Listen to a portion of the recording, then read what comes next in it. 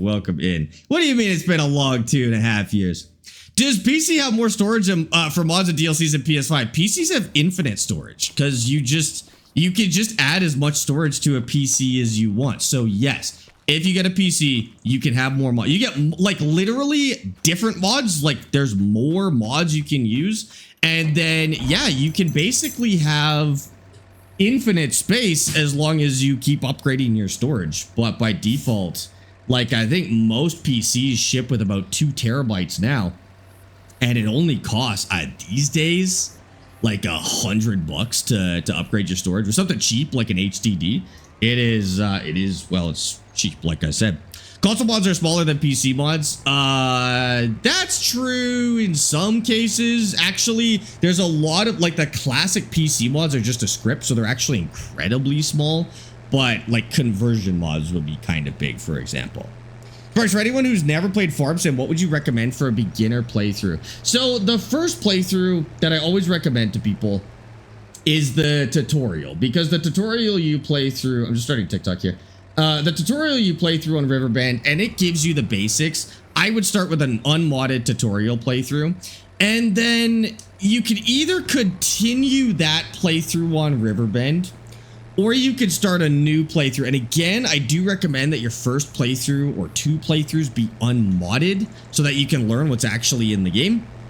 And usually I say people should do a bread company and the whole company, everything, the whole production and like farming to production, basically, so that you can learn how to do everything. Don't do animals at the start. You can do animals in your first playthrough, but I would do it later on. Just because animals are actually, they're actually a little bit complicated. They're a little bit tougher than just, you know, putting seeds in the ground and pulling them back out. So I would wait a little longer for those. Okay, turn this down just a touch. Yeah, contracts are another good way to learn, because contracts, so if you go to the contract screen, there's a button that says borrow equipment to do the contract. And what that'll do is it'll give you all of the correct equipment to do that contract. And that'll help you learn the equipment. Because when you go look in the store, it seems like there's an insane amount of equipment. And when you don't know what that does, it can be kind of daunting, I think. But the contracts let you learn that because it shows you which equipment you need to do that particular contract. So that's always very, very helpful. And doing contracts is really good advice. By the way, Barry, thank you for that follow on Twitch. Welcome in.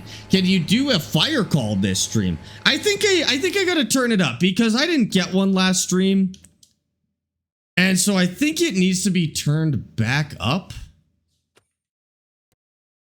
Because you lose your cursor. That was an old bug from Farm Sim 22, actually. Yeah, we're gonna go pager max interval 2 hours. Okay, I like that. We'll turn it to every 2 hours so we can do at least one this stream. Yeah, I was hoping to get one last stream, but we actually didn't get them. You turned them off, I think, because you tried to skip one before and it crashed your game. Nah, I just turned it up to 4 hours instead. Turn it up to 4 hours, but I think you actually have to be playing for 4 hours. We probably played for like 3 hours and 58 minutes or something. And then we went over to do some Microsoft Flight Sim. And never actually got to do one, so I'll turn it back down to 2 hours. That usually means we do 1, sometimes 2. What was the Farm Sim inside info? So dual stick support officially coming to console. I will do a video on it in the next couple of days with more information, but console players can, as of today, buy 2 Farm Sim joysticks and make sure they're the ones for your console and hook them up, and it is now supported in Farm Sim. So if you've ever wanted to do like a real logging playthrough, if you've ever wanted to really get into the cranes, this is definitely the best time to do it. Yeah, consoles officially have dual stick, which is pretty sweet. I'm also hoping that means dual support coming to other games on console. As of now, I was only able to confirm Farm Sim, but I'm hoping that expands to other games too, because dual sticks on on Construction Sim would be pretty darn good. And if, you know, Out of Ore eventually comes to console, Dual 6 on Out of Ore would be really sweet. I think it'd be awesome.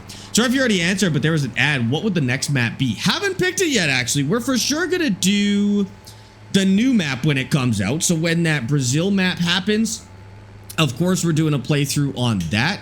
I'd like to probably do at least one more playthrough in between this one and Brazil.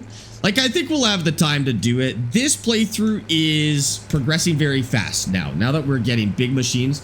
Like, I don't know how much money this harvest is going to make us, but this is kind of when I'm going to get a sense for how much longer this save will go for, is when I sell everything, which is probably going to happen today. We've got one more big field to harvest and put in the grain bin. And then we'll probably end up selling it today, and we'll get an idea for how much longer this is going to go. Like, if we're making $1.5 million a year, then like there's not going to be that many hours left in this save. And I haven't done the math, but I do think it's going to be somewhere in the neighborhood of $1.5 million.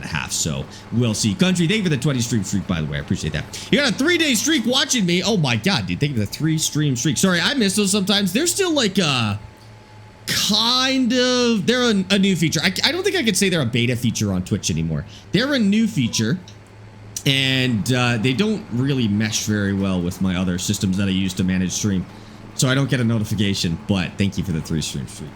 How long do you have your months? 1 day. So for stream, I do it at 1 day. I play this game differently on stream than I do off stream. So on stream, I do 0.5 times 1 day per month.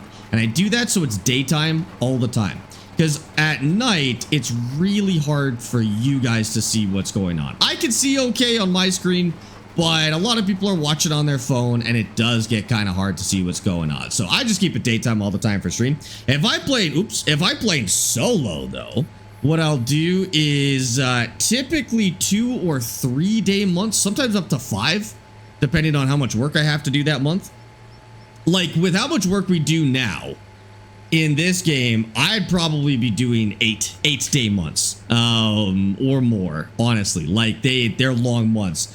And then a 5 or 6 times time speed, because I actually do like to farm at night when I'm playing by myself. I just think it's really cozy and fun.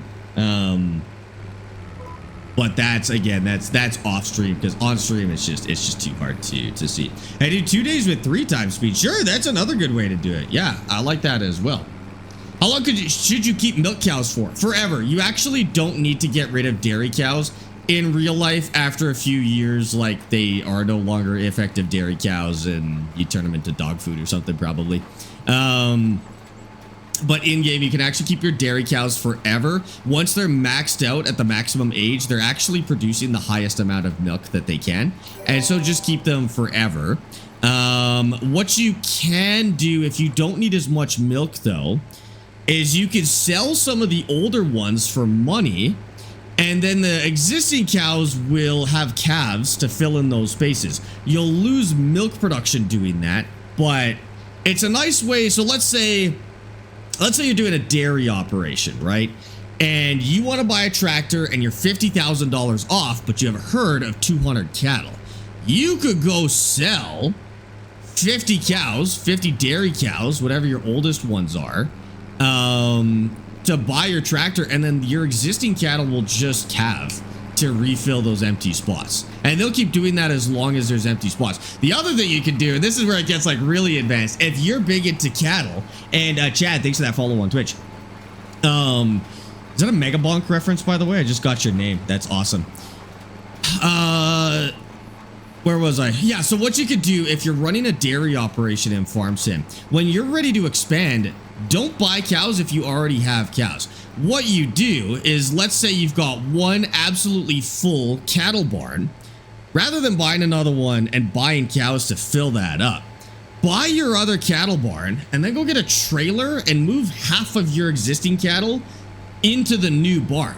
Because then what they'll do is both barns will calve and they'll fill up the rest of the spots. So once you have a pretty beefy pun not intended, but I love it. Once you have a pretty beefy cattle operation, it's fully self-sustaining. You no longer need to buy animals. You just move existing animals in. Just make sure that the ones that you move are at least 18 months old, because that's how old they need to be to have calves. And so you'll need to make sure they're 18 months old for them to do that. Twisted Zombie, thank you for the 5-streak, dude. Appreciate that. I don't like to play at night because I feel lonely. That's that's fair. You can play whatever time scale you want. It really doesn't. It doesn't matter. It really just depends on if you want a day-night cycle or not. Some people like it. Some people hate it. I get it both ways. I use it both ways, actually. Does the T98 work on PC and Farming Simulator 25? Yes. Do you have a T98, or are you considering buying a T98? T98 is like the super budget wheel. I actually, if you can, I'd say get a T128 instead. The T98 is awesome for young kids, though. Like if you've got a kid that's interested in getting a steering wheel and they're like under the age of 10, probably, a T98 is a less risky purchase. First of all, because it's relatively cheap, so if they don't like it, you didn't waste much money. But secondly, steering wheels can actually hurt. They can hurt you if you're not careful, especially with kids. And depending on the game, it can get really bad, because they've got a force feedback system, right? So they will kick back with a little bit of recoil on certain games, and that can actually really mess up your fingers if you're not careful. And so, like a T98, I don't think has force feedback, which is why it's good for younger kids. I don't work during the night either. My character needs sleep. Oh, you're a farmer. You don't get any sleep. Farming and sleep at the same time. You're dreaming, dude. Kyle, Phil, Fred, Cole, and Cadillac. Thank you for the follows and the shares on TikTok, guys. Appreciate those. Welcome in. Was the Truck and Logistics game good? Yes, Truck and Logistics is one of the best truck sims on console until American and Euro Truck come out. I don't know if it'll be that worth playing once those come out, but if you want a truck sim in the meantime, that's actually my #1 recommendation is Truck and Logistics. It's good. How can you change from night to day without skipping time? You turn up your time scale. You actually can go sleep for a few hours in your house too. So there's two ways. You turn up your time scale and then turn it back down when it's around the time that you want. Or you can sleep to any time of day. Now in Farming 25, in Farming 22, you couldn't do this. You could only wake up between like 5 a.m. and 9 a.m. or something like that. In 25, you could sleep until any time of day. So it's 9:56 a.m. in my game right now. If I go to my house, I can sleep until 10:30, sleep for 30 minutes, and it'll work. As long as the time is like still within the same day, you can just sleep till later in the day too. So a lot of people like to do that if it's raining or if it's snowing. Like if there's weather you don't like looking at, or you need to harvest and it's raining, a lot of people will just sleep through it, sleep for a few hours, and you can actually see the weather on there's like a weather screen as well. It'll tell you what time certain weather ends. So you can sleep a little bit past that time and you're good to go. I think I got Chad's follow already. Chad, thank you. I have a kid that's turning 13. I want to get him a wheel, but I don't want to spend too much. T98 is a good option, but if he really likes it, he'll want to upgrade. I would say a T128 is probably the best option for your situation, but if that's a little more than the budget, a T98 will be fine as well. I'd say at 13, they're probably old enough to handle a force feedback wheel. Just like explain to them like how it, like what could happen. But at that age, I was shooting guns at that age, so it's probably good enough to use a force feedback steering wheel, I guess. Hi, Mikey. Welcome in. I run a hay operation, so working through the night isn't really needed. That's totally fair. That's totally fair. Yeah, you can. It depends how much realism you're going for. I mean, plenty of farmers work through the night when they have to. I think around harvest time, sleep is a myth. You sleep for a couple hours a night, and then you're back in the harvester. Actually, I think Clarkson's farm, the last season, did a really good job of showing that off. Okay, I just need to... Oh, I need to get the other side real quick. Hold on. Hi, Matt. How's it going? Welcome in. Sparx, I escaped the 3-meter hell. I've upgraded my cultivator and seeder to 5 meters. That's also not very big, but it's almost double what you were working with. So you know what? That's pretty good. That's pretty good. Adam, oh my God, Adam, Marquita, Giacomo, and Ekop. Thank you for the follows on TikTok, guys. Welcome in. Welcome in. Are dairy cows better than Angus? Dairy cows are easier than Angus because you, okay, it's actually the opposite in real life, but in farming sim, dairy cows are easier because you don't have to worry about selling or breeding or selling them at the right age or anything like that. You just have them in a barn and they make milk, which is pretty good for a game. In real life, it's the opposite, but that's totally fine. Angus cows are still fun. The other thing about cattle is you don't necessarily get paid every year depending on how you set up your farm. So in real life, what you would do is you would sell either a certain part of the herd or you would have multiple herds going where you could get paid every year. What a lot of people do in farm sim is they just have one big herd that's all approximately the same age, and then they just sell all of them at the same time. It leads to a very offset way of getting paid in farm sim, but you do make a lot of money doing that. The better way to do it is to, it's the same as pigs. You were talking about this yesterday, how there's pig math that you have to do. And in pig math, you have to figure out how many to sell and how many to keep so that they keep replenishing. And then you have to find this kind of flow where you sell, it gets to the point where you're selling every month. Like you're selling pigs or cattle for beef every single month, but you just have to know what age to sell them at. Basically, as long as you never have any cattle older than 36 months, you're good, because they get to their maximum cost at 36 months. So you want to sell them within their 36th month. As soon as they hit that, that's when you want to sell them. But you also need some of them to continue breeding. They start breeding at 18 months. They cap out at value at 36 months. They can get older, but they don't increase in value.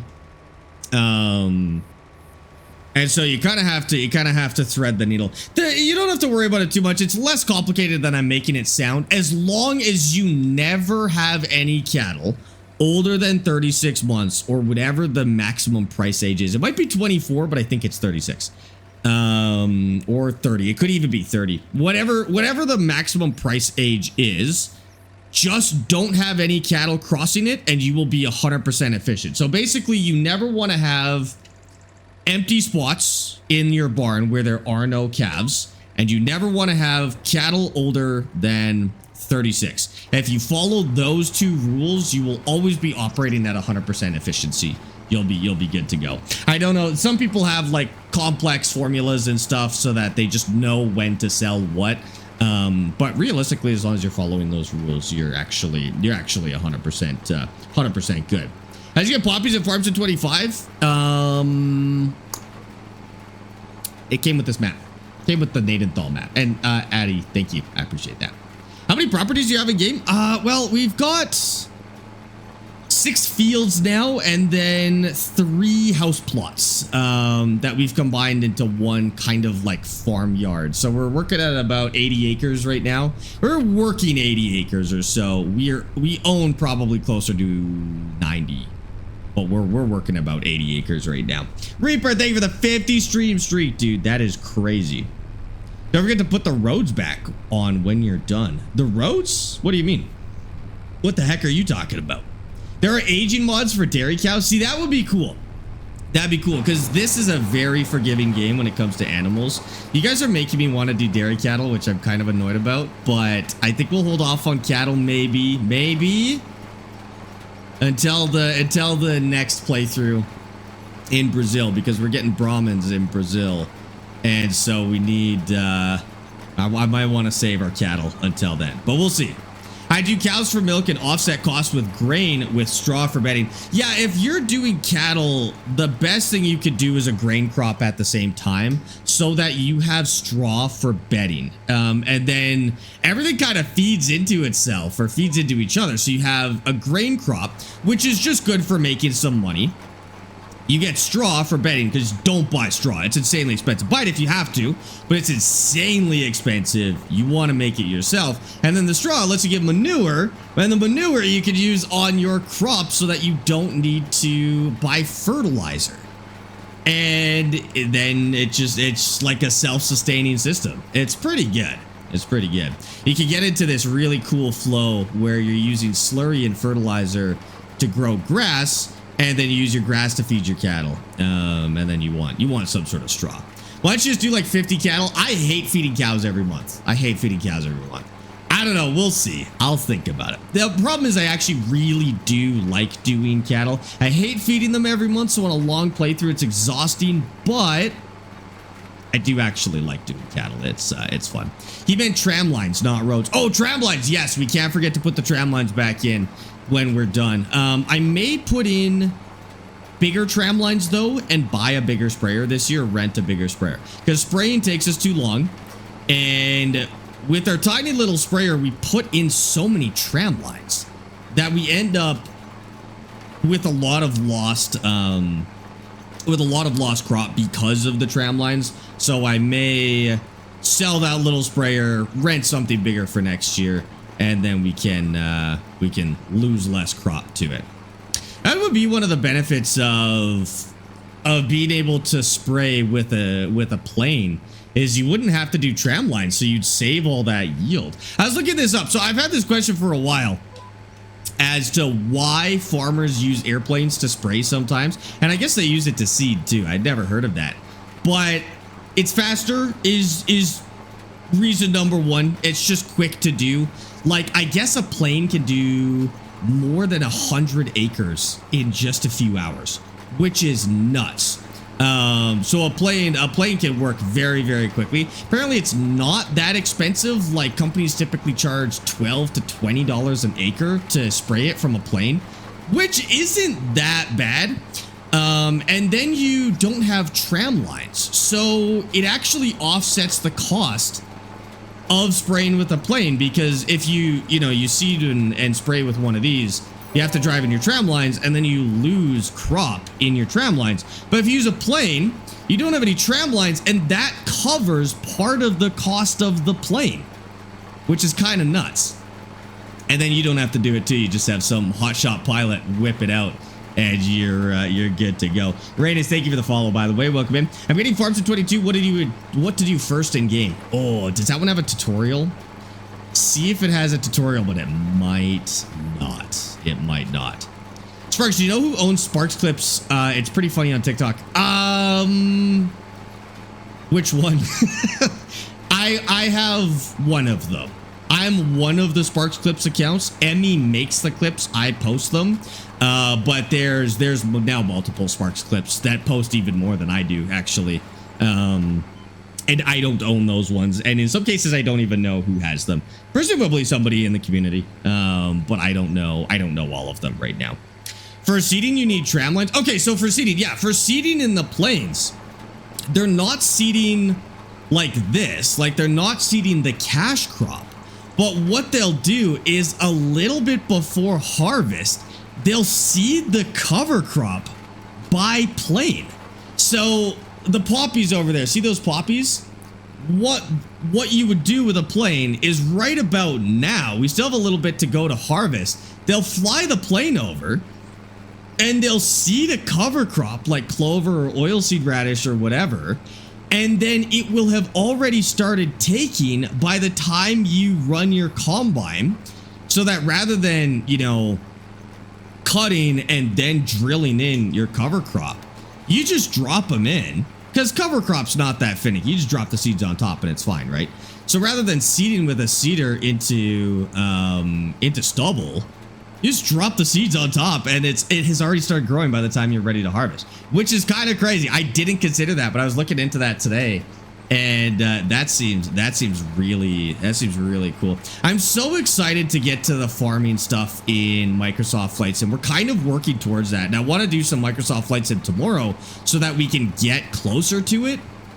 But I'm really excited to do those. You can seed with a plane and with a helicopter in Microsoft Flight Sim, so it'd be cool to do some farming in a very unexpected game, actually. Why did bro point to the poppies with his hands like we're right next to him? You are right next to me. You're looking at my screen and you're looking at my camera. All right? You know what I'm talking about. Just assume I'm pointing to the middle of the camera. I always point the camera in the direction that I'm pointing with my hand. So just assume Just assume that I'm pointing towards the middle of the camera, okay?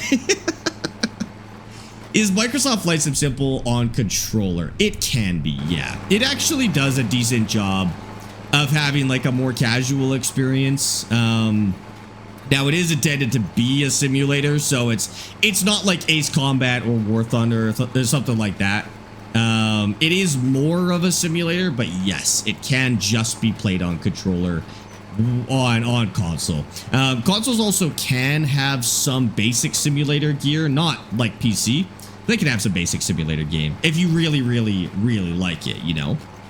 Have you crashed the plane yet? I've actually still never crashed a helicopter or a plane. The only time chat called me out on this yesterday. Chat told me to do a backflip in a free play once, and I did, and I crashed. That is the only time I have crashed. I've never crashed in career mode. I've never crashed in any of the training. Never crashed in any of the missions. I've actually been like really, really safe about it so far. I've had a lot of close calls, but I haven't actually blown anything up yet. Yeah, give it a shot. It's on, I think it's on Game Pass too. So just like, it's a big download, just a heads up. But just download it and give it a play, see if you like it. I am having a deceptive amount of fun with Microsoft Flight Sim. I did not think I would like it that much. Dalgard, Bells, Angry, Alex, and 12. Thanks for the follows on TikTok. Alex says, I'm very new to Farm Sim. I thought you don't squish crops when they're growing. Should I be doing tram lines? So Farm Sim has a little bit of a workaround to this. And it's not terribly realistic, but it's partially realistic, I'll say. Yeah, you don't want to squish your crops. If you are on precision farming, you could do tram lines. If you're in regular farming sim, like if you're new to farm sim, don't worry about tram lines. It's added with a free DLC, basically. In regular farm sim, though, still turn your crop destruction on, and that's what the narrow tires are for. So in regular farm sim, if you take your tractor to the shop and you put the narrow tires on, they won't damage the crops. Just remember that your implement can still damage the crops, but put the narrow tires on, you'll do no crop damage. That's how you do it in base game. When you've been playing for a few hundred hours and you're ready to really get into the more complicated stuff, get precision farming and then get tram lines figured out. Yeah. Tram lines, the only thing I don't like about tram lines and precision farming is the narrow tires don't damage crops in precision farming, which is stupid. So you kind of have to RP it a little bit. I wish that precision farming turned off that feature where narrow tires didn't damage crops. Because in real life, if you drive over crops with narrow tires, not only will it still damage the crops, it will actually damage it more within its track area compared to wider tires, which will still damage the crops, but they have less compaction because it's more spread out. But both would be damaging the crops, and that's why you do tram lines in real life. 1 out of 10, how do you like Fire Sim? Like Firefighter Simulator? It's the best firefighter sim that I have played. The squad was okay. I think the squad was a little bit rough. Firefighter Sim Ignite was decent. That was the first time I'm like, okay, this is actually like a good firefighter sim worth playing for sure. Out of 10, probably still only like a 7.5. Like it still has some issues. But it's one of those games that gets extra points for being the only firefighter sim out there that's actually worth playing. And that's maybe not entirely true. There are other firefighter sims out there that I guess are decent. But out of the ones I've played, Ignite is the best one for sure. I have a T248X. Is that good? Yeah, that's a great wheel. That's a great wheel. Can you drive a Canada Air? I'm not sure. Canada Air, I think they make some of the firefighting aircraft in Microsoft Flight Sim. So I don't want to say 100% yes, but potentially.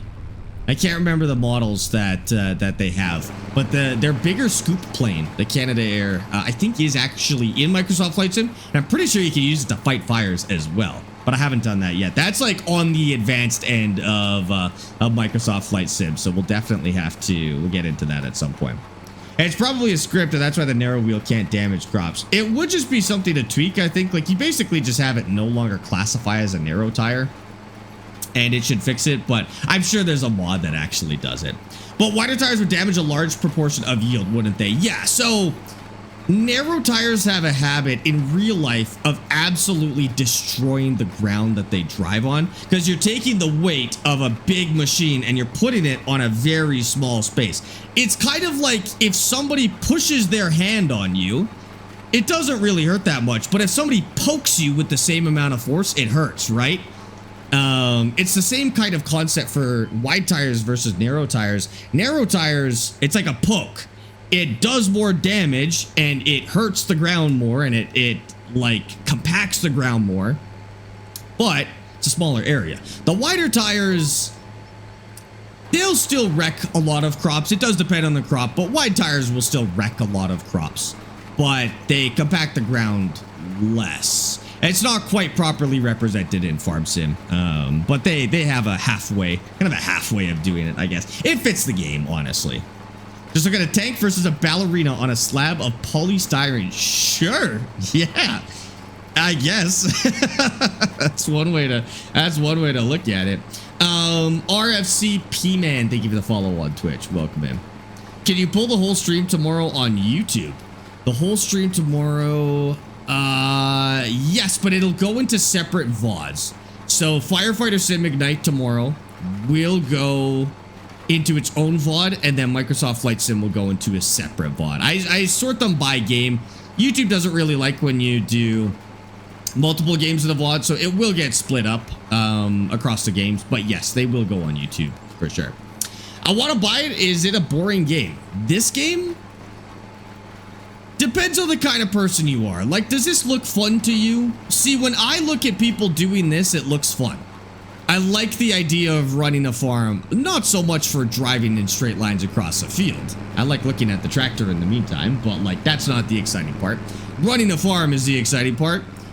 If that sounds interesting to you, you'll like Farm Sim. If not, you might just not be the right kind of person for Farm Sim, and that's totally okay too. Farm Life, thanks for the follow on TikTok. Welcome in.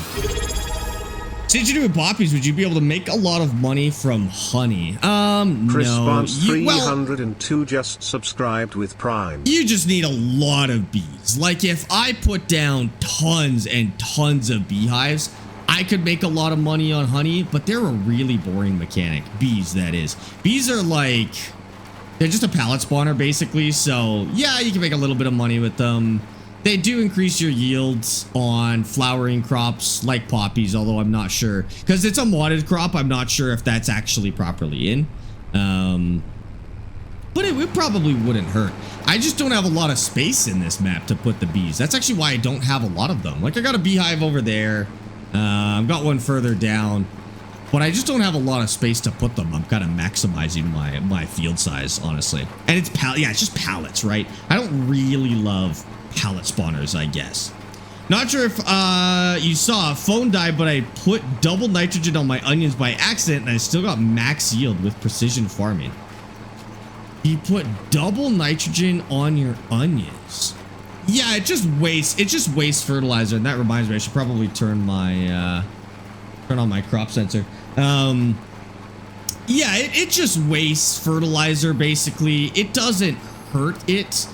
I don't know if there's a lot of crops that are so sensitive to nitrogen that they would actually grow worse with too much nitrogen, but you'll just lose it. You'll just lose the nitrogen, and you waste a bunch of money on fertilizer. That's it. That's it.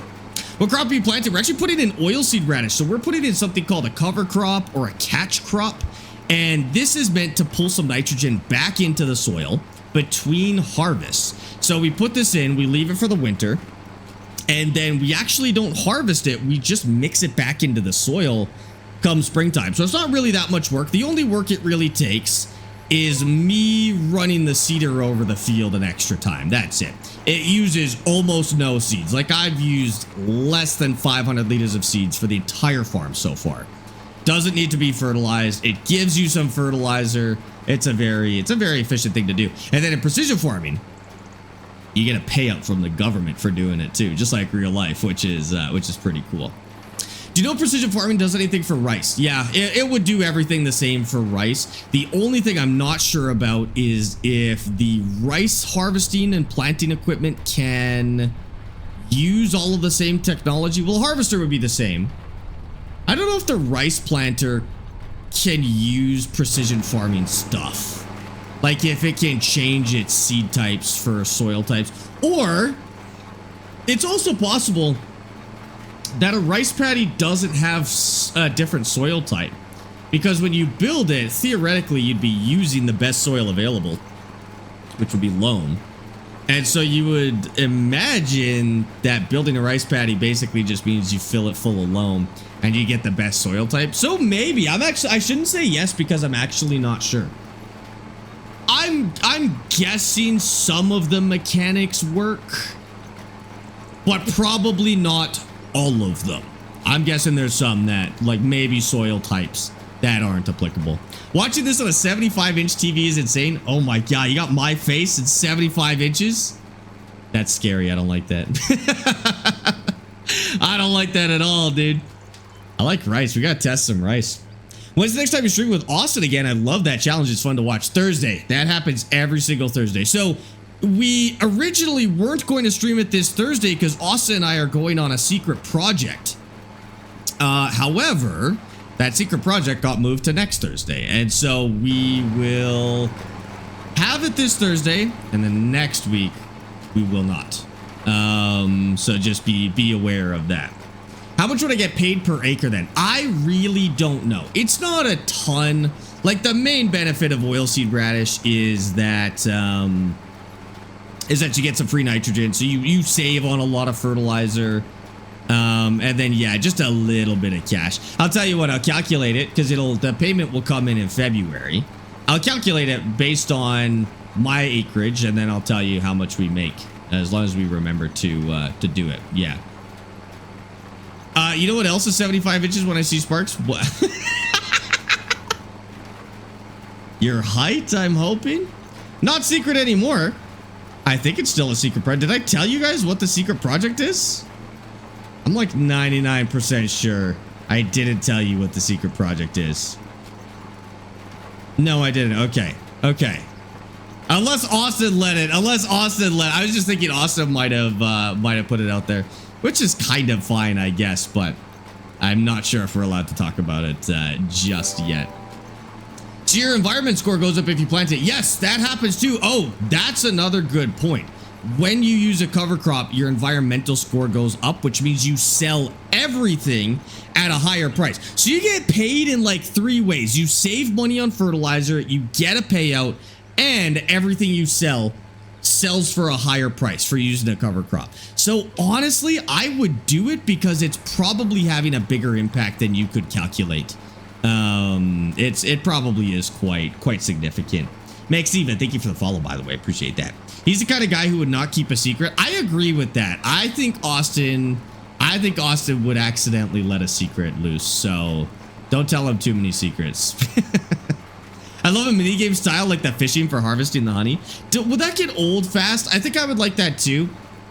But sometimes those are fun once and then they get old really, really fast. You gotta be careful with those kind of like mini games in game or like quick time events. Like we found that out in Expeditions. Expeditions was a fun game, but all of the stupid mini games for the missions, after you did them 2 or 3 times, it was like, okay, I'm really sick of doing these. Then they made it so you could turn them off, which is very nice. Casper, Zavedra, and Deco, thank you for the follows on TikTok. Welcome in. What's the best grain crop in the game? I'm not sure what the calculation is for Farm Sim 25, but it actually depends on what you're trying to do. If you're going for straw, then you need the highest volume crop. If you're going for money, then you need volume versus sale price. If you're going for production, then you need volume versus production sale price. It really depends on what you're trying to do. And then you also need to calculate your straw sale price. So you need volume versus sale price plus straw volume versus sale price. And you need to compare both of those numbers. We'll add them and then compare both of those numbers for each crop. It's not as simple as the internet likes to make it sound. I think a lot of people have made just easy videos on, oh, plant soybeans because it's the most money. but it's not even scratching the surface of the level of business you can get into in farming sim. If you've got, and frankly, you don't even need a mind for business per se. If you take farm sim that seriously, you will learn genuine business skills in this game, as long as you play it like that. Like, if you're actually calculating these things and measuring and testing and doing stuff like that, you will learn valuable business information by playing this game. But you'll have to play it like that. The secret is 2 part-time streamers going on a date together. Huh? Asa and I, yes, it is a date. That's correct. I was going to give you a hydrate, but it says it's out of stock. No, I'm not hydrating if it's out of stock. That's why I put it out of stock. If you can shut off the mini games and options, would always be great. Every time there's a mechanic like that, I always say that they should be able to turn it off.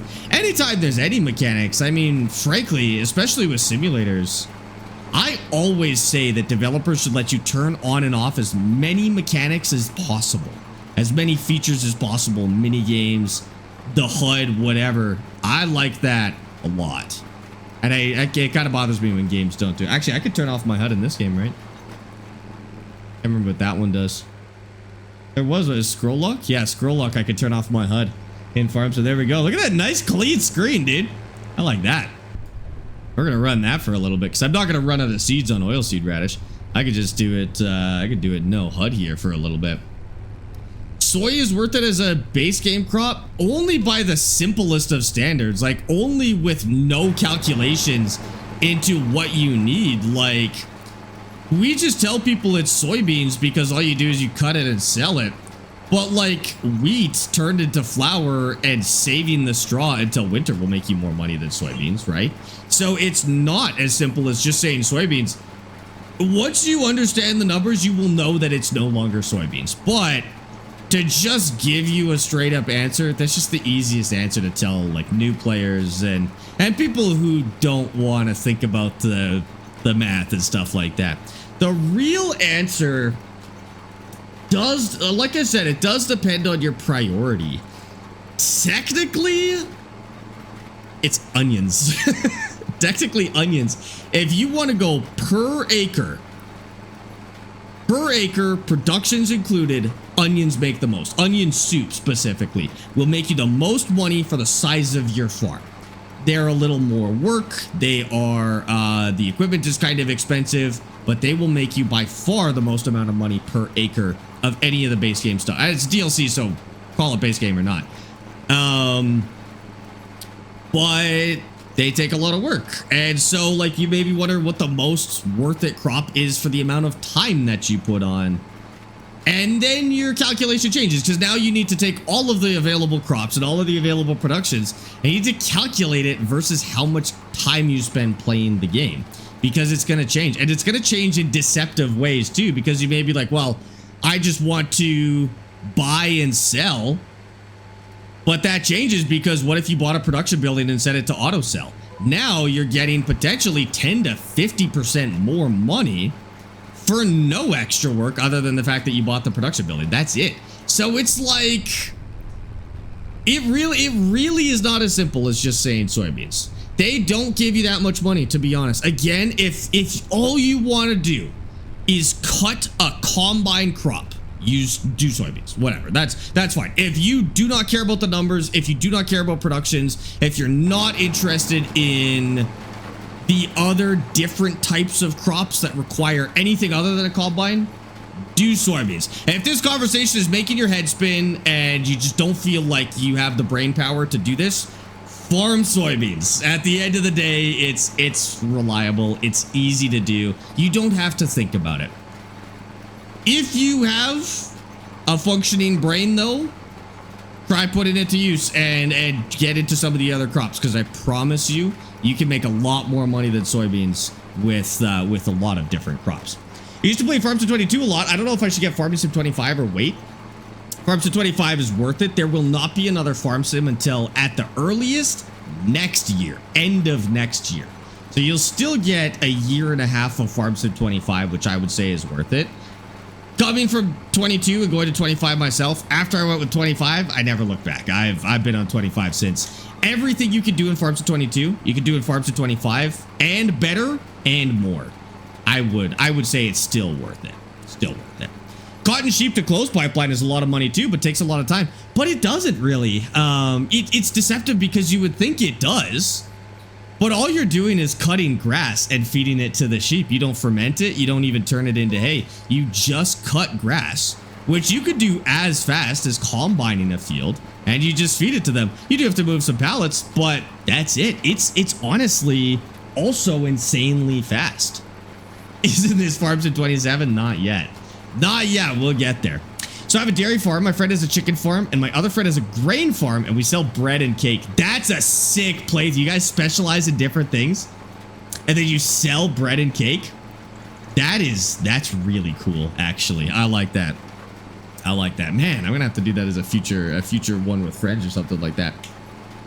I produce bread. Soybeans make me feel stupid. Soybeans make you feel stupid? Soybeans...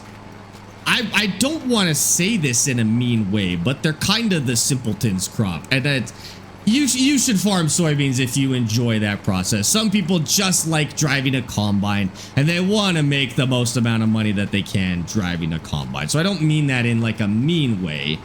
But like if you genuinely don't want to get into some of the better mechanics in this game, just farm soybeans. It's all good. I'll never like make fun of somebody just for farming soybeans.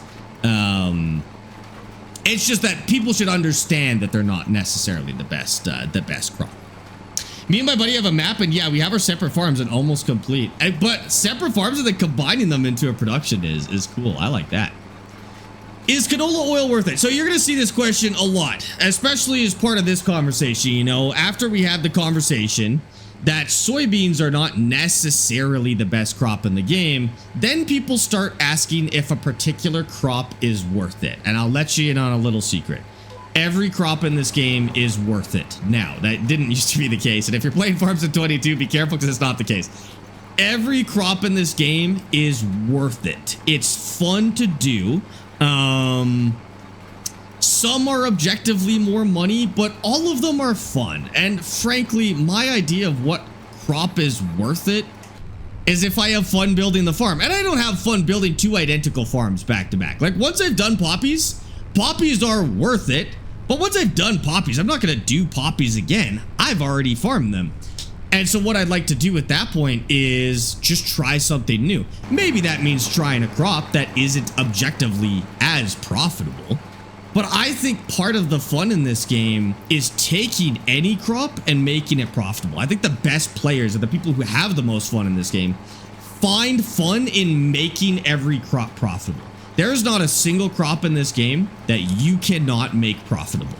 They're all profitable now. Now that they buffed grapes and olives, they're now all profitable. Soybeans to fish food with flour and oil is a great use for soybeans without selling it. Yes, I'm glad they added something for soybeans. That was very nice. Because soybeans were just you just sold them. That's why they sold for so much, is because they didn't have a production. But now they've actually given it something, which is cool.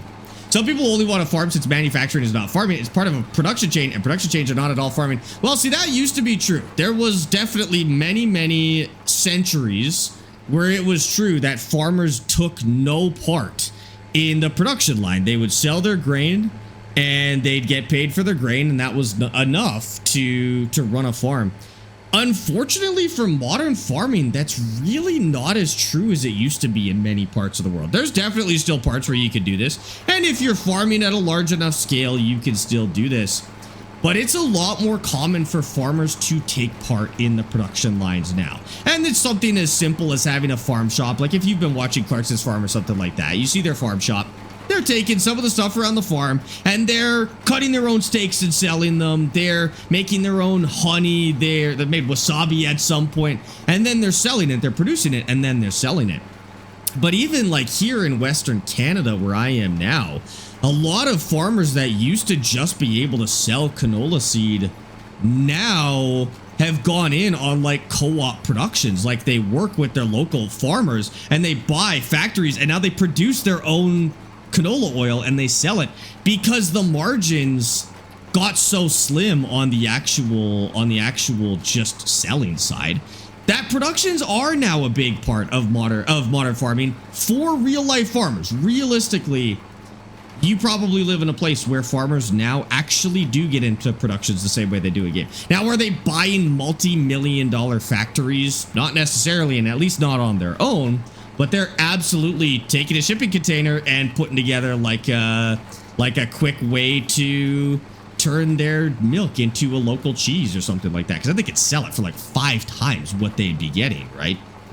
Sometimes more than that. Cheese actually might be way more than that, depending on how well you do. So, and again, you can play this game how you want. If you don't want to touch productions, that's totally fine. If you want to farm like it's the olden days, sell your grain and take the winter off, like, you absolutely can do that. But I think Farming Sim does a really good job of representing modern farming and actually getting into like the reality of modern farming, which is productions at the farm level. It is productions. Either that or insane scale. That's kind of your 2 options right now. I know this is off topic, but are you going to Egg in Motion in Saskatchewan? You know, I haven't been to an agriculture show in many, many years.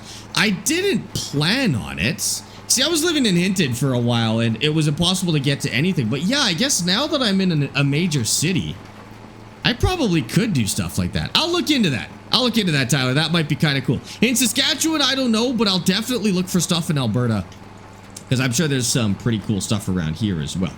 Would skinny wheels do crop damage? In game, no. In real life, yes. But in Farming Sim, no. You're good to just use the skinny wheels. And they also don't really take much of a traction hit. Like, otherwise you'd be using skinny wheels all the time. Well, wide wheels actually last longer, but again, in Farm Sim, you could just leave your skinny wheels on all the time, and that's technically fine. I've only ever played Farm Sim 25, but the idea of just doing farming and no production at all sounds so dull to me. It sounds like, it may sound dull, but it's also relaxing in a lot of ways. Like, I think just sitting in a tractor and pulling implements or sitting in a combine and doing that is very relaxing. And at the end of the day, this is a video game, and a lot of people are just here to do something relaxing. So I totally get it. That's the beauty of Farm Sim, is there's no wrong way to play it.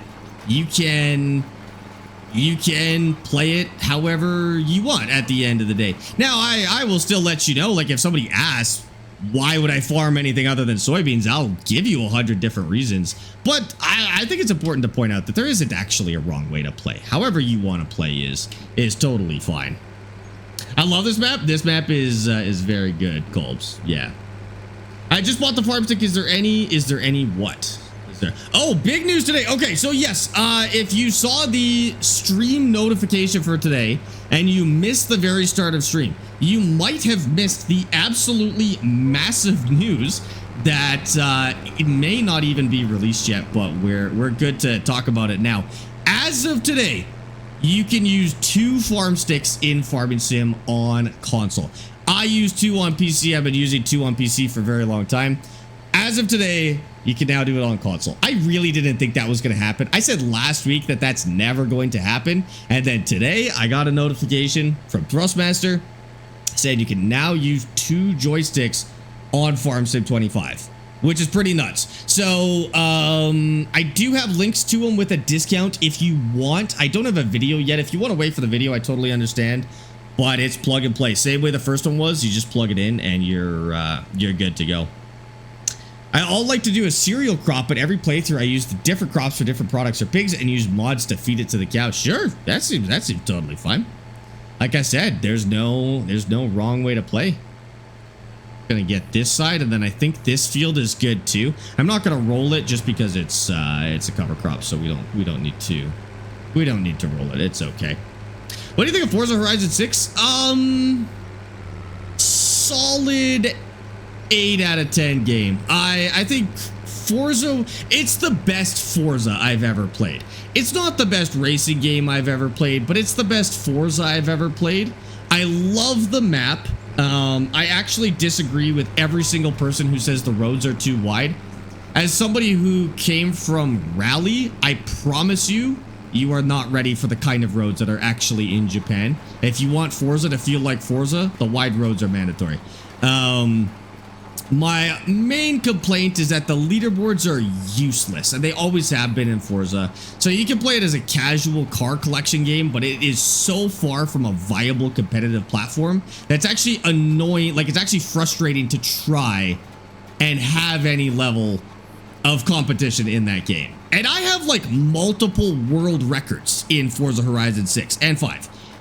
I'll be the first one to tell you that it's futile. It's useless. It's all about picking the meta car, turning on all of the assists, and driving it the best. Like, that's how you win in Forza. And that's it. By, you know, downloading a build from the internet and plugging it in, driving it as unrealistically many assists as you can, and yeah, you've got a world record on your hands right there. All right, is that fully planted? That's fully planted. Okay, cool. So we don't have to worry about this at all, right? Oops.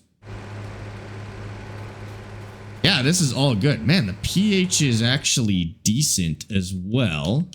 Now there's no level of yield for these, so I don't need to worry about that. But cover crop is in. That one is gonna go. Like, we need to harvest that, but it won't get a cover crop because it's a late plant of poppies. And on the late plant of poppies, it's too late for a cover, so we can't actually do it. This is when you get a plane and you drop down seeds from a plane before you had to harvest, but we have to do this farm sim style, I guess. Turn trampolines on before you forget. Yeah, you know what? I don't know what sprayer I'm gonna get though. I might want to do it before I seed again. I'll just try and remember to do it before I seed, because I don't know what size of sprayer I'm going to get, and I need that information to turn tramlines back on. What are your 3 favorite mods?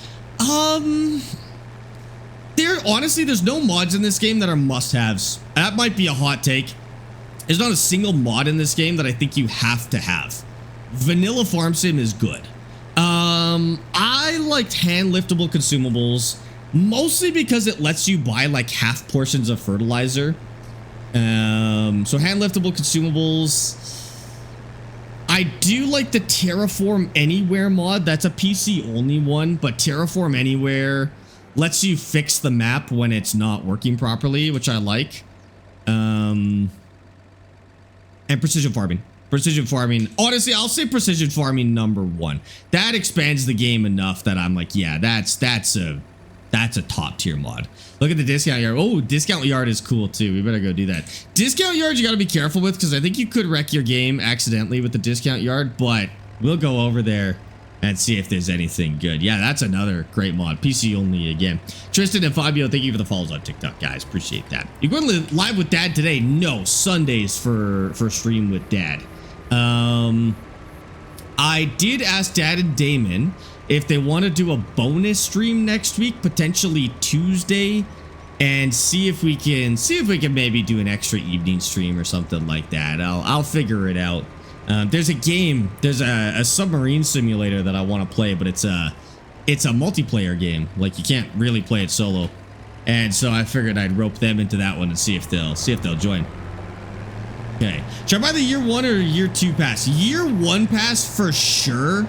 I think the year 1 pass, and I could pretty much recommend to anybody. The year 2 pass, I wouldn't buy it until the new DLC comes out, because the first 2 DLCs were pretty mid, and we don't know if the DLC at the end of this year is going to be good. Buy the year 1 pass, wait on the year 2 pass is my recommendation. Okay, park that in here for now.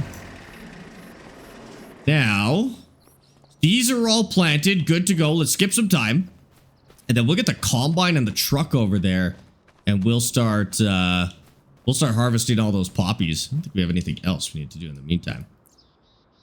Is it an RP game?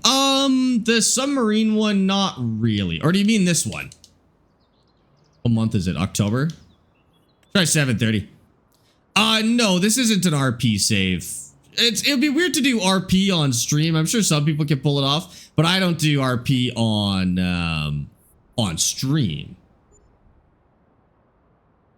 That'd be interesting to see. You think somebody could like stay in character for 5 hours straight? That'd be crazy. Unless you mean survival. It's a survival save, but it's not an RP save. Should I go higher on the sunlight? I think like maybe 745. Yeah, a little bit lighter. 749, sure. So this is that cover crop. This is just gonna stay. We will get paid in February for this one, but that's just gonna stay as is. And we'll see how much money we make. We gotta cultivate or something for these tram lines, because I think that's what the problem is if you don't cultivate, then I think your tram lines... That would actually make sense, though. Because the tram lines would be pretty compacted, so maybe you do have to cultivate in order to get good tram lines. That actually would hold up. Okay, so we need... we need to go over here. Holy... And this one's got funky tram lines as well. We'll see if we can fix that next year with a quick cultivation. But if we're putting in, I mean, if we're putting in oilseed, then we've got that. We need to cultivate it anyways. Although this one's not getting oilseed, so. Okay. Can you do it with a disc arrows? Sure, absolutely. You can use any style of cultivation for putting your oilseed back in. I typically use a standard cultivator, like a regular depth prong cultivator, but disc arrows will work. It's a shallow cultivation, so you get a little less yield, but it's a very quick machine, which is pretty nice. What map mod are you using right now? Nadenthal, Manitoba is the map that we're using. No problem, Eric. I appreciate that, dude. Jeffrey, thank you for the 70 stream. Appreciate that. How many years have you done in this save? Let me get to our destination, and then I'll see how many years in we are, because I actually don't know off the top of my head, but I will, I'll find out for you. Okay, we got to start at a different spot, because last time I started at this corner. Oh, I started at the next corner, and we ended up needing an unload a little too, in kind of a weird spot. So let's see if we can time this a little bit better. I'll go in this yard here, which I don't know what this is, but... Oh, this is a shop. Might be able to repair here if we needed it. Nadenthal, Manitoba is the map. Poppies are almost a drug then? Not the way we're doing them. If you're a cop that's asking. We'll put that there. We'll just use this yard, I guess. It's all good. What did you mean by RP live save? So an RP save stands for a role-playing save. And that's where there's kind of different levels to RP. A full-on, full-blooded RP playthrough would be like 5M, like GTA 5M. That's where you play a character and you interact with other actual players in character, like you're acting. That's what an actual RP save is. You also will know like RP YouTubers like Austin Farmer, where he does his game speaking in first person as if he's in the game, which is cool. It's very immersive, and people really like those playthroughs. But I've never seen somebody do it live. Sometimes people will do like RP games live. GTA is a little more common to see that live. Actually, you know what? Let's start over here. GTA is a little more common to see live. But then there's kind of different definitions of RP. Like there's like semi-RP where you take it seriously, but you don't play a character. You see that a lot with like military games where you kind of take it more seriously than you would for a regular video game, but you're not necessarily playing a character. There's a lot of ways to do RP, basically. I don't even speak whatever language that person is speaking, but I will block them because I'm pretty sure it's a bot. Okay, there we go. How come you're not using manual attach? Because it gets old. It gets old really fast, honestly. I mean, I haven't really tried it much in Farm Sim, but like, I've played a few games that use manual attach in the game, and it just gets boring. It just turns into a chore, you know? I don't mind a little bit of time skip. That's funny is if manual attach was default in the game, people would be asking why I don't use it. There'd probably be a mod that does automatic attachment, and people would be asking me why I'm not using automatic attach. Some people just want like something. They just want something different in their game. I'm going to go a little bit later on the time. Let the sun come up a bit here so we can see what's going on. There we go. I think that'll be good. LSD, thank you for that follow, dude. What days do you stream and when? I stream at noon every day except Monday, but sometimes that changes. If you're watching the stream on a regular basis, I'll let you know, if days are changing. Like I streamed yesterday. I don't typically stream on Mondays, but I streamed yesterday. And I might, well, we had to take Sunday off. So like, I don't know. We might do an extra stream next week, early in the week. I have no idea. But those are, Monday is the default day off. And then the time is, it's noon my time. But it's whatever time it was for you an hour and 39 minutes ago is when I would typically go live. Base game manual attach would be cool, but as a switchable setting like auto engine start. Yeah, I agree. That would, I feel like that'd be pretty easy to add into the game too. They should do that. I like it can be a pain though because I use controller on my PC, but not enough buttons for manual attach. How many buttons do you need for manual attach? Or are you talking about something else? When you start a new save, what do you do to get the farm going so you don't waste money? I mean, sometimes you do just waste money. I'll just let you know, like you don't have to play perfectly. Sometimes you start a project in Farm Sim and it doesn't end up being worth the money. And it's the same for real life. Sometimes on the farm, you start a project or you try a new crop or you get into a new type of animal and it doesn't pay off sometimes. So don't worry about being 100% efficient. Feel free to waste some money sometimes in this game. It's totally fine. I change it every game as well. That's the other thing. I don't like to start all of my saves exactly the same. I know some people always do a greenhouse, or they always cut grass, or they always do silage, or they always do contracts. I don't like to play the same save every time I play. I change as many things about it as I can. Like I've got favorite tractors in this game that I haven't even used this save because I just don't want to drive a John Deere 3650 at the start of every single save. I want to try new equipment. I want to farm new crops. I want to try new mechanics, new productions. I want to play differently every time I play. I don't just want to, here, let me ban that spammer as well. I don't just want to, play the same game of Farm Sim every time I start a new save. So feel free to mix it up, but it's okay to make mistakes as well. Like the carrots of Palania. Yes, that's such a good example. So in not my last save, but the save 2 saves ago, we played on a map called Palania set in France, and our goal, so the story was that our character was a hobo. So all we started with was a bicycle, nothing else. We started by doing contracts for farmers to earn little amounts of money, and then I started a farm in the forest. Like, didn't even buy our first land, just started a farm in the forest on the edge of a map. So we cut down a few trees, so we got just enough room to farm. Hand tools actually would have made that playthrough really, really fun, but they weren't available at the time.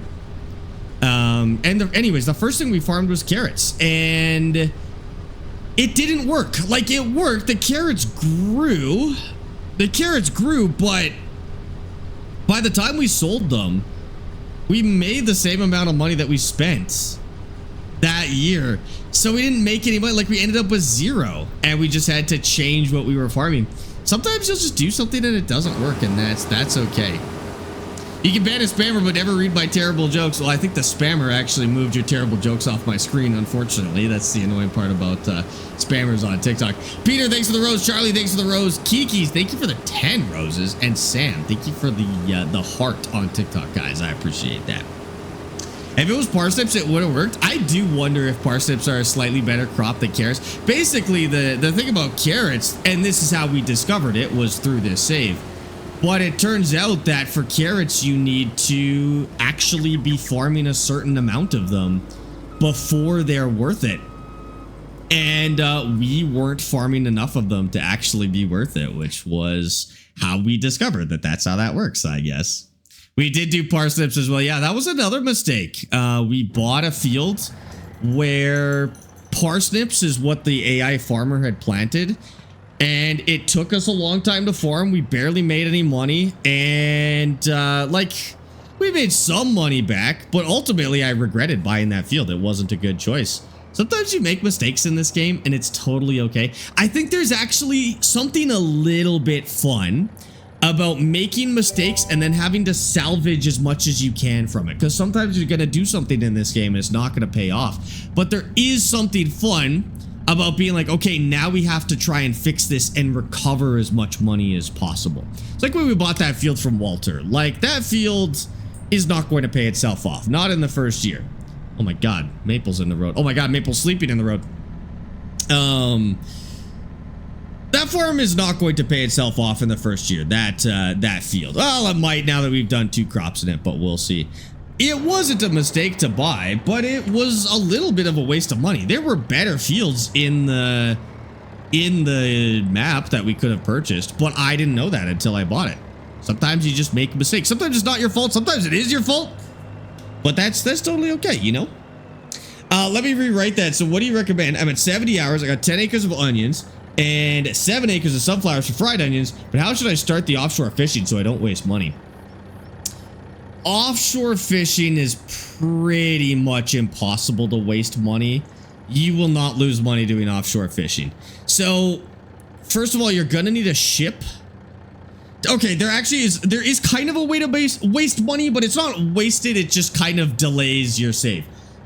Make sure you can buy the ship and the offshore rig and the hatchery at the same time, because if you don't have all 3 of those things, you will not be able to use any of them. So make sure you can buy all 3 at the same time. And then you can buy food. It is still worth it to buy food. Offshore fish actually don't need to be fed either. You can actually just have them eat from the ocean. You don't get as much fish, but you get some. It's a good way to start. And then if you need to buy food, it is actually just worth it to buy pallets of food. What I did in my fish farming save is I started with soybeans. Nope. I started with a grain crop. And I farmed the grain crop and I made it into flour. And then actually the first year I think I just sold the grain crop. And then the next year I started making it into flour because I knew I would need flour for the production to actually like make fish food. So I just sold the flour and then I got soybeans and then I just sold the flour and the soybeans. And then I got an oil crop and a way to make oil. And then I started making fish food, but then I was just selling fish food because I didn't really have fish yet. I got some onshore fish, fed the fish food to them, started selling trout. And then finally, when I had enough money, I eventually started farming salmon offshore. And that's when I actually started making like tons and tons of money. But you can make money at every stage of that process, you know? I know Kinlog is my favorite map we've ever played. That one was so freaking good, dude. They did such a great job with that. What oil crop do you use the most? I switch it every time because I don't like repetition. I don't like repeating the same things. I will change oil crops just so I'm not farming the same thing anymore. Sunflowers are fun. Canola's pretty good yields. Olives are very different. If you're just going for your first one and you want to go for volume, I would say just go canola because it's cheap to farm and it's pretty good yield. But if you really want to mix it up, go olives, go olive oil, do something totally new. That's totally fine as well. But yeah, I would say probably canola. If I needed an oil crop right now, I would do canola, not olives. I would do olives in Manitoba. That'd be a little bit silly. How long have you played in that save? Because you have got so many big machines. 100 hours now. Frankly, because of how hardcore this save is, if you played 100 hours of regular farm sim, you'd have way bigger machines than these probably. But because we're playing a pretty hardcore save, these actually aren't terribly big harvesters. Like a 7160 is a mid-sized combine. We're not even into the big stuff, which we will do hopefully this year. Kinlog was my first Farm Sim 25 map. I went to finish things out, but it's kind of a chaotic mess because I don't have a clear goal and I want to explore other maps too. So I'm just not playing it at all until I decide. Well, that's the thing about Farm Sim saves as well.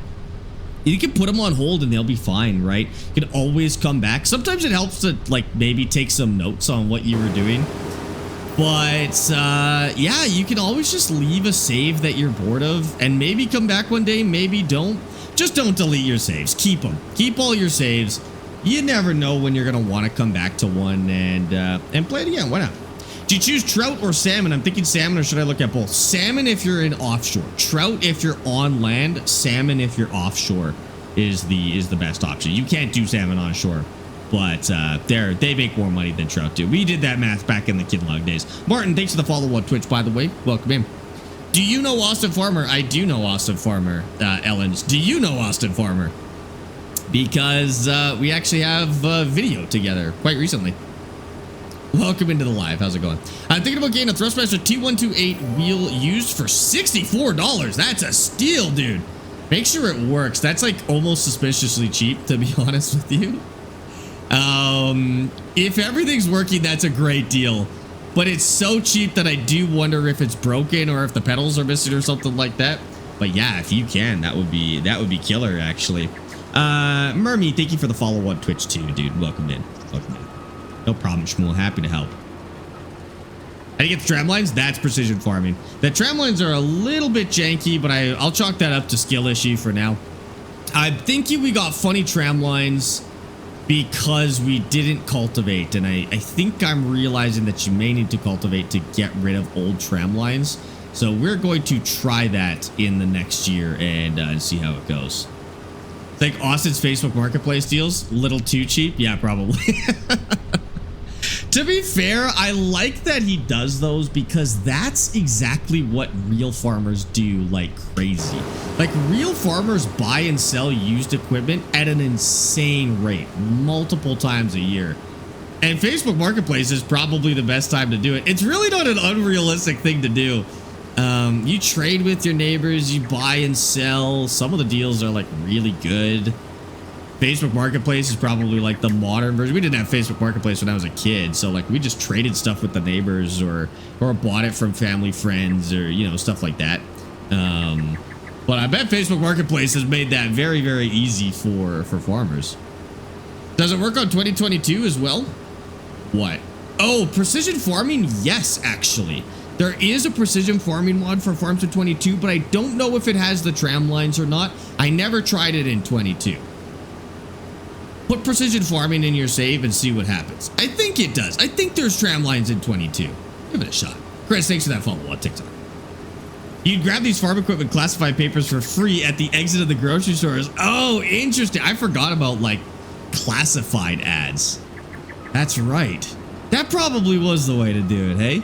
Or at like the UFA or something like that.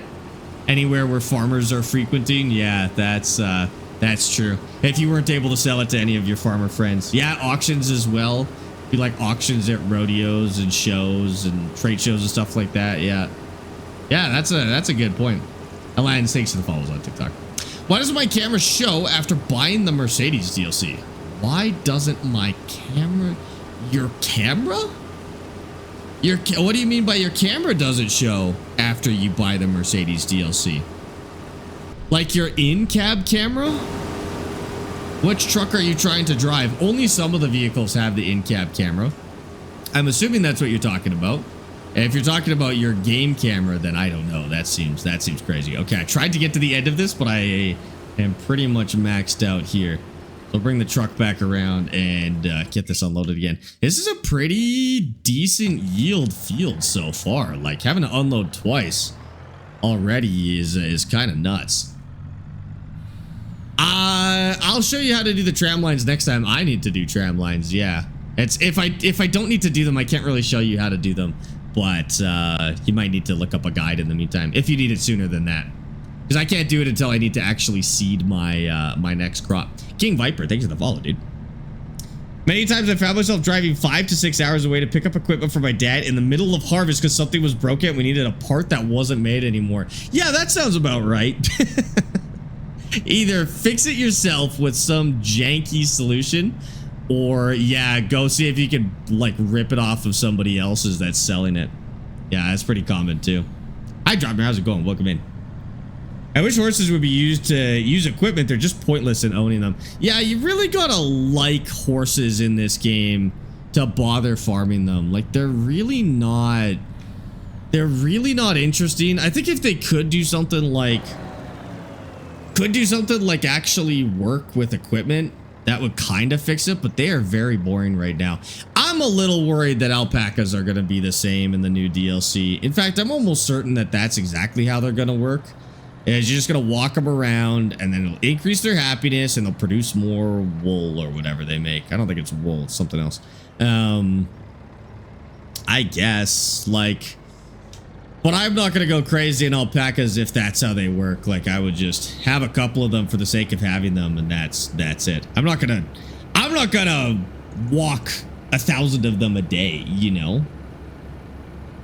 By the way, chat, if you haven't voted yet, we're doing a new game at the end of stream today. You have to go vote in the Discord. It's in the announcements channel. There's 3 games. There's Train Graveyard Simulator, where we take apart old trains. There is Drone Sector, which is a new, like, military drone simulator. Or do like air support from a drone. And then there's Ore Factory Squad, which is a new mining simulator. So go vote in the Discord. If you go to the announcements channel, there's a poll there. You just click the options that you want and press the vote button, and you're good to go. You can pick more than one, by the way. You can pick 1, 2, or 3. It's all good. If you don't care, pick all 3 of them and just get your vote in so that it's in, and we can track how many people are able to vote. And then yeah. And then it'll just go to the one that is the highest after that. George, thank you for the follow on TikTok. Appreciate that. Sparx, do you have business with Giants? You should tell them to look at adding the horses with equipment. Would be an insane playthrough. So we've got like a working relationship with Giant Software, but definitely not where I could just request features. Like, I mean, I could put that forward, but it won't change anything. There's such a big company at this point that it's not going to make any difference. If I request that horses get something, they'll leave it to modders or something like that. Maybe they'll add it one day, but it won't be because I asked, you know. It'll be because enough people have asked that it'll do it. Start a petition about it. I don't know if it would be a good business decision for them either. Like, I wonder if it is just better for them to let modders do it, because it's a little... So you got to kind of look at video games as a business, as a product. If not enough people want it, it's kind of a waste of their time to do. And it's better that they stick to mechanics that a huge amount of people are asking for, like mud physics, right? And everything's a trade-off. If they work on one mechanic, then they can't have time or money to work on another mechanic. So in a new farm sim game, people always ask for so much. They're always expecting like a $1 billion game with every single possible mechanic everybody has ever asked for. That's not really how game development works. Game developers are individual people that only work 40 to 60 hours a week, maybe more. But that time has to be, like, it's a finite amount of time. It's a finite amount of money. They can't add everything. So you kind of have to pick and choose what you want them to add the most. Like, would you rather them add horses, or would you rather them add mud physics? Would you rather them add mud physics, or would you rather them add irrigation mechanics? You gotta look at game development as a business, a little bit of a money game, budget game, you know? Both. Well, of course, both. The answer is always both, right? But unfortunately, it's not really possible. Rockstar Games might be the only people who are actually able to add as much as people are asking for. And even then, it's not actually going to be everything people are asking for. I've seen some insane requests from the GTA community about what they want in GTA 6. There's some people that are just going to be disappointed because they think you're going to be able to live a second life in GTA 6 with a job and a wife and kids, dude. Like, they think, there's people out there who think you'll be able to farm in GTA 6 or be an airline pilot, or like some people are off the freaking deep end with this game, dude. At the end of the day, it's going to be GTA 5 with a very good amount of extra features and presumably much better graphics. But it's not going to be The Sims, you know? Some people just think that's how it's going to go.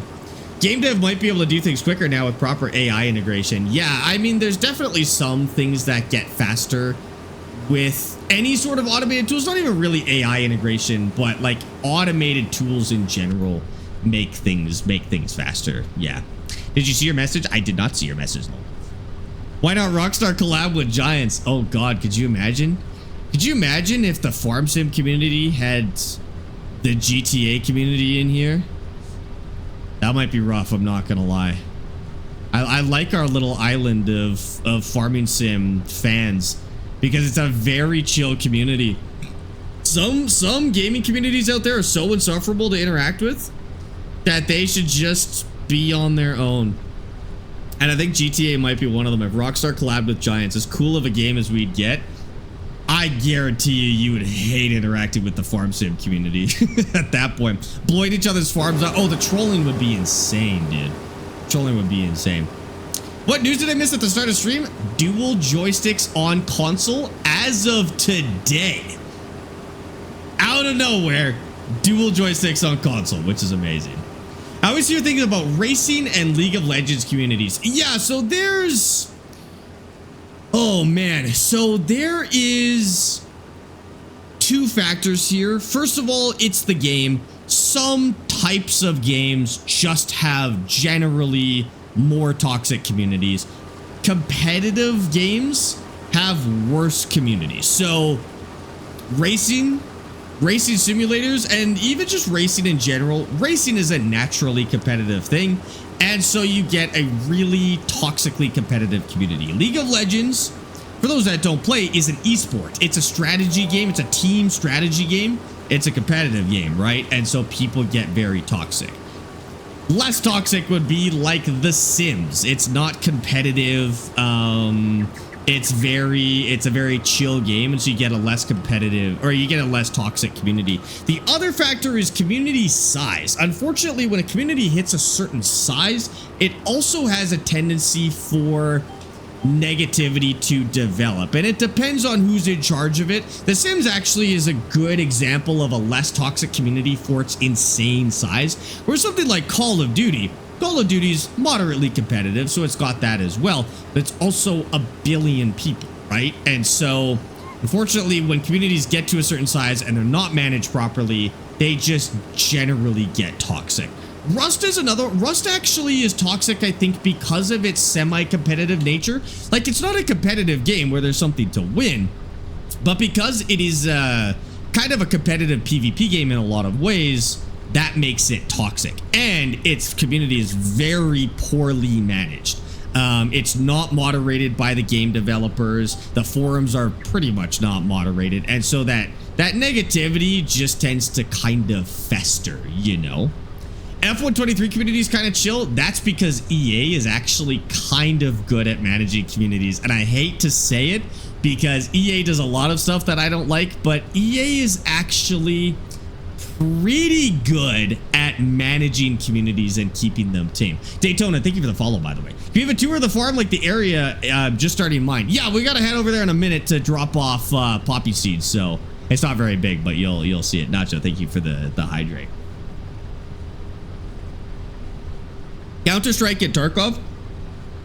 So that's another factor too, is communities that are primarily based or run by devs in a different country sometimes have different standards. So a really highly moderated community would be very common in big American companies, and Scandinavian countries tend to heavily moderate their communities, whereas Russian companies, they don't moderate them at all. You just let it go. So that's why Tarkov can be so intense. Not only is it already a PvP game with a lot to lose, like I would borderline call it a competitive game, but Russian companies tend to have a lower standard for moderation anyways. They're a much more, what's the word? Like, Russians are a lot more conservative in general, and they tend to be you know, a little less progressive with some of the words that they're okay with using and stuff like that. And so games with big Russian communities can get like that. Rust, Counter-Strike, Tarkov, like, it's a little bit of a cultural thing for sure. Sparx, guess my favorite F1 driver? I couldn't even name 3 F1 drivers, dude. I have no idea. Max Verstappen, statistically, is your favorite F1 driver, but it's either Max Verstappen, who's another, like, fan favorite, Charles Leclerc, or who's the Mercedes guy? Oh, I don't even think he still drives for Mercedes, actually. Statistically, it's one of those. WoW has a toxic community also. WoW is so weird because if you interact with certain communities, it's insanely toxic, and others are totally chill. If you interact with a lot of the guilds and raiding communities, and even the dungeoning communities, toxic. If you interact with the RP communities, totally chill, totally fine, no problem with WoW. Old school WoW, a little more on the toxic side. What else have I noticed about WoW? Old school WoW, definitely a little more on the toxic side. PvP, a little more on the toxic side. Hardcore, more on the toxic side. And it seems like the more hardcore the game is, the more toxic the community tends to be. I think just because, like, in a game where you have nothing to lose, people aren't upset about anything. Whereas a game like Tarkov, where dying means you lose hours and hours of actual real life effort, it leads to a little more toxicity, you know? Giant should add realistic dirt if you're in a field spreader with lime. Your tractor should start becoming covered in lime. That would be cool. I feel like that'd be easy. COD is toxic. COD is just... It's actually not as bad as I think people think it is. Like, a lot of people have interacted with the COD community, and I think for a lot of people, COD is the most toxic community they've ever interacted with, but they have never touched Rust, and they've never touched League of Legends or Valorant. Valorant's actually weird because it should be more toxic than it is, but it's not. And so COD is just like a community that everybody's interacted with and tends to be kind of toxic. It's actually one of the less bad ones that I've been in. The worst one I've ever been in was probably Rust. League of Legends was number 2 for sure. And then the sim racing community as a whole. But the other thing is, a lot of this is just on the internet. So I found this out last year. I was kind of hesitant to go to the sim racing expo, the sim gaming expo last year, because of how toxic I knew the sim racing community was. And what I found is people are just toxic on the internet. Everybody I talked to at the convention was super chill, and they were like very competitive players, but they were just super chill. And that might just be the type of people to go to a convention to socialize are generally going to be well-adjusted normal people if they go somewhere to socialize compared to basement dwellers on like TikTok Live, right? So there might be a little bit of a selection bias there, but that was actually really nice to see that there are positive little islands of certain communities, I guess. Yours is Lewis Hamilton and then Senna and then Hajar? I don't know who that is. Lewis Hamilton was the guy I was thinking of. That's right. I have played Hell Let Loose. Yeah, that's a good game. Hell Let Loose is cool because it's not a very toxic community. At least when I was playing. Hell Let Loose and Squad and Arma, I found to not be terribly toxic. I think because the game is relatively hardcore, but it requires teamwork, and people are more there for the immersion. Like, nobody's playing Arma to win. You don't play Arma to win. You play Arma to get immersed in a military simulator, right? And so I think, like, maybe you find some better adjusted people who know they have to socialize to play the game, and they're also there for immersion at the end of the day. Are you in the RFC server? I'm not in the RFC server at the moment, but I am in the RFC server. Yes. Hi, Lion. How's it going? Welcome in. They're supposed to release a second one, Hell Let Loose? Yes, that's correct. Soon, I think. And it's also in Vietnam, I believe, which is a really cool setting for that style of game. Love the shirt. Thanks, Andy. I appreciate that. Amy and I went and we were looking at the Lancaster they've got here in Calgary. What a beast of a plane, dude. That thing is so sick. Egg, thank you for the follow. I don't know what emoji your name is, but thank you for the follow, dude. I appreciate that.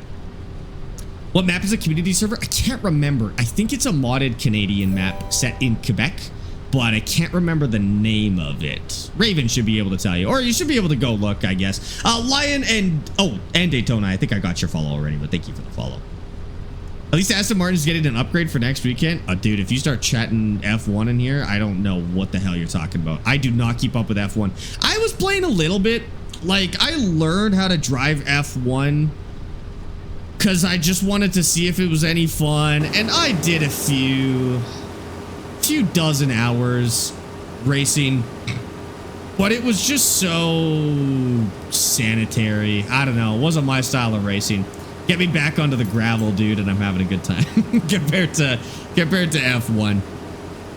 How much did you start with and how did you start? 0 money. I started on land number 12 and I started with a hand mower and a cart and a little hand baler as well. And then everything else we did by earning our way. So we, like, our first sale season, we sold $250 worth of grass. That was it. And I think we used it to buy a tenner, and then we started selling hay, and we sold $350 worth of hay in our next one. It's so funny, dude. The start of this game was insane. Aston Martins have an F1 car that's slower than an F2. That's embarrassing, dude. I love rally so much, but I love F1 because it was the first motorsport I got into. That's fair. That's fair. Was rally the first motorsport I got into? I guess it would have been, yeah. Like, I was aware of racing and stuff outside of rally. And we grew up quadding and stuff like that, but rally was the first one that I really, really got into. I'd actually call F1 my second favorite motorsport. I'd say rally first, and then F1, and then maybe rallycross. And then I don't really care after that. I'm not interested in NASCAR. I've never got the hype around NASCAR. Never got the hype around Le Mans. I never got the hype around. There's another one. There's another one that I feel like is overhyped. Dakar is kind of cool. There's not a lot of hype around Dakar around here, but that was kind of cool. And then, like, the stuff they do in iRacing, like the GT series and stuff like that, it's fine. It all feels the same. I'm not really a big fan of, like, track racing in general. IndyCar, yeah, IndyCar, nothing like that either. Motocross, nope, not motocross. Mountain biking, it's not really a motorsport. I guess there's literally an absence of motors, but yeah, not really my thing. I don't like watching. I don't like watching motorsport. I'll watch rally because it's a very exciting motorsport to watch. Rally is by far the most exciting to watch, just in terms of the things you are seeing with your eyeballs. Like, F1 is cool if you know the teams and the drivers and the strategies, and NASCAR is the same way. If you know the drivers and the strategies and the cars, it's also exciting to watch. Rally, anybody can look at it and go, holy crap, that's insane. Why are they doing that with that car? And so I think rally's got a little more mass appeal, which is weird. Yeah, WRC, which is weird because when I say rally, I'm talking WRC level. It's actually not a very successful motorsport. Like, WRC is struggling to get people to watch compared to F1 and NASCAR, which are doing great. And I don't know why, because it is a very exciting motorsport. Raven, what the heck are you doing, dude? 20 what the heck? To the Sparkies. Oh my God, Raven, thank you for those 20 gifted subs. Those went to XGT Farming, Carl, Ed Killer, Mid Lefty, Stolzy Tundra, Hoffa, Marino, Damix, Lily Phoenix, Rockets, No Fingers Ferris. That's a crazy name. No Fingers Ferris. Wild Windmill, KJ, White Wolf, and Chains. Raven, what the heck were these 20 gifted for, dude? That's so funny. We were just talking about you. Were your ears burning or something? Because we were literally just talking about you. Welcome in. Just working in the background with servers. Oh my God, dude. Maybe you did hear us talk about you. Thank you for the 20 gifted. That is super generous, dude. You're also at the top of the gift leaderboard now, which is nuts. Raven, thank you so much. Seriously. What's the name of this game? I'm new here. You're not new here. Bronze. You're ridiculous. I'm not interested in, like, motorcycles, dirt bikes, quadding, side-by-sides. None of that. I like driving them in real life, but as like a motorsport, not really my thing, I guess. August 13th for Hell Let Loose Vietnam. I thought it was going to be sooner than that, but that's actually not too bad. I guess that's less than a month away. Tractor pulling? Tractor pulling is sick. I don't care enough from like a competitive aspect, and maybe I gotta be more specific. It's not that I don't enjoy when I watch a little bit of NASCAR, or I don't enjoy watching a tractor pull or a drag race or something like that. I just don't keep up with them. Like I'm interested in F1. I know the drivers, I know the teams, and I know the tracks actually now, but I just don't keep up with them. I take a very passive approach to, I would say any sort of sports in general. Very casual sports fan of any type, I guess. I watched a race like a year ago, and it was these little race cars, and one flipped like 12 times and caught fire. Oh my god, dude. That does sound kind of like F1, but it could be like IndyCar or something like that. That's crazy. What about American football? I definitely don't keep up with American football, no. Dude, people will name football teams, and I don't even know what sport they're talking about. Football, okay, in terms of actual sports, so non-motorsport, I'll just put it out there that motorsports are infinitely better than conventional athletic sports. However, the best athletic sports to watch, number one, is ice hockey, obviously. I'm Canadian. I gotta do it. Ice hockey's number one. It makes the most sense. I could watch some ice hockey. I don't keep up until like the end of the Stanley Cup is when I start paying attention to hockey. But you know, if the Oilers or something are doing really well, sometimes I'll keep tabs. But I'll say hockey number one, soccer number two, baseball number three. I didn't think I liked baseball until probably about 5 or 6 years ago. I sat down and I learned the rules for baseball, and I was like, wait, this game is actually sick. I like watching baseball now. I think that's a lot of fun. Football is, I probably put that last. I think I would watch any other sport before I'll watch American football or Canadian football. That's not interesting to me. Is that number 22,000? Oh my god, War Boysko and Chase, thank you for the follows.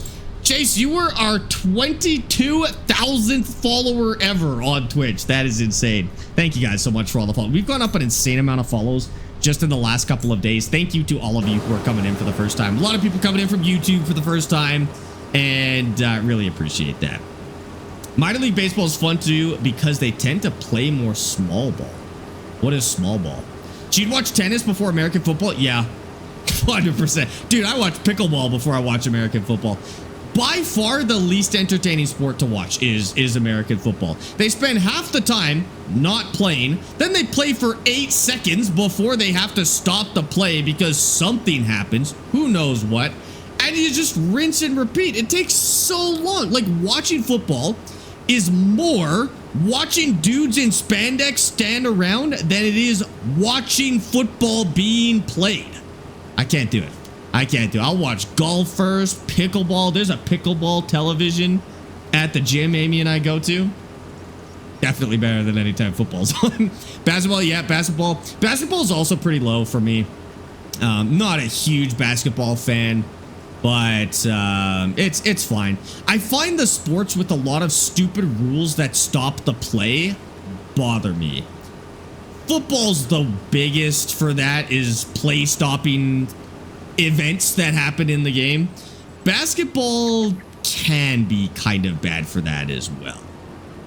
Last 5 minutes of American football is the best 2 hours ever. Yeah, exactly. Is Canadian football the same thing as American football? Just asking. It's close, like it's functionally similar, but there are a handful of rule changes, and I think it's a slightly different size field as well. I'm not sure, but it's a little bit different.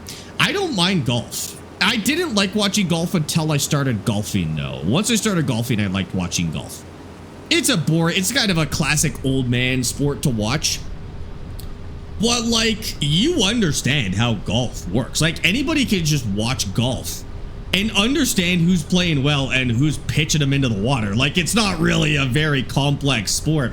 It gets a little more exciting when you learn like the history of the courses and the pars and stuff like that, so you can recognize like a really insane play. But I like it. I think it's good. Golf is fun to play in video games. That's actually the worst place to play it. It's so easy in video games. The one that I do not understand people watching is poker. I do not think watching poker is interesting. I can play poker. Poker's a fun game. Watching poker is the most mind-numbingly boring thing I've ever seen. And that's coming from somebody who understands it. I think people maybe like the stakes. Like, they love that there's $1 million on the line, and maybe that makes it exciting for them. Either that, or they're genuinely just addicted to gambling and they consume poker content when they're not gambling, which is also fair, I guess. So I guess that's probably where the excitement comes from for poker, is if you really, really like gambling. I don't know if you'd watch somebody play a slot machine, though. Like, no, people do that. Actually, now that I think about it, people do that. They watch people play slot machines. It's insane. Lego, thank you for the tier 1 sub for 15 months, dude. I appreciate you. Thanks for supporting the stream with the tier 1. Love watching the streams when you can. Well, welcome in. I'm glad you can.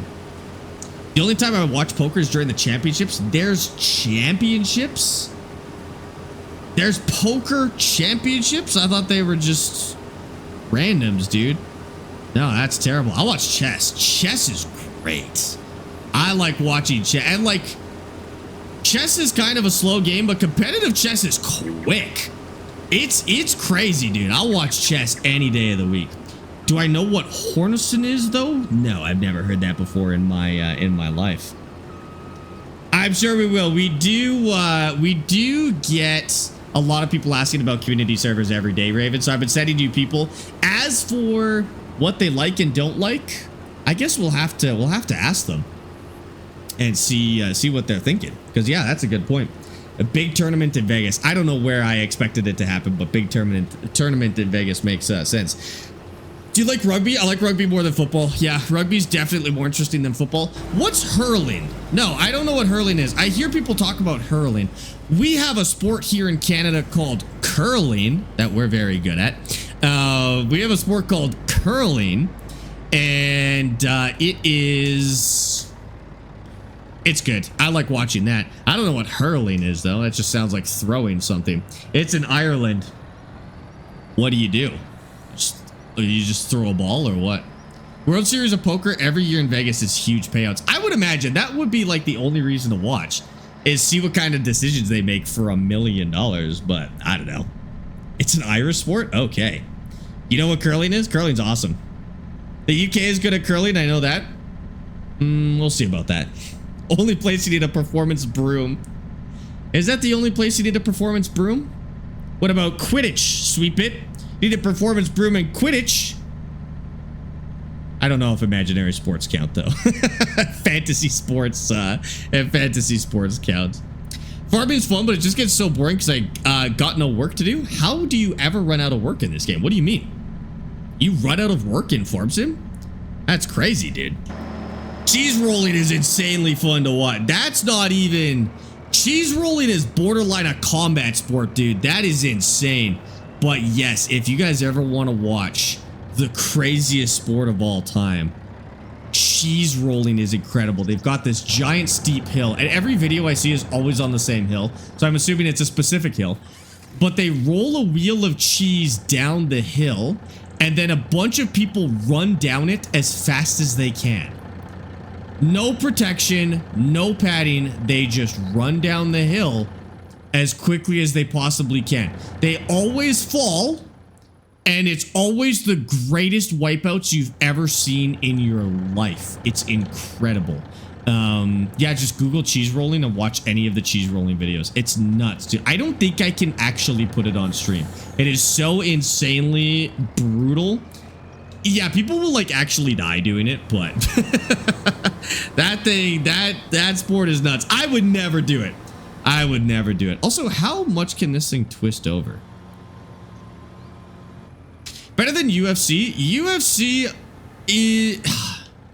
I think UFC has gotten like borderline fake. Like it's now the only reason to care about UFC is if you care about the drama. It's really not even about like the sport at this point. People just care about watching half naked dudes argue and then see who punches each other harder. And now the fights aren't even good. Like it's just like it's like a yelling match at this point, followed by a fake fight. They're not even that interesting, dude. UFC's scripted. I still don't think UFC's scripted, but like it's starting to feel like it. Yeah.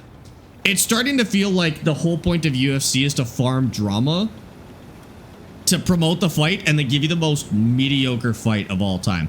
Wrestling I respect because it's intentionally fake. Like wrestling, nobody thinks that WWE is real. It's a show, but it's well done, and everybody knows that it's a show. I don't like watching it, but everybody knows that it's a show. They're stunt performers. They do a great job. And the fact that they're just open about the fact that it's a show is cool. It's the ones that pretend they're not a show, like boxing, that bother me more. Boxing is so insanely boring to watch, dude. Even the most like high profile boxing matches are snooze fest. All you win from cheese rolling is cheese. I think, yeah, you win the wheel of cheese that goes down the hill or something like that. Wrestling is the men's soap opera. Yeah, pretty much. Pretty much. It's a play. It's a play on a stage. That's all wrestling is. I don't really like watching people punch each other enough to enjoy wrestling, but I've met wrestling fans and they're pretty chill about it. Like they're not...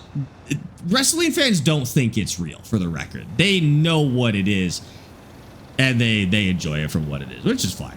I lost mad respect for boxing. Boxing just went to hell, dude. I'm sure boxing was awesome at one point when it was real, but like we lost boxing to match fixing and gambling. If there was no gambling around boxing, I think it would be an interesting sport, but it's gone.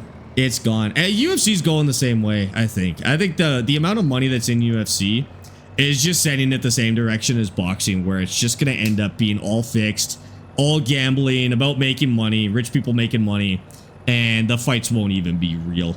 Give it like 5 years. I don't think it'll even be... I don't even think people will pretend it's real anymore at a certain point. I feel like so many fighting sports are scripted now. I think it's the whole sports gambling thing. I think that's what's ruining combat sports. Is sports gambling is so insanely out of control now that you can like do it on your phone that everything's scripted. Everything's not necessarily scripted, but everything's fixed at this point. Yeah. The worst example of boxing being scripted is Paul versus Tyson. I don't know if that was scripted, but I'm not convinced that wasn't fixed. That was so insanely boring. It kind of just seemed like the whole point was to drum up hype for boxing, and then they were told not to hurt each other. Like that literally is how that fight felt. It felt like they were told not to hurt each other so that they would both keep their dignity, and that's it. Yeah, I think so too. I think so too. MMA is probably going to be scripted too. I mean, it seems like the more brutal, like the less rules in the sport, the longer it takes for it to get to the point where it seems fixed. And like WWE is scripted. Boxing isn't scripted, but it's probably fixed, yeah. Scripted is like a show. Like they're telling a story. Fixed is there's a predetermined winner, basically. Yeah. It's been too long since someone died in the ring. That's how you know. That's how you know a sport is not fixed. Is if somebody dies. Then you know it hasn't been fixed, dude. Dude, who cares about Jake Paul's dignity? Jake Paul does, and he's got millions of dollars to spend on it, right? It was a lose-lose for Jake Paul. He either beats a 70-year-old man in a fist fight, which, I mean, duh, or he loses to a 70-year-old man in a fist fight. Like, there was no win for Jake Paul in that situation. He beats a borderline disabled retired boxer, or he loses to one. Both are bad for him, dude. It's crazy.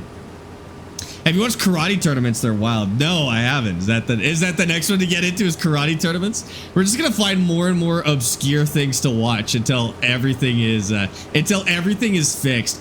I feel like I don't think FIFA is fixed. However, it's very clear that they do give crazy preferential treatment to teams. And if that gets bad enough, it may as well be fixed. Like if Argentina cannot get a red card, it's borderline fixed, right? There's slap tournaments. I've seen the slap tournaments. The slap tournaments and the vaping tournaments and darts all seem to be the same. They're the same genre for me. I don't know what that genre is. Middle-aged British dude, maybe. But they're a little hard to watch. Darts is a little bit better. I can't tell you the secret yet, no. Last time Jake Paul went into a boxing ring, he got his jaw broken. Really? That's crazy. Tyson just saw a money grab and did it. I think that was the going theory, was that like this was an easy way for Mike Tyson to spend 5 minutes basically making millions of dollars for the last time, potentially, right? Where he's actually in the sport. I think that's valid. I don't know if Mike Tyson's tight on money, but I mean, if you could guarantee me that I wasn't going to get that hurt in a boxing ring for 5 minutes and make millions of dollars, I'd do it. Why not? Why wouldn't I? Well, you would. If you could, chat, if you could go into a boxing ring and everybody would guarantee you that you will not get hurt, all you have to do is put on a show for 5 minutes, what is it, 10 minutes, whatever it is, and you'll make millions of dollars. Not a single person would say no to that. Why would you? Why would anybody say no to that, dude? Unless you were already a millionaire and you wanted to keep your dignity. Like, why not? Why not? Jake only does those exhibition fights to get the money easily. I think he's trying to live the celebrity boxer life, but he's already doing it as a millionaire, so I don't think he actually needs to do any of the real, like, low-level, gritty, actual fights. I think he just can go straight to the top and do the fixed stuff and put on a show, and that's it, you know? I'm gonna do it, but my tolerance for getting punched in the face is pretty low. Same. I'm gonna be like this the whole time. I'll just take punches to the gut and to the hands. I'm gonna protect my brain and walk away with a few $1 million. Yeah. Yeah, exactly. Dub says I do it even if I'm hurt. I'm skinned. Okay, fair enough. I'm not quite at that point yet, but there's definitely been times in my life where I'd get punched by Mike Tyson for money. Yeah, I'd probably have done it. If you asked me during certain times, I'd probably have said yes. Tyson didn't even try to fight, and for $1 million, no one should fight Tyson. Yeah, it's crazy, dude. How many more hours do you have left on this save? Less than 50, I'm thinking. I don't think this is going to be a terribly long save. I'll be surprised if this save hits 200 hours, honestly. I'm not in the 1%. My dignity is absolutely for sale. That's the thing, right? Like, if you're not in the public eye at all, who cares? It would be a net positive. You could say, I fought Mike Tyson and lost. And people in your life would be like, hell yeah, that's sick. It's not like you have much to lose. I don't have anything to lose. Like, Twitch streamer gets punched by Mike Tyson? Okay. Water found in ocean. Like, it's not really a net loss for me, that's for sure. Funny thing about Jake Paul is when he was a kid and he met Mike Tyson, he cried his eyes out and then he punched him one day. That's crazy. Well, love tapped him a couple of times, maybe. You might get more views. I don't know if I want to get punched for views, John. I don't think that's worth it. That's when you get into the real insane levels of streaming, because the secret about streaming is if you do stuff like get punched in public or go to jail or just be a generally crappy person, people will watch your stream just to see it. Like, it's the horrible reality of streaming. Is the reason we've got all these insufferable streamers is that's how you make money, the most amount of money in streaming, is you just do the most insane antisocial stuff you possibly can and you're good. How do you know when a save is over? You run out of goals, like you run out of things to do, basically. So if you've got the max level of equipment, if you've got a ton of land, if you're producing everything at like the highest production level, you're probably at the end of your save. But I like to set up goals. I don't know who that is, Crash. I actually did see Jesse Lee post about that this morning. I don't know who that band is. Band? What else have they done? Apparently it's the first song they've released in like 15 or 10 years, but I don't know who they are, honestly. Has anyone ever said you look like Caleb Hammer? How dare you?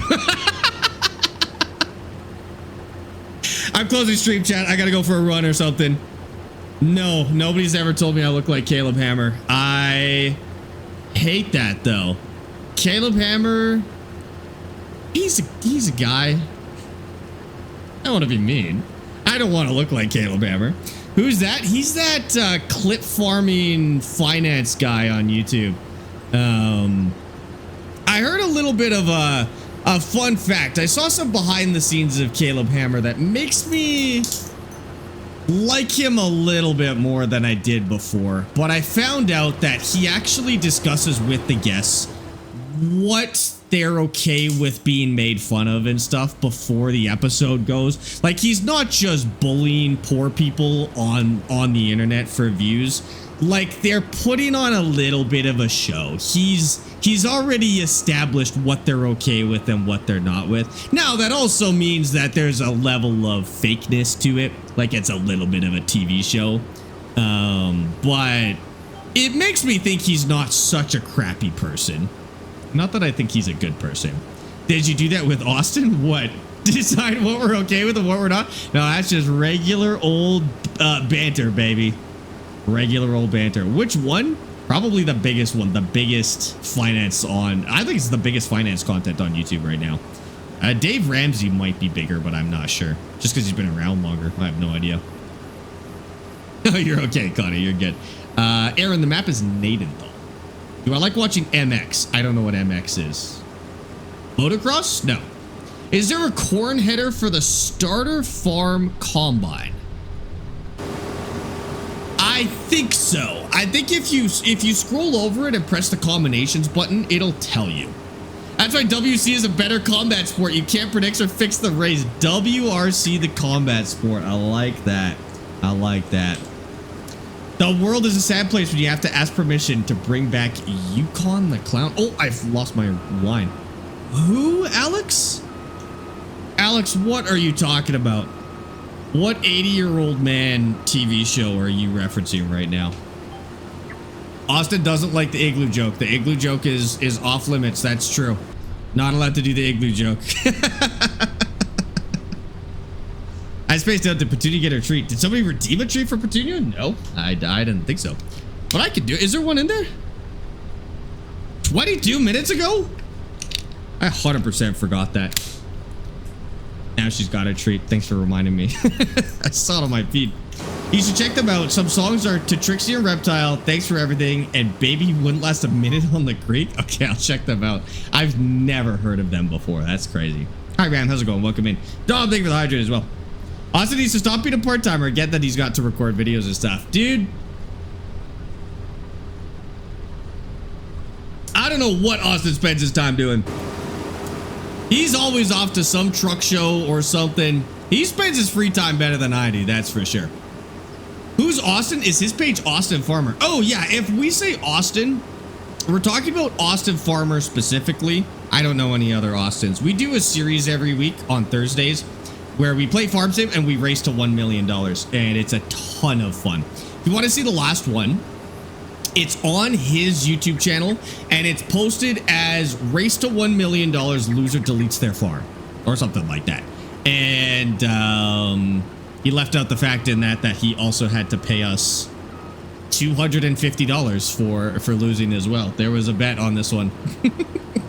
The next one is 500, so I better win. Yeah, it's pretty good. What kind of truck does he have for the truck shows? He's got this massive... He's got a few trucks, actually, but he's got this massive 450 dually. He's got some little OBS that I've seen. He's got a project truck down in the US. That's the YouTube money one, if you look that one up. I don't know what it is. And he had some white pickup for a while. I don't know if he still has that one, but y'all keep increasing the bet. I know next one's gonna have to be like $1,000, dude. That's crazy. This is Nadenthal, Jack. Sparx, does it become hard to use the wheel when your hands get sweaty? I don't know. I've actually never had trouble with sweaty hands. I'm a generally pretty sweaty person, but I've never had trouble with sweaty hands. I would imagine maybe keep the paper towels nearby or wear some gloves. I have no idea. Austin doesn't have a farm because the only time he plays the game is with you. True. That's true. That's not really true. He does some recording and stuff outside of that. Get back to mining with your dad, with our dad. Get back to mining with our dad. I'm so sad we had to take this week off, but the next episode's on the way. The editors got it right now. And what day is it? We still have a few days until the next episode. I did talk to, oh, an emergency. A citizen reported a fallen tree in the street. Oh my God, Chad, we gotta go. There's an emergency. Hold on, let's go get our firefighter gear on. Pedro, thank you for the follow on Twitch. Holy, where do we live? We live over here. Okay. Where is it? There we go. Time to go. Oh, this is like right around the corner. Wait, what? All right, that's fine. We'll get on it. Map name is Nadenthal. Sparx, would you do an eating contest? No. No, I'll do eating challenges, but not like a contest. Like, I wouldn't do a hot dog eating contest with other people, but I would do like an eating challenge. Like, I like those spicy challenges. I also really like those, like, those food challenges where it's, like a large amount of food or crazy food or something like that. I think those are pretty fun. We've actually done one on stream before. There is a restaurant in Edmonton called Leopold's Tavern, and they have a giant poutine. It's like this big, fries and gravy, and frankly, it's one of the best poutines I've ever had in my life. We weren't able to finish it, but it was a lot of fun. I went with Emmy and Cody, who are the two last people to take to an eating contest, by the way. I think they ate maybe 200 calories between the two of them. It was insane. Next time I'm bringing all of the biggest people I know, dude. Holy, what the heck happened here? Okay, what do you do with these? How the heck do we fix this? I did do the one chip challenge. It was horrible. All right, so we gotta mark off the area. Put a few of these bad boys down. Oh, okay. And then what do we do? Do we just cut it and sell it, or how do we do this?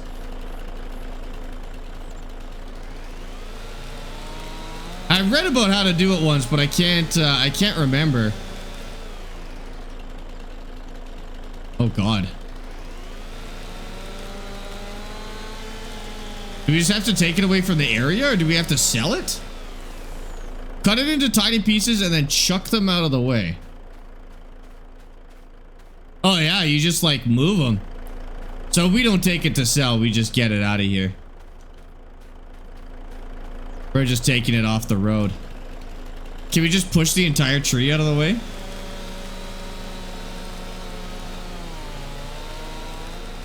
Just like ram it with the fire truck and move it out of the way, or what? It's out of the way. We could try it. I'll clear the road pretty quick. Hold on. Oh, I hit that cone. My bad. You can't take it to sell. You get the money if I remember. Oh, you can take it to sell. I mean, this is not a tree that's worth very much money.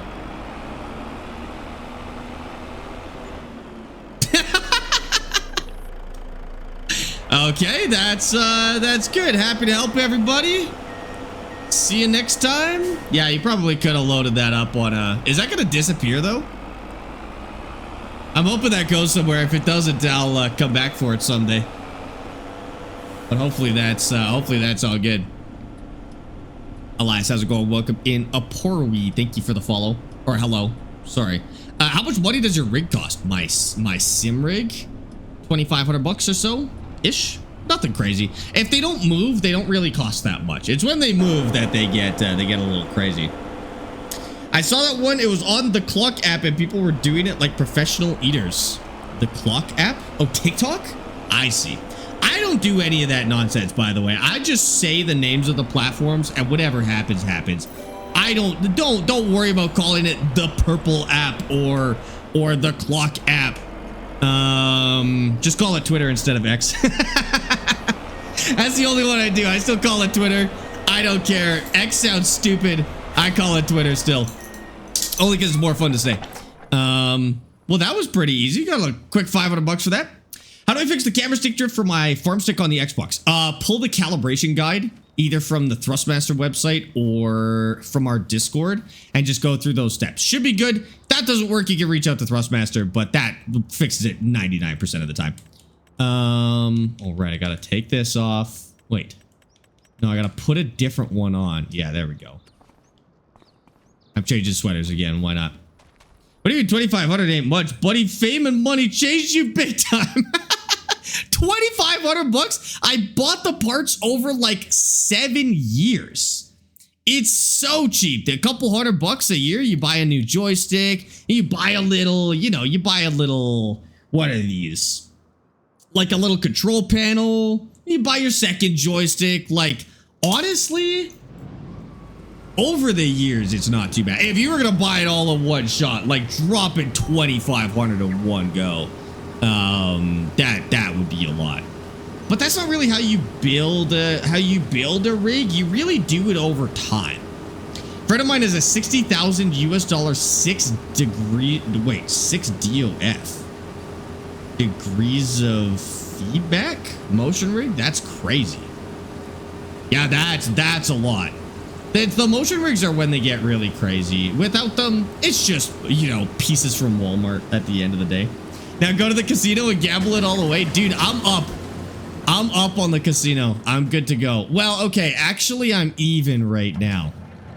I lost $100 in Vegas last time I was there, and I gained $100 a couple of months ago.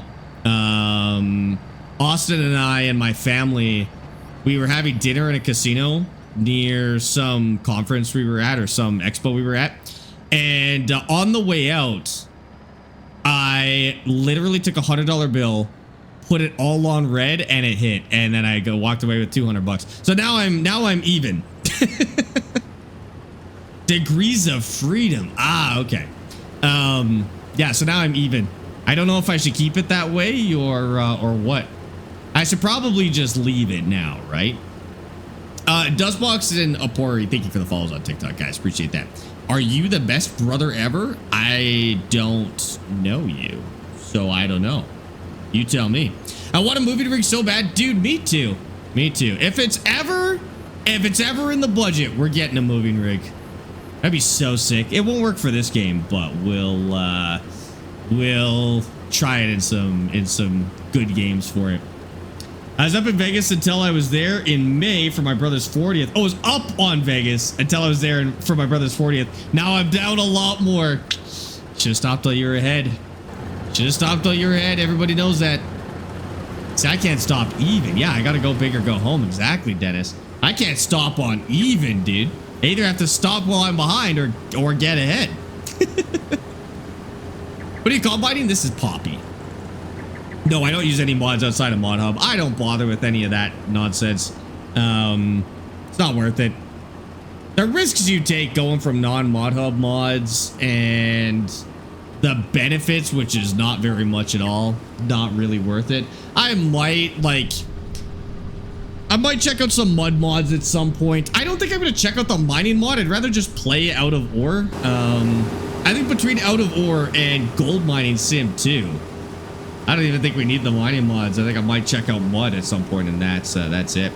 Saw a dude with a full car interior simulator on TikTok. There's multiple. That's actually what inspired me to start streaming, was seeing these like motion rigs and these different simulator rigs. That's why I started, actually. Never got into the motion rigs though. I had a There's a sim rig builder here in Calgary, and he invited us out to go take a look at the motion rigs.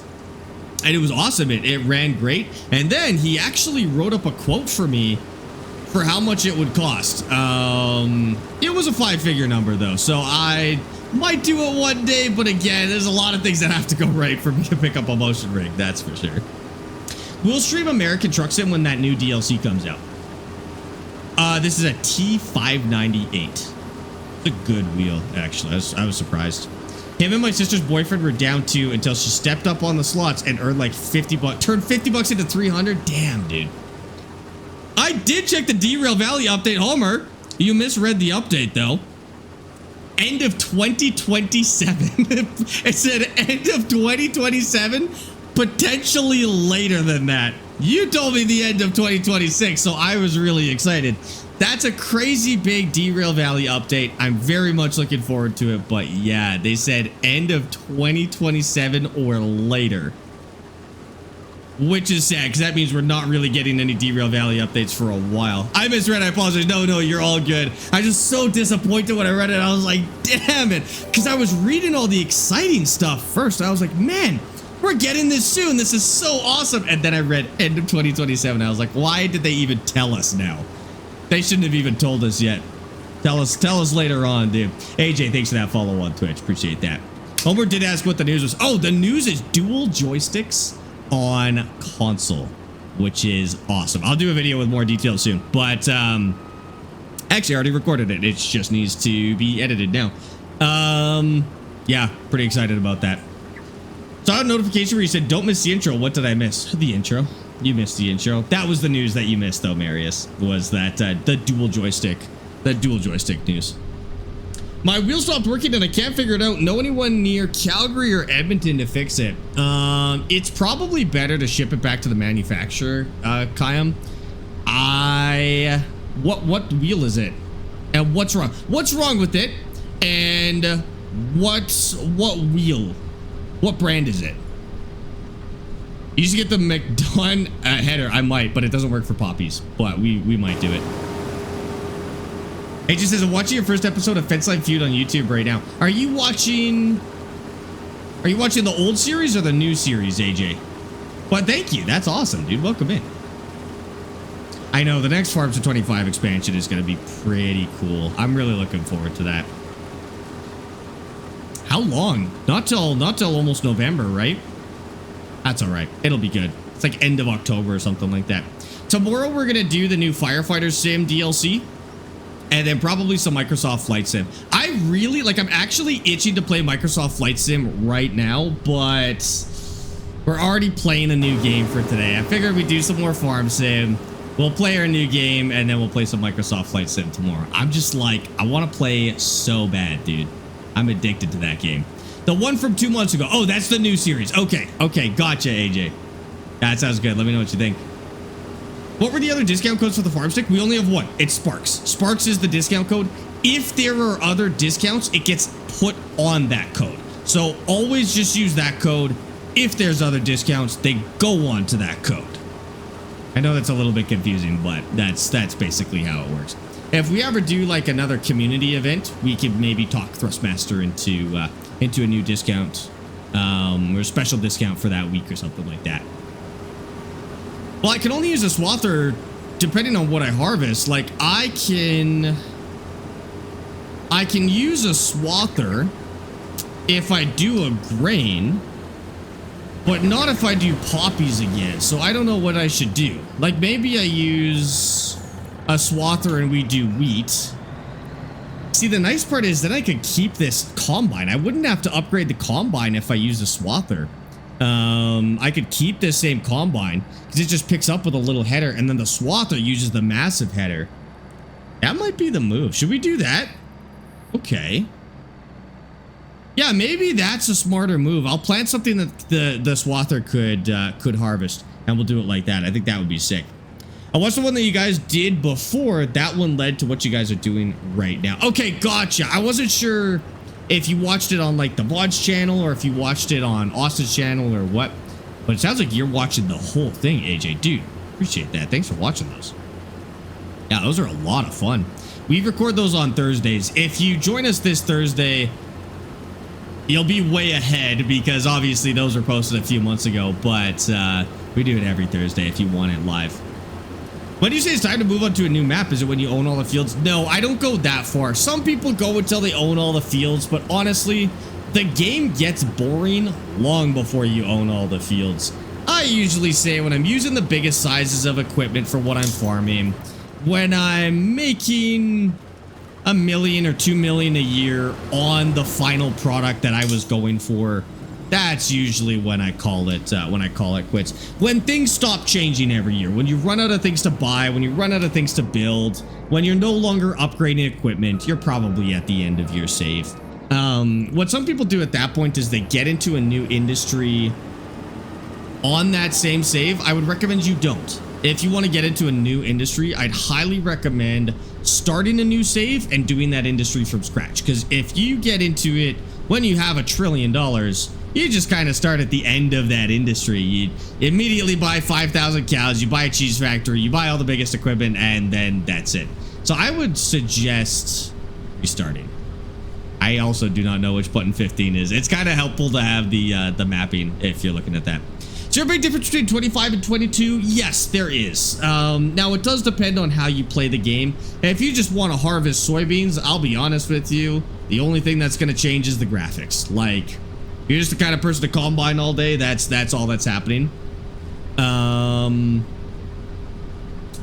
But if you really get into the productions, if you like getting into the new crops, because there's new crops, there's fishing, there's boats, like, if you actually get into the new stuff, then you'll like it. We do have a Discord. Yeah, if you go command Discord in chat there, it'll bring up the Discord. And by the way, guys, if you haven't done it yet, make sure you vote on the new game. In the announcements channel is the vote for the new game. Make sure you go put your vote in. You can vote for multiple. Just remember, you can vote for multiple. And we'll play that for the last hour-ish of stream, depending on how long we want to do it. Farm Sim 26 was a bummer. I mean, Farm Sim 26 is a mobile game, so it was never going to be better than Farm Sim 25. But I also agree, it was kind of a disappointing game. And not that it was made badly. I think the fact that you just can't start from scratch kills it, you know? Farm Sim 23 wasn't better. Like, 26 is better than 23, the last mobile game. But if you can't start from scratch, I can't have a good time with it, you know? I really missed being able to do that. Download 22 2 days ago after watching you guys. Well, I hope you like it. 22 is still good. Don't let that sound like I don't like Farm Sim 22. I put a good 2,000 hours into that one, and it was still a great game, actually. Sparx, you should have... What? On the vote list? I'm not engaging with that. That seems like a nuts joke, and I'm not doing it. Gotta have that struggle. You gotta have that struggle, and maybe that's the simulator side of me coming out a little bit too much. And hi, Nish, welcome in. Maybe that's the simulator side that just likes hardcore games coming out a little too much, but yeah. And maybe mobile players aren't like that. Maybe that's just the difference between like a simulator fan and a mobile game player, is maybe mobile game players aren't here for hardcore playthroughs. I mean, I wouldn't consider mobile gamers hardcore gamers.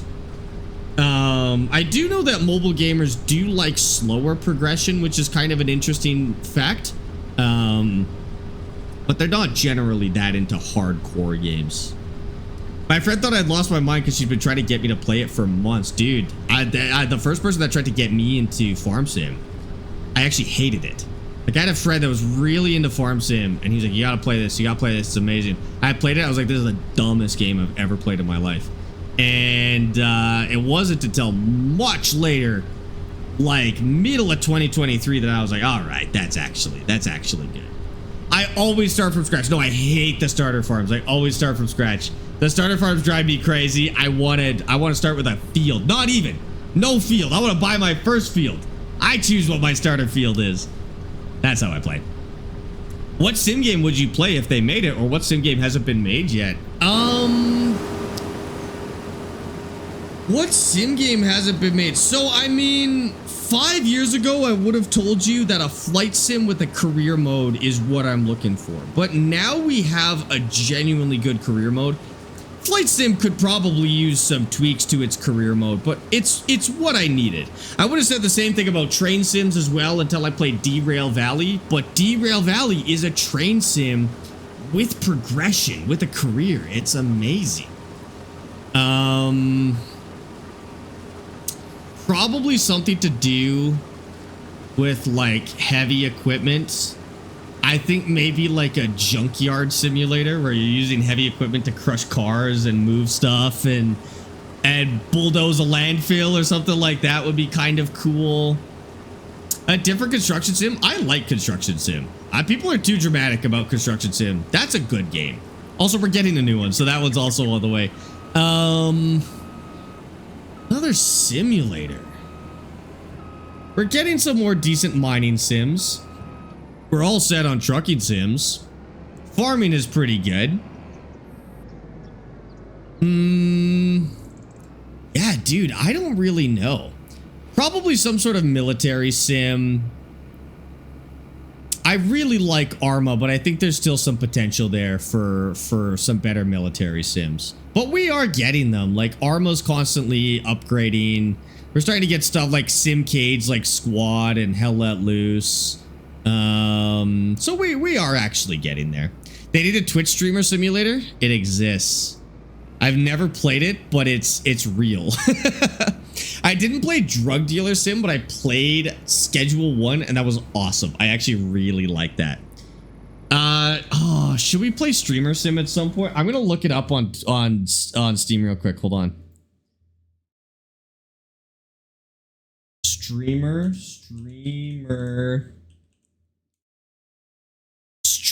Life Simulator 2? Is that the one? Oh my god, this looks insane. Yeah, this is exactly my life.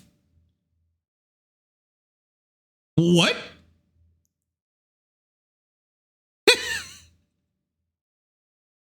Oh my god. I'm in. I'm buying it. Yeah, it looks great. I love this game. Chat, this is my favorite game, actually. Lifelog, thank you for the 5-stream streak. Oh my god, they've got cats too. You gotta build a PC? Alright, that's sick. That's sick. I should buy, it's 70% off. Chat, though, look. Hold on. I gotta hide this on TikTok for a second. I'm buying it. It's 70% off. Why would I not? And you get the first game too. View my cart. $12.46. Yeah.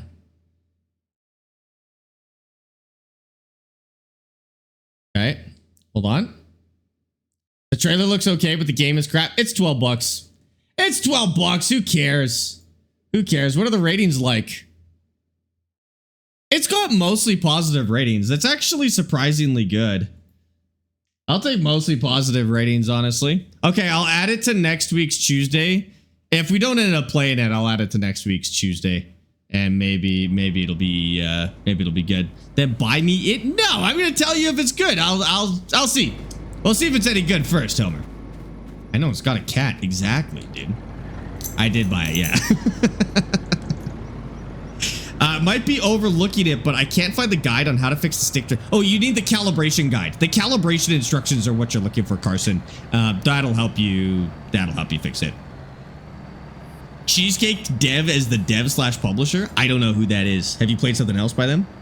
Why not just be a streamer in real life? Oh my god, it's finally happened. It's finally happened, Dom. That's incredible. I wonder, dude, they need a streamer simulator with a Twitch integration so that you guys are the chat in the streamer simulator.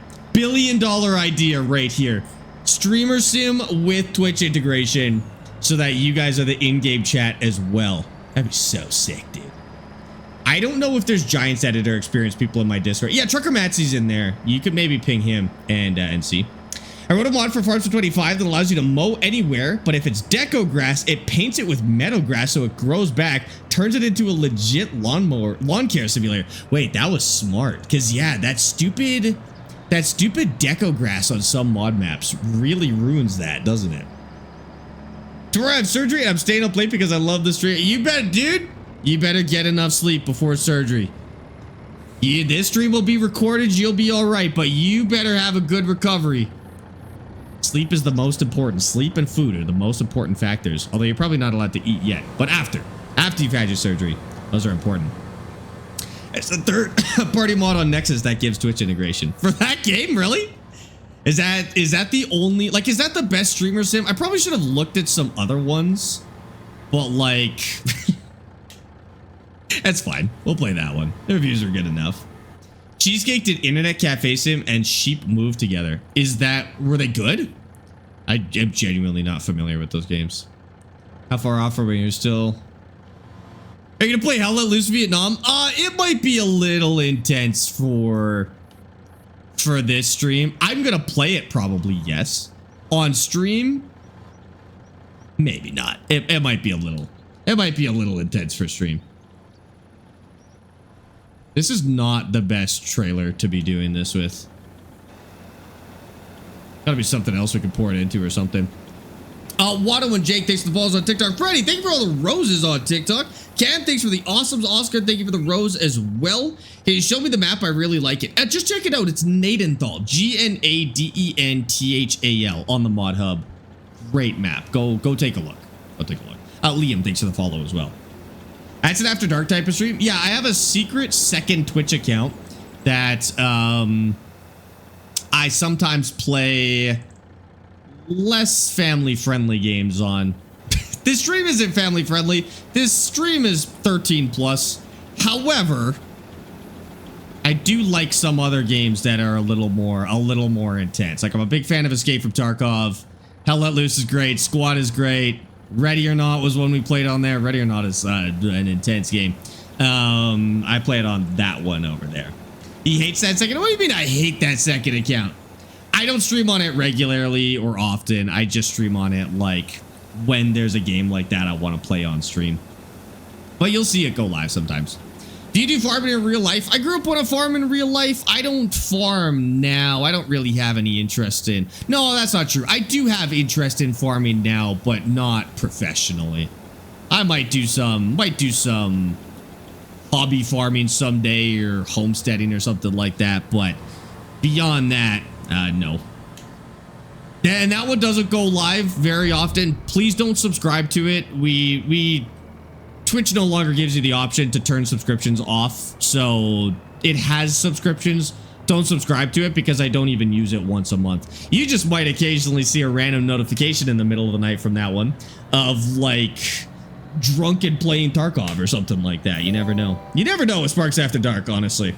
Just follow it and turn the notifications on and see what happens. I don't always give a warning for that one. OC15, thanks for the follow on Twitch, dude.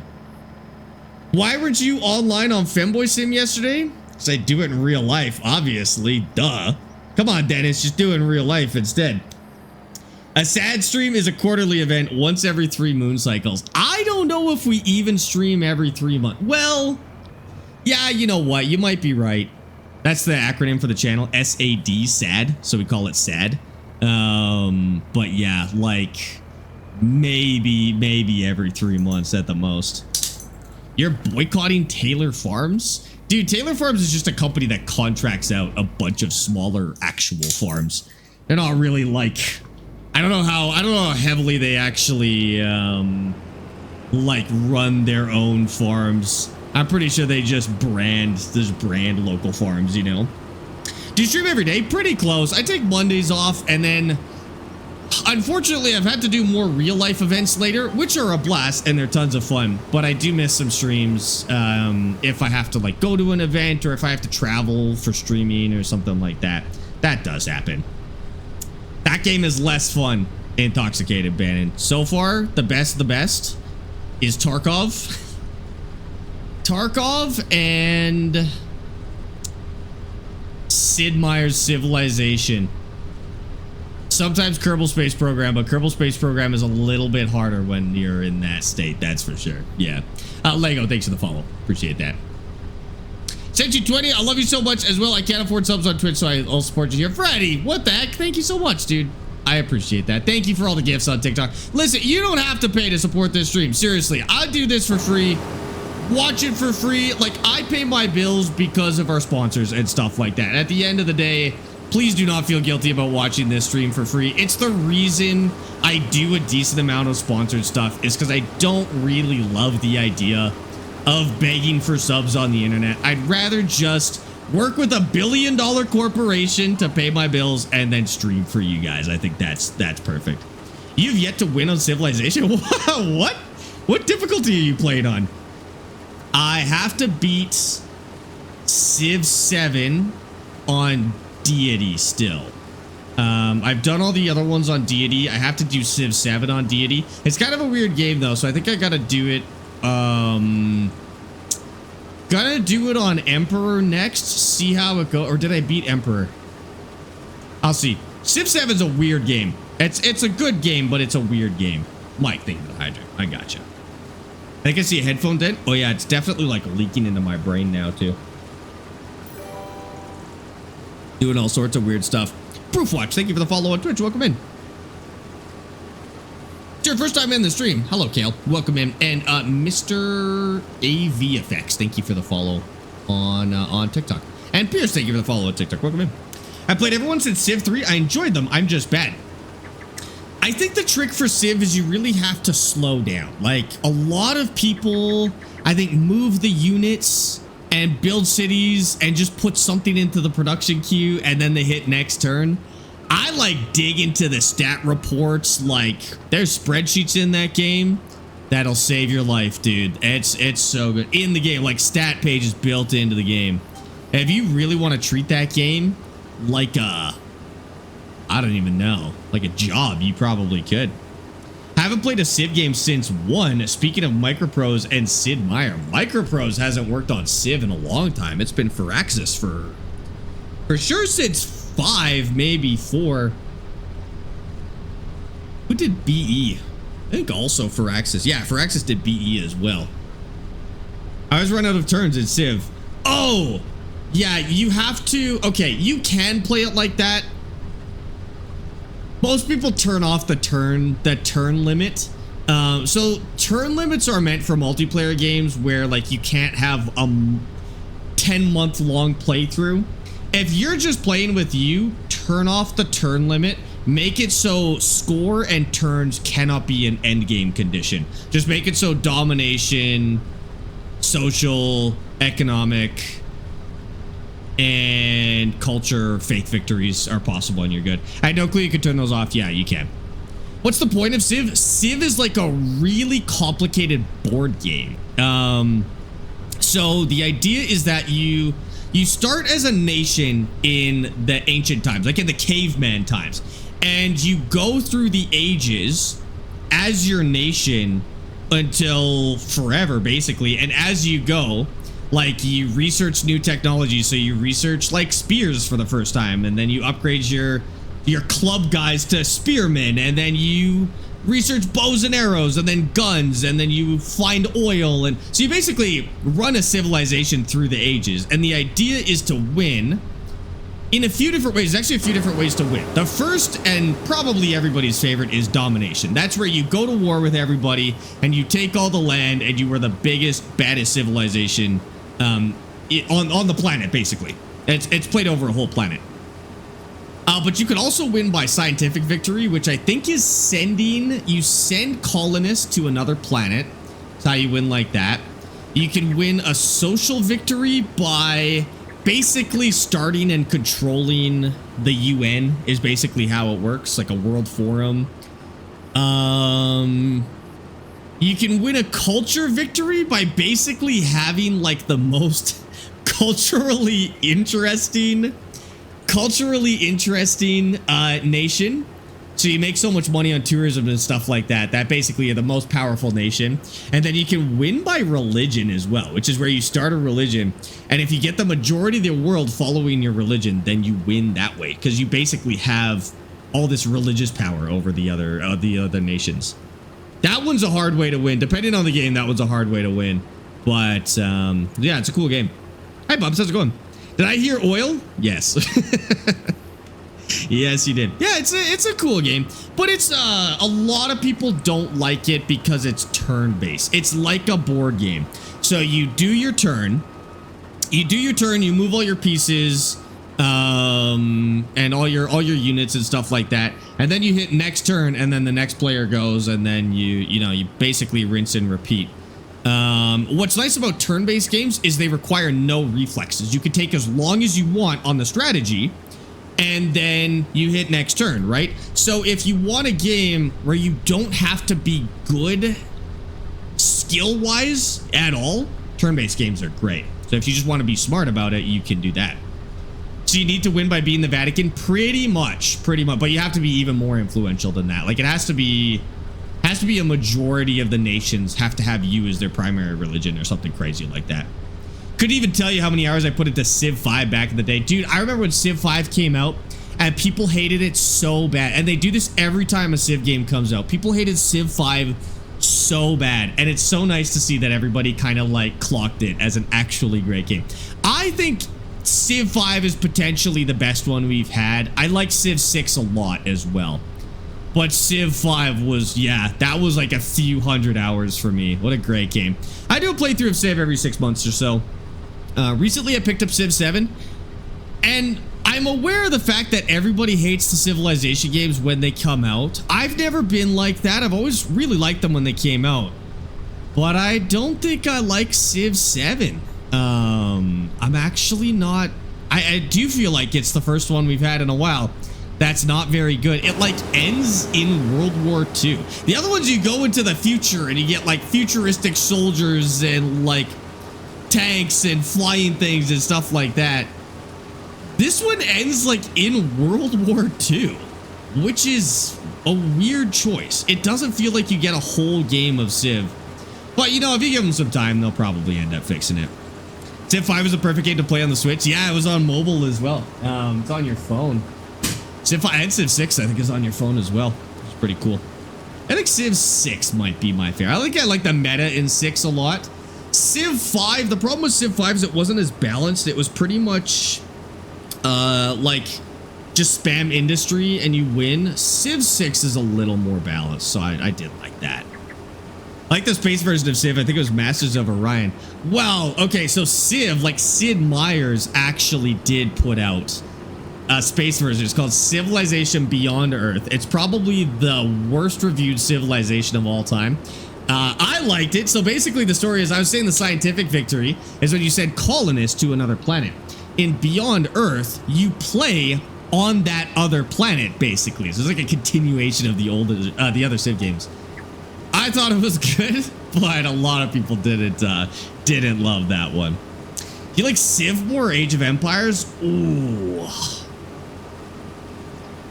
Both great games. They're not really comparable, but I would say Civ. I also really like Age of Empires, but Age of Empires you'd compare more to something like StarCraft. It's an RTS, real-time strategy. TBS is what Civ is. Civ you'd compare to... what are other TBS games? I don't know, is Hearts of Iron turn-based? Like grand map strategies, basically. Age of Empires is like an RTS. My neighbor has autism. Moses Yard every day. Getting old. Should I say anything? That's a tough one. Moses Yard every day. Does he mow it at weird times, or how long does it take? Because maybe Rise of Nations. I think that's like those are like those spammy mobile games, aren't they? Is that what Rise of Nations is? I don't think I've heard of that one. The Fort is from Plains and Prairies. Yeah, that's a great DLC, by the way. You play on the other planets. You get to repulse the invaders, you, from the previous game. No, you play basically... the game starts as the colonists when they get there. But the other nations also... they also get there at the same time, too. So, yeah, you basically start as a small colony... and you grow it into a space-based civilization. It's actually pretty cool. You want another Red Alert game? Ah, dude. Did you play the last Command and Conquer's game? They lost the plot. Command and Conquer lost the plot. I don't know if they can still make good games. in that genre. You know what was great though? Homeworld Deserts of Karak. If you liked, it's a little bit of a different vibe than Red Alert. If you like the Command and Conquer games, play Homeworld Deserts for sure. What else is like? What else is like Command and Conquer? There are some other games like that out there, but Deserts was good. I like that one. Last one you played was 2. Okay, so like Red Alert 2. Oh my God, Halo Wars is so good. Yes, play Halo Wars. I should have said that, to be honest. If you like Red Alert, play Halo Wars. So basically they did the Red Alert series and then they did Wrath, which I actually liked. It wasn't Red Alert, but it was definitely a Command and Conquer game. The graphics are really good. It was a fun series. But then they did this thing where rather than building bases, because I think everybody's favorite thing in the Red Alert games is building a massive base. Because I know everybody remembers playing Red Alert and not killing the enemy. You would just leave them, like you'd weaken them and imprison them basically. And then you would like build the biggest base that you possibly could across the map. They changed it so you no longer build buildings. You just have like a walker and it just walks around and you pick which units it spawns. So you never actually have a base. You never actually have buildings. It's kind of like if Deserts of Karak was bad. Like if they did it wrong is kind of what it feels like. It was terrible. And they never made a new Command and Conquer game after that. That was it. Halo Wars was really good. You did play that? I think it was terrible, dude.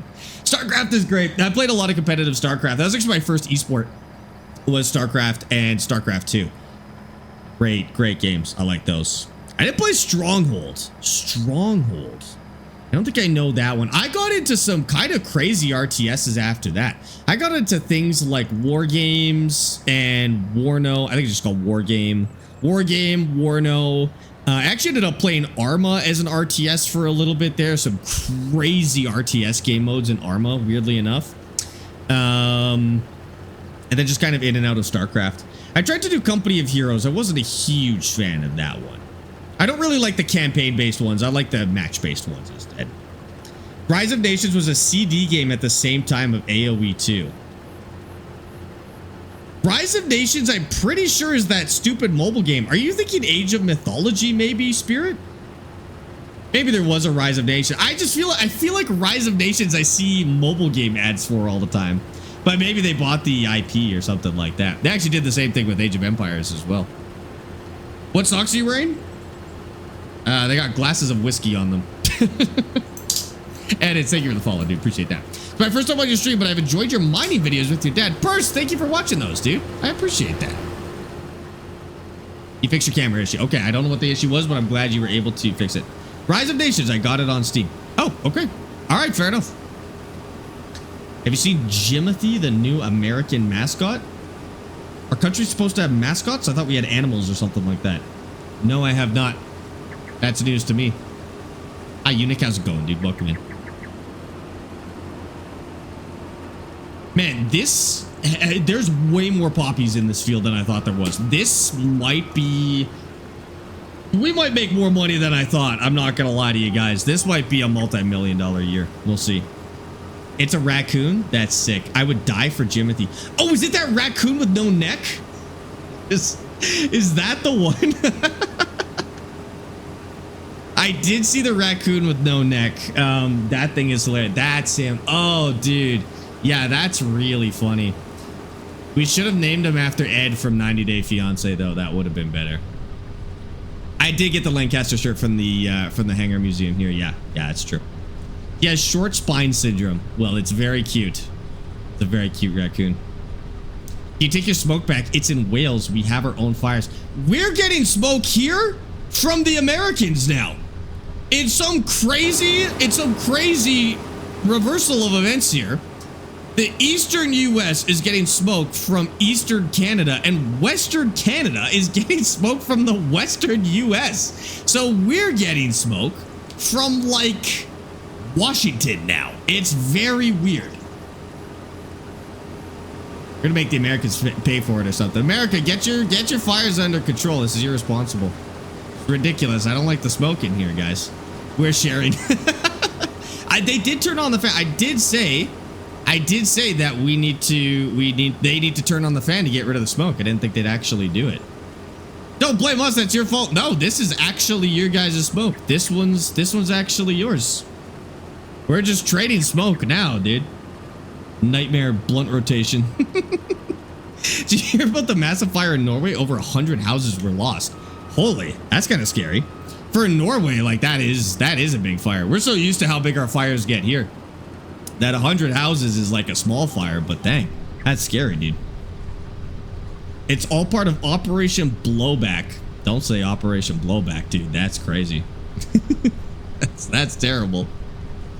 Have you been to Switzerland? Have you ever tried Swiss alpine farming on farms? You definitely should. I have, actually. I haven't been to Switzerland in real life, but I have tried Swiss dairy farming, and it was actually really good. Doug, I don't know what that gift is. Is that the stupid AI fruit dramas from TikTok? Thank you, dude. I appreciate that. But that's horrifying. The fire in Norway is the biggest in 100 years. That's a little bit scary. I was having a good day. Now hearing Canadians are inconvenienced by Americans. Now I'm having a great day. I could just tell you that every day and it would probably be true, Alex. Just ask. Just ask. It's probably a regular thing. You guys are always doing something. You're always up to something. So this isn't really new. Tried doing a Dutch farm from zero. Man, I don't know anything about Dutch farming. That would be tough. Keep it coming. Okay. All right. Sounds good, Alex. I'll come up with something new every day. Okay. Also, get all that bacteria out of your nasty lettuce. I thought I was gonna die. I went to Taco Bell and then heard this news about Taco Bell. I thought I was gonna poop my brains out. I didn't. I was totally fine. But like, keep it together. Wash your lettuce or something. I'll come up with a new one tomorrow. I don't know what it is, but I'll keep an eye on the news or something like that. How do you do tramlines? That is from Precision Farming, which I do actually highly recommend. It's a lot of fun. Oh, what a weird line. Okay, we'll go for it. Ben, thank you for the follow on TikTok. How long until our new game? About 30 minutes to an hour to our new game, chat. If you haven't voted yet, go to the Discord, go to the announcements channel and vote on the new game. Probably play for the last 30 minutes or so. 40, maybe we'll do 45 minutes today. Because they're pretty good game options. But go to the announcement channel and vote. You can vote for more than one, of course. Right, Dutch farming is fun. Dutch farming. Okay, I'm gonna have to learn about some Dutch farming though. Have you seen the new construction sim? Yes, I have actually. Hope we get to play it. I hope we get like an early access copy or something, dude. That was gonna be sick. Rate your favorite tractors from best to worst. I don't really have favorite tractors, to be honest with you. It's a tool. It's a product. I don't know. Rate your favorite tools in your toolkit from best to worst. What does that mean? Favorite tractors, dude. You just use the right one for the job. I don't know what to tell you. Me and a mate started a new save with Precision Farming. What a difference to the game. Yeah, once you've played the game a lot, it's like the whole game gets refreshed. I really like it. I really like it. Yeah, brands are the same thing. I don't have a favorite brand. I'm not. I haven't been brainwashed by a corporation yet, so I don't have a favorite brand of tractor. It's a product, dude. I don't know what to tell you. The tractor, they all do the same thing. They all do the same thing, and they all have some sort of pros and cons. I don't have a favorite one, I'll be honest with you. Doesn't matter to me. It's the Canadian math that starts with a G. Yeah, exactly. Exactly. How does precision farming work? It basically just makes like the fertilization and nutrient system a little more complicated. And then there's some environmental things it takes into account. So in modern farming, farmers can actually get government payouts by farming more environmentally friendly and changing their processes. And this game actually does that. And it's actually very helpful. You can make a lot of money doing it. So like cover crop, for example. See the green over there? That's not a real crop. That's a cover crop. It's going to get mixed back into the soil, but it holds the dirt in place over the winter time so it doesn't blow around and degrade. And we get a payout from the government for putting that in. It's also pretty good for nutrients as well, so it's kind of a win-win. But it stops the wind from wrecking the field, basically. First is a favorite brand, Dodge Dart, for some reason. I will be the first to tell you not to buy a Dodge Dart. I promise you that, dude. That car... I mean, I feel like I've gotten kind of lucky because it hasn't really cost me much. But you could just go look at the consumer reports for the Dart and see everything that's wrong with it. The constant electrical issues are pretty much the worst part. I'm not a big fan. I don't think I'll buy Dodge again. I'm just going to go Toyota. Next time I need to buy a car, I'm just going to get a Toyota. I'm just going to listen to everybody that says they switched to Toyota and it's reliable and cheap and they never went back. I think that's what I'm going to do. Do it the smart way, you know? Nice setup. Thanks, blah, blah. I appreciate that, dude. What crop is that? Poppies. They're poppy seeds. They probably made them too big, hey? They're pretty tiny. Get a BMW M4. Pretty sure I just said I want a car that's cheap and has no issues. Pretty sure the B in BMW stands for broken, dude. You also get penalties when you do things wrong with precision farming. Yes, you can actually, that's true. So if you farm really well, you get a bonus to your everything you sell. But if you're like a really environmentally unfriendly farmer, you'll get like fines basically, where you sell for less, which is not good. You don't want that to happen. We have 2 brand new Toyotas, can't go wrong. I don't care how they work when they're brand new. Talk to me in 10 years. Talk to me in 10 years and let me know how they're going. Because my Dodge was good when it was brand new as well. All cars are fine when they're brand new. Talk to me when it's 10 years old and tell me what problems it has. That's the real test of a car. If you're Walter, the government hates you. No, I think Walter actually farms pretty environmentally friendly because he doesn't spray his weeds. I don't think he tills ever. So Walter probably has a 100% precision farming score. But he's got the worst yield of any farmer in this game. It's a little bit impressive, actually. But I actually believe that he has a high score. What is 12 years old perfect still? See, that's what I want to hear. I want to hear how it goes that when it's that old. Looking for a new map. Does this map have decent sized fields? Yes, but they're square. Square fields I find kind of boring. I'm not really into square fields, but yeah, they're big. They're big fields, that's for sure. And they're deceptively big too. So when you look at the map, you wouldn't think that they are. But when you're farming them, holy dude, they are honkers. Like this field has taken us so long. I planned something I could use with the swather next time. That'll be worth it. Always. I always start from scratch. Yeah. I just used oilseed radish as the cover crop. You can mod in other catch crops, but I just use oilseed. There actually is one that comes with this map too. It's flowering. It just says flowering catch crop. But I used oilseed because I know how it works, so I went with that. I know the coffee update is going to be so sick. I'm so excited. The only thing I really hope for the coffee update is that there's some level of progression. Like, I don't want to have to buy a $250,000 machine just to farm coffee. I really hope there's some cheap coffee harvesting equipment, or we can do it by hand or something like that to start. And then we get into the bigger machines, because there's that problem with grapes in the game and olives in the game right now, where you have to buy these insanely expensive pieces of equipment just to do it. So hopefully they fix that for this upcoming one, or somebody does a mod or something would be nice. Walter rarely harvests his crop for me, so really giving back to nature. That's the other thing. He has a lot of dead crops in the map. I can't see it from this map, but he like regularly just lets his crops wilt. He's a terrible farmer. Wesley, are you hallucinating? Are you hallucinating, Emmy? Oh my god, he's hallucinating. No, she wasn't. Emmy was not here. She's live. Yeah, why would she be here? Wesley, are you feeling okay? Unless she was scrolling way up. I was in her chat. Oh, okay. You were in her chat. Well, yeah, well, she'd be in her chat. That makes a little more sense. We're talking mad crap. Oh, she's here like watching. Oh, chat, don't tell her about that thing I said. Wait, she's watching this stream? I was gonna say, what can we say to get her banned, but then I'd get banned. Don't tell her about that thing I said earlier. What are your favorite Farms for 25 maps? The base game ones are really good, honestly. I haven't played enough of the modded stuff. Now I want to tell her, but I don't know, so rip. Yeah, I didn't tell you either. Sparx, with the news of the dual farm sticks on console, does this mean we can reconfigure our button layout as well? I'm not sure. I don't know if that's like a restriction that the consoles have or what. My guess is no.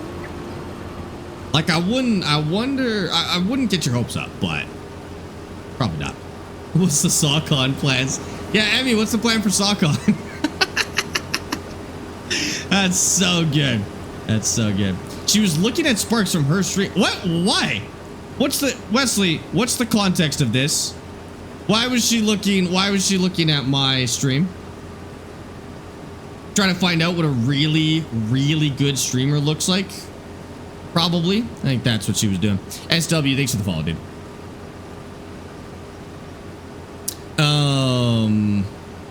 New save is on an Irish farm to make it a bit more realistic for us. Are you doing silage? Every time I hear Irish save, it's about silage. She wanted to see her Uggo boss. Damn, that's rude. That's coming out of her paycheck. JB, that comment's coming out of her paycheck, dude. Just let her know. $100 less for your comment. Tell her to keep her chat under control. This is what happens, dude. I mean, it sounds too good to be true, but on PC, if you want to use dual joysticks, don't you need to configure them yourself? Probably not anymore. Now you just plug them in. But yeah, it'll configure itself on console as well. You won't need to do anything with it. She has a real job anyways? I know, what a dork, dude. A real life job?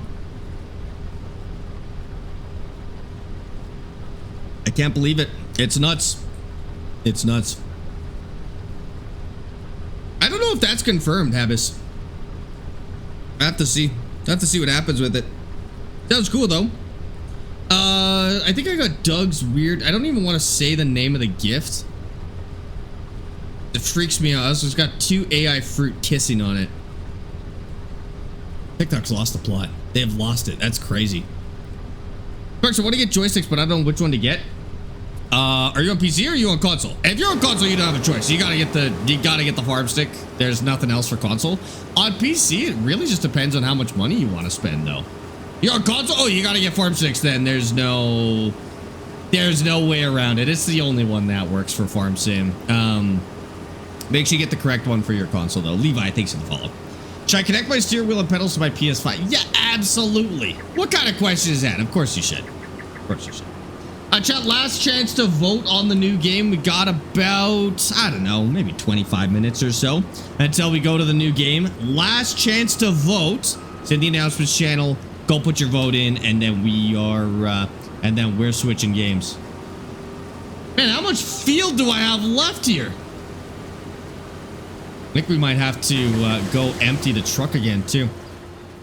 Let's see how many poppies we pulled out of here, because it is legitimately... Like, we might be above 500,000 liters of grain this year. I don't know why we're making so much grain. How much are they? They're $130 each. 130 US dollars each. So they're kind of pricey. But you could just start with one. And then you could get a second one if you ever wanted to. Yeah, this will fill the rest up. I can't remember how much this actually holds. Oh, yeah, this will fill it up. Got 10,000 liters in there. I think this one is about 40. Not quite 40, maybe like 38. Go. I might not get it all. No, I don't think this can fill up 2 whole cells on its own. Maybe it is 40K. Where do I get them from? I would just get any simulator gear you get, just get straight from the manufacturer. Don't even... I mean, unless you need to order it from somewhere else, like you can't get it. But yeah, get it straight from the manufacturer. That's my advice for everything. For everything that you would buy for simulator gear, get it straight from whoever's selling it, because it'll usually be the best price. And if you ever need help with it, because simulator gear is kind of complex sometimes. It does sometimes have issues, need updates, and you may need support for simulator gear. I'd get it straight from whoever's actually making it. Where do I vote in the Discord? Oh, in the announcements channel is where you go. Currently, the games are Train Graveyard Sim, which is us dismantling trains, which is sick. Then we've got Drone Sector, which is a military drone simulator. It just came out today. And Ore Factory Squad is a new mining sim that we can try. Sparx, I'm planting soybeans. What crop should I seed or plant for the next harvest? And just something you've never done before. That's usually my my go-tos. If I've just never done it before, I'll do it as a new crop. Not FPV drone simulator. Probably too soon for that, dude. That'd be messed up. This one is like it's like a aerial drone simulator. Going good tech though, it might actually pay out like one of those businesses. No, I don't think so, Alex. Again, it might be too soon for those. I saw a mobile game of an FPV drone simulator though, and it was as tasteless as you would imagine it would be. It was a little intense, but also looks kind of fun. I hate to say it, but it does look kind of good. Not sure how long until they add it to Armor Squad, but it'll happen, dude.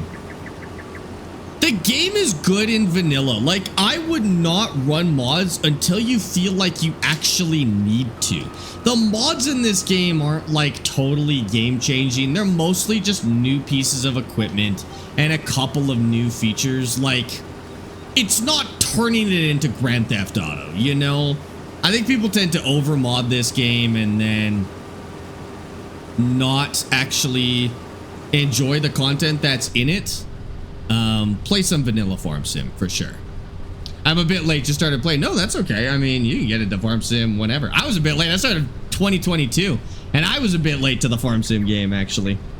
Dude, that new construction sim game is gonna be so good. I know they did I think they just did a post about what the hand tools are like, because in the new construction sim we can actually use hand tools, not just machines, and that'll be really sweet. Why is the yield so low? What to do with these beads, maybe? A little bit better.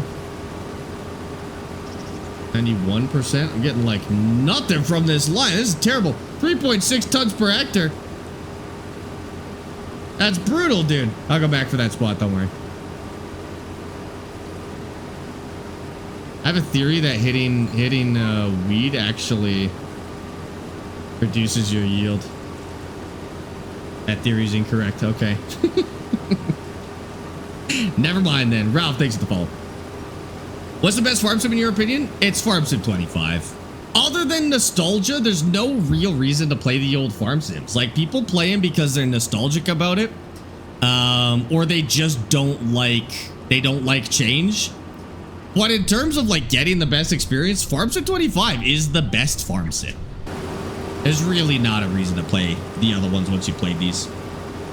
How do you tell what the yield is? Top left, I don't know if you can see it. I'm assuming it's part of precision farming, but it tells me my tonnage per hectare, my yield percentage, and I think the total. I don't know what those other two numbers are. I don't know what those other two numbers are, actually. You guys will have to tell me. Hi, XZ. How's it going, dude? Welcome in. And Nacho, thank you for that hydrate. They added measurements to Construction Sim Evolution. Wait, really? Oh, that's cool, dude. Yeah, that's gonna be good. As long as the dirt physics are like genuinely, Construction Sim's nearly a perfect game already. The only things that it needs to be fixed are the graphic bugs, because those were terrible in the original Construction Sim. The menu bugs and the key assignments, like the ability to change your dead zones and stuff like that, which don't work in the game. They're apparently in there, but they don't actually work. Can't change sensitivities. Like, it's just little quality of life tweaks and we'll have a perfect construction sim. This is another easy home run. It's like gold mining sim, right? Like they perfected gold mining sim 1 in terms of the formula and the gameplay. And all they need to do for gold mining sim 2 is they just need to make it run better and add simulator gear. That's it. That's all they have to do. Easiest home run ever. Construction Sim Evolution is the same. They can pretty much go with the same physics and just fix all of the little QOL things, and that game will be perfect. When you walk up to the field, the stats come up on the left. It tells you what it is. Maybe if I expand that. No. It doesn't tell me what it is. So if I get out, it'll tell me what that is. Got stats on the bottom right. I don't know what those other two numbers are. I know the yield tonnage, the percentage, and I don't know what those other two are. I'd probably tell us actually if we looked in the about section. I wonder if it would tell us. The only thing I didn't like of the digging the dirt was the digging part with the dirt. Everything else was fine for me. Wait, you didn't like the digging? Sorry, what didn't you like about the digging in Farm Sim? That was my favorite part of the entire game. I played that game to dig in the dirt. Why didn't you like that? Or it just wasn't for you? Like you just didn't like that activity? That's crazy because I love that. I love that. I know not having Out of War on Sunday does make it weird. Just how you can literally dig anywhere or push it into the side if you're digging a basement. Oh, yeah. Like, they didn't really enforce the dirt management that hard. Like, you didn't have to ship it off-site. You could just kind of dump it wherever or push it out of the way. Yeah, that's a good point. But, like, it's not that they couldn't. That would have been a really easy thing for them to enforce. I think they only did it so that the game wasn't so hardcore, you know? Because otherwise, I think people would complain if they had to deal with all of the soil. Would have enjoyed actually having to take it off site. I mean, you can enforce that on yourself. You don't have to accept the completion when it's done. You can enforce having to take the dirt off site instead. Dad and I did a couple of jobs where we enforced that ourselves, and we also actually we did that too. We have a hardcore save of the current construction sim, and we just enforced that ourselves. The problem is it's kind of like certain mechanics in Farm Sim where the casual players can't really handle really hardcore mechanics like that. So sometimes you just have to do it yourself. Would be better if it was a toggle, like a setting that you had to turn on or off. Like if you could play in a hardcore mode and you had to move the dirt away, I think that would be really, really sick. But we were enforcing that ourselves for our playthroughs. Where is Canada? Where is Canada is your farm? It's pretty much flat. Must be Saskatchewan. Oh, it's in Manitoba. It's in southern Manitoba, I believe. Actually, if you look up Nadenthal on a map, like on Google Earth, you'll get this place. It's actually a real place. Buy joysticks and not a controller for driving the tracked vehicle. Yeah, that's true too. Tracked vehicles, construction vehicles in general on a controller are pretty rough. All right, let's take this home and see how much we've got. Probably get at least one more trailer out of this. When you start playing Out of War, I wasn't really interested. Did not really watch any of the Out of War gameplay, but since last weekend, I might get it myself. It's really like, I agree. If you don't have any interest in mining, just the idea of Out of War doesn't seem that cool. After watching it and after playing it myself, like I genuinely thought we'd have a couple of days of Out of War.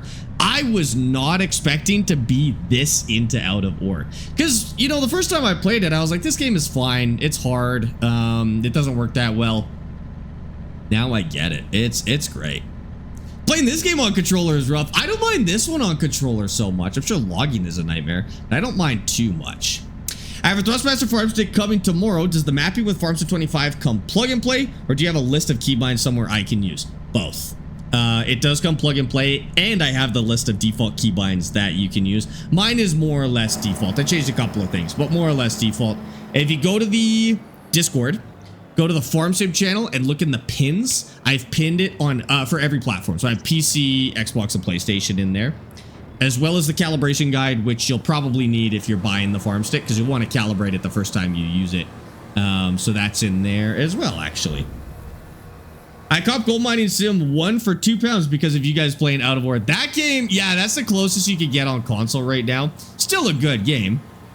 But that's kind of the only option console players have at the moment. How does this thing do this? Look how far off it is again. It's like it shakes itself off of the input. It's also not terribly picky of where it has to be, which is nice.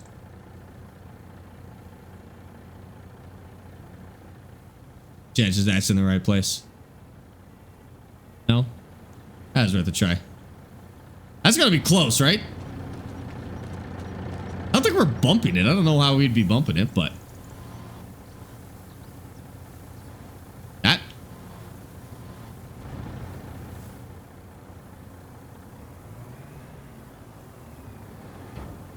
Come on, little buddy. Drop some poppy seeds. What the heck?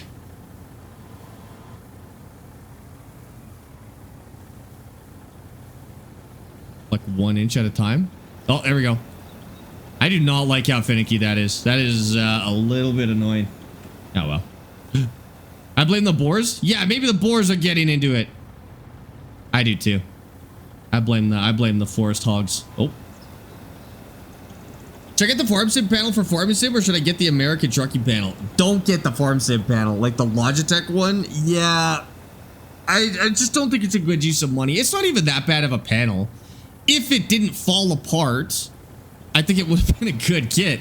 But it did not last. I mean, you do have to remember I play a lot of farm sims, so I probably put a lot of hours on it really quickly. But it did eventually fall apart on me. First thing that went was the scroll wheel, and then the joystick got kind of weird, and then the joystick started falling apart, so I glued it back together, and then it's like all of the plastic just started falling apart and crumbling on the thing.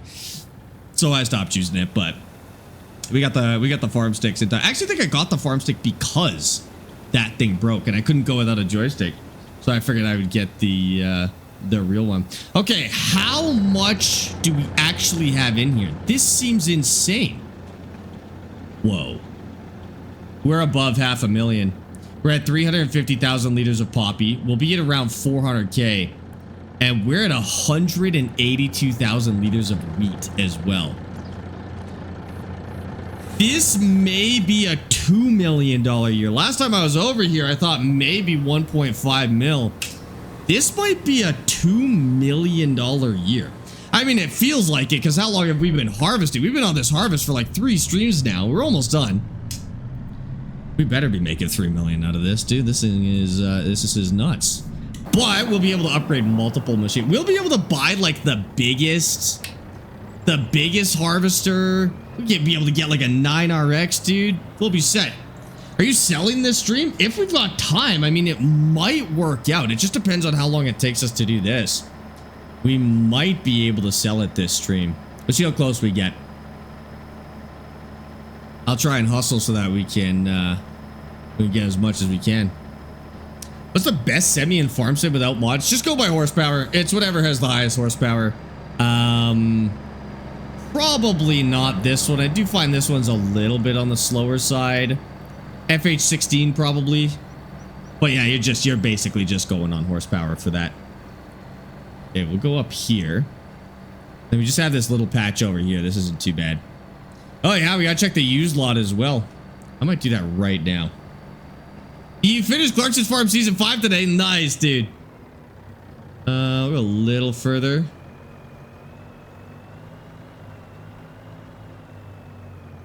Okay. Yeah, let's go look.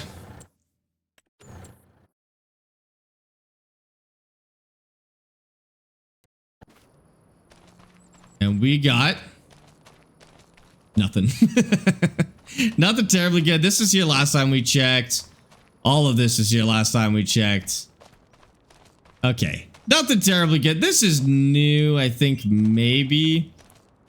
No, maybe that Zeta was there as well. Nothing crazy. Dude, we honestly haven't seen much in the used vehicle lot. It hasn't been a super overpowered thing. I'm glad we have it. I should check the regular discounts as well. Whoa. Not even a bad price, actually. 200K. I hate those tracked vehicles, though. Those run like junk. Whoa, wait. I'm going to need that, almost certainly. I'm buying that, actually.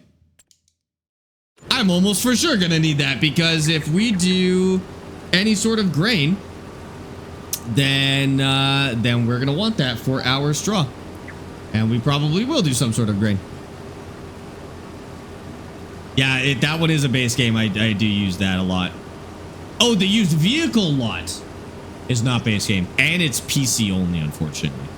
Do I roll before or after seeding? After seeding. A lot of people think you roll before seeding. Put the seeds down and then compact them in with the roller. And it'll increase your yield. You need it to get 100% yield, actually. Yeah, after seeding. Truckspot and Weston, thanks to the follows, guys. Appreciate that. Ryan, thanks for all the roses and the GGs on TikTok. And Swayze, thank you for the heart on TikTok as well. Should I use one desk for keyboard and wheel or get another desk? It totally depends on what fits at the end of the day. Like, if you can fit it all onto one desk, it's probably a good move. Oh, yeah, this thing has a super finicky pipe. Oh, is it going? Like, if you could fit it all onto one desk, I would. But it may be kind of tough to get a wheel and a keyboard on one desk. I started on a desk. But what I would have to do is I'd have to take the wheel off whenever I wanted to use the keyboard. And that was kind of annoying, so I bought a driving rig. I had room for it, though. Like, I had a part of my room that I wasn't using, so I put a driving rig in there. Really just depends on what you have the space for at the end of the day. Can't take all of it? It is. Hell yeah, dude. Pretty sure it's not base game. Is it a mod or Skypack? No, that actually might be... It's either base game or it's Plains and Prairies, but I'm not really sure which one. Is the T8HS any good to go with the T248R? Yes. Yeah. That's the cheaper shifter option. It's decent. I've got one. It's back there. I use the T8HA now, but the T8HS is solid. Yeah, 100%. What should I get next for my sim setup? I have the G29, an American Truck Sim, and a shifter. I mean, for American Truck Sim, that's all you need. You need a shifter and a wheel.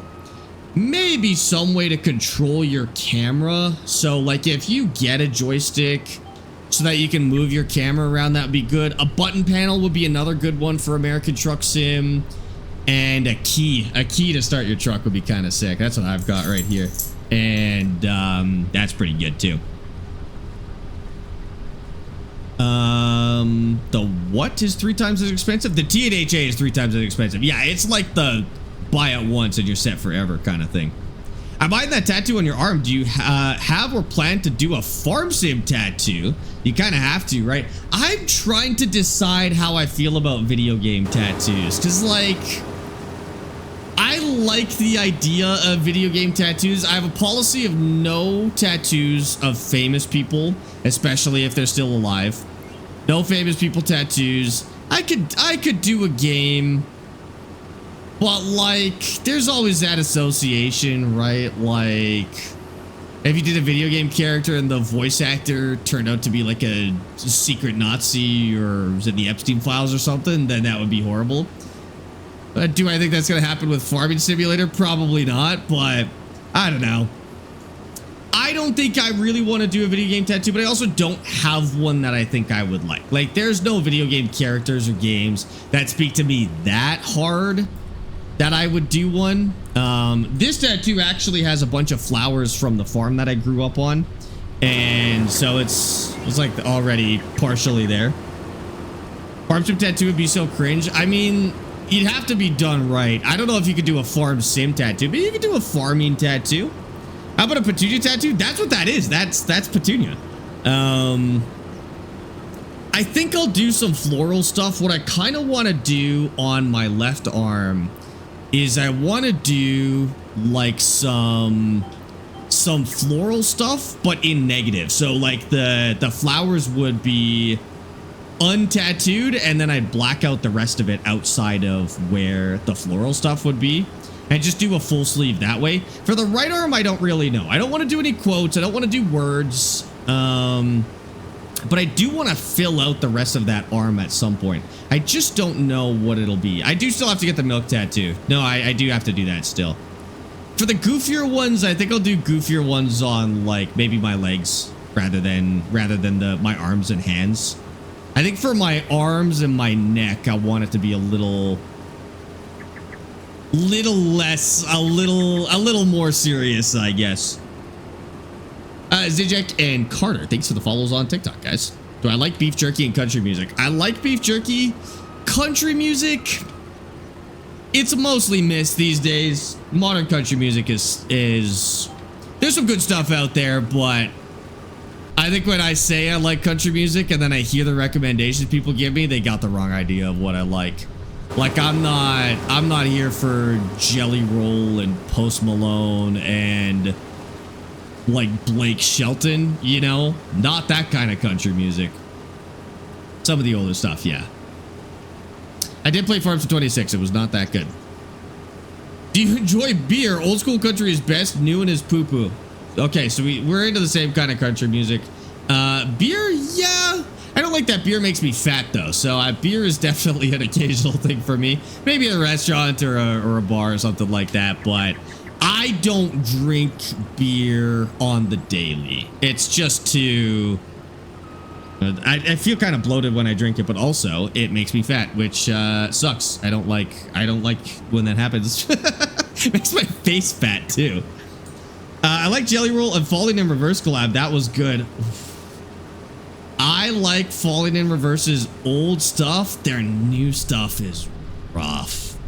I think they've kind of gone, every once in a while we lose an artist to like, and I don't know what to call it's like American political core, where they lose the ability to write good music, and it's just like you're listening to weird political pandering, and sometimes it's not even American artists. I don't know if Falling in Reverse is American or what they are, but every once in a while we lose good artists to just straight up pandering music, and unfortunately I think that's where Falling in Reverse has gone lately. I hope they can get out of it, because Ronnie is a genuinely fantastic vocalist. He's a terrible person. He's a bad person, but he's a fantastic vocalist, and frankly he's not bad enough that I can't separate the art from the artist, but he can't keep releasing garbage and be a bad person. He's got to pick. That one that not Jelly Roll. He did a collab with Marilyn Manson or something like that, and it was so good. It was so good. God is a Weapon, I think, was the name of the song. Just fantastic. And then they did something with, I don't think it was Jelly Roll, it was somebody else, some other past their prime artist, and it was just straight swill, dude. It was not good, but I do believe they could get it back. I think Falling in Reverse can get it back. I don't even know if that was Falling in Reverse or if that was just Ronnie doing that one, but I think he's gone down some weird social media radicalization thing. Hardy, that's the one. That was terrible. I'm so sorry. Maybe it just really wasn't my kind of music. Maybe it was meant to not be taken that seriously, but that was a hard listen. Do I like Lonely Island? To watch as a joke, yes. To listen to unironically, no. Like I wouldn't have Lonely Island in a playlist, but to see a Lonely Island skit or a music video, that's funny. Like it's comedy content. There's this genre of music, and it's not new, but I don't think it's really meant to be listened to like passively. Like you don't put it on in the car. But it's almost like social media music, kind of like comedy, kind of social media music, and I don't mind that. Like Baby No Money, whatever he is, he makes social media music. Oliver Tree was another one. Oliver Tree, I don't listen to Oliver Tree, but it made good social media music, you know, and you have to listen to it differently. It's not meant to be put on some headphones and listen to. What about Uptempo? I don't know what Uptempo is. BB No Money, crazy. I'm sorry, not related to TikTok music. You bet you listen to Lonely Island? That's wild. No, I can't do it. I can't do it. I've come across a singer called Kill Carl. His songs are so funny, so not serious. I can appreciate that. Or like, who's that guy? Oh, he's like one of the early ones to do this. I mean, Tiny Tim was probably one of the early ones to do this. Like, this kind of joke music has been around since the 50s. The Amish Paradise guy. That's BB Knows, that's right. Shoot, who was that guy? Weird Al? Yeah. Like Weird Al. Weird Al is like, I don't want to call him the father of joke music because I do think it's probably Tiny Tim or someone from that era. But Weird Al style music. I'm not gonna listen to Weird Al. I don't want it to randomly come up in a playlist. Don't want to listen to while I'm driving or at the gym or something like that. But I can appreciate it as a funny thing to listen to. You know, bad lip reading. Bad lip reading wasn't music, was it? That was like videos, dude. And Cletus T. Judd, I don't know who that is. I've never heard of that before. I'm not really, I'm not really into this type of music, I guess. Weird Al always asks the OG group before doing a song. I don't think he needed to. That's very nice of him. But to be honest with you, I think music should be one of those things that you can freely cover and freely parody. I really don't think that should even be expected, but that's cool of him to do. Adam Sandler made good music. I found out through Cyberpunk that Idris Elba also raps, and it's not that bad. He's got a couple of good songs. BLP did music from Star Wars films and some other stuff. Ad lip read. Wait, BLR? I don't know who this is. Do you like bacon and eggs? Yeah, like the food? Or is this a musician? The food, yeah. And I like my eggs over easy, the right way. All right, none of this other nonsense. Sunny side up, hard yolk nonsense. I like over easy is number one, and then hard boiled, and then French scrambled. The best of the best. If it's a hard yolk, not into it, dude. Okay, and by hard boiled I mean soft boiled. Hard yolk is gross. They're meant to be soft, dude. I know it's off topic, just interested. I'll answer it. I don't mind if it's off topic. Bonnie, thank you for that follow on Twitch. Welcome in. Check out the PXN farm stick. PXN is a farm stick?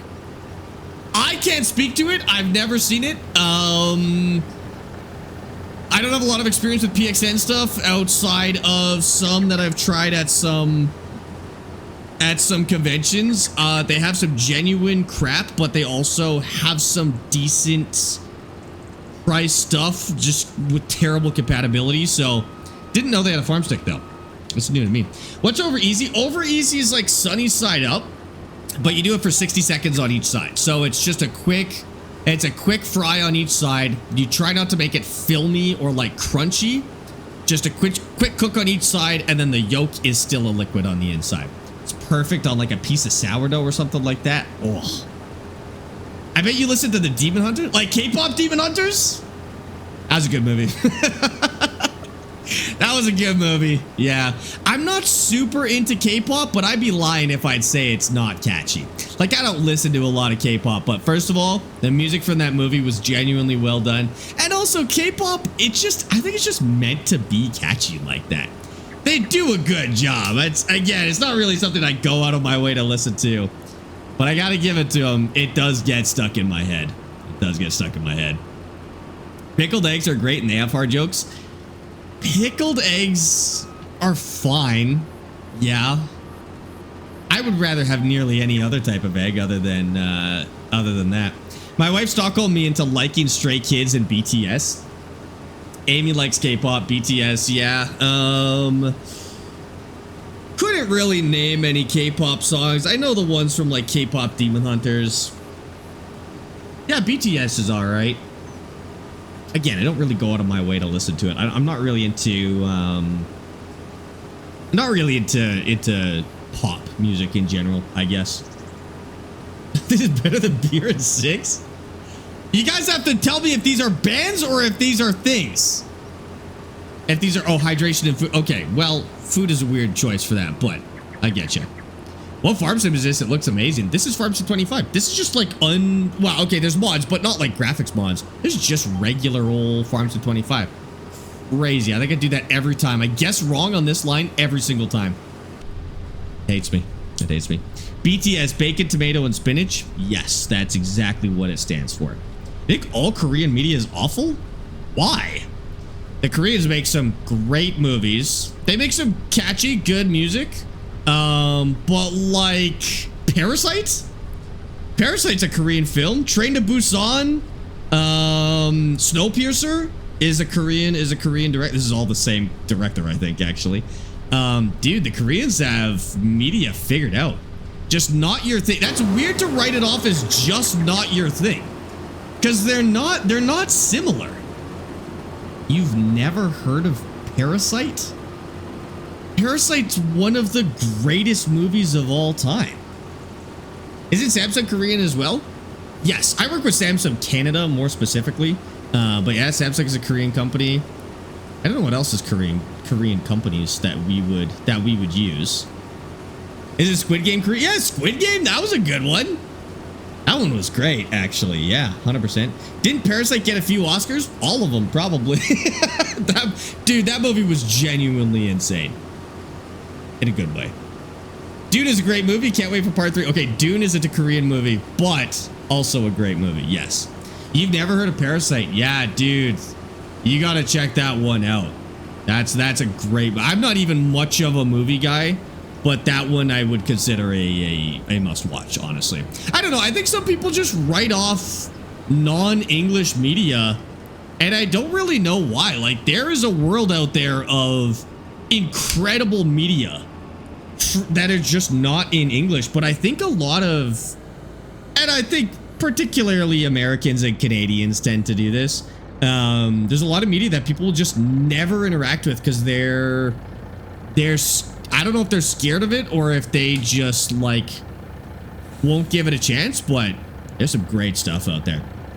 Like Money Heist is another one. It's not Korean, it's Spanish. Money Heist is a must watch. Jesus, not English. I mean, anime is kind of a mainstream one. There's plenty of incredible anime. That's Japanese, no English. There are some absolutely must-watch animes out there. You gotta get over the English-only media thing, dude. I think people live in this weird English language bubble. As soon as you get out of it, the world is a beautiful place, dude. I was iffy about Parasite, but then I watched it and it was amazing. Yeah. I think for a lot of people, Parasite was their first exposure to a non-English movie. So for the first time, they had to watch a movie with subtitles. And that was kind of like, I think that's kind of a nerve-wracking experience for some people for some reason. Parasite is the one that will convince you to keep going, though. That's for sure. My family hates subtitles, which I find weird because I use them even with English films. I also really like subtitles. I feel like I hear more of the movie. My wife has watched a lot of Korean films, but she watches it dubbed in English. I'd rather hear Korean and have subtitles. There's always been that debate. I mean, I think that debate in North America definitely started with anime, where people are like sub versus dub. Sub is subtitles and dub is when they dub over it in English. It's always worse dubbed over in English. I know some people like to hear it in English, but honestly, hearing the performance of the original actors and then just having subtitles is so much better. Sparx too young to remember Amelie? Everybody remembers Amelie. How could you miss that one? No, Amelie was good. The French film.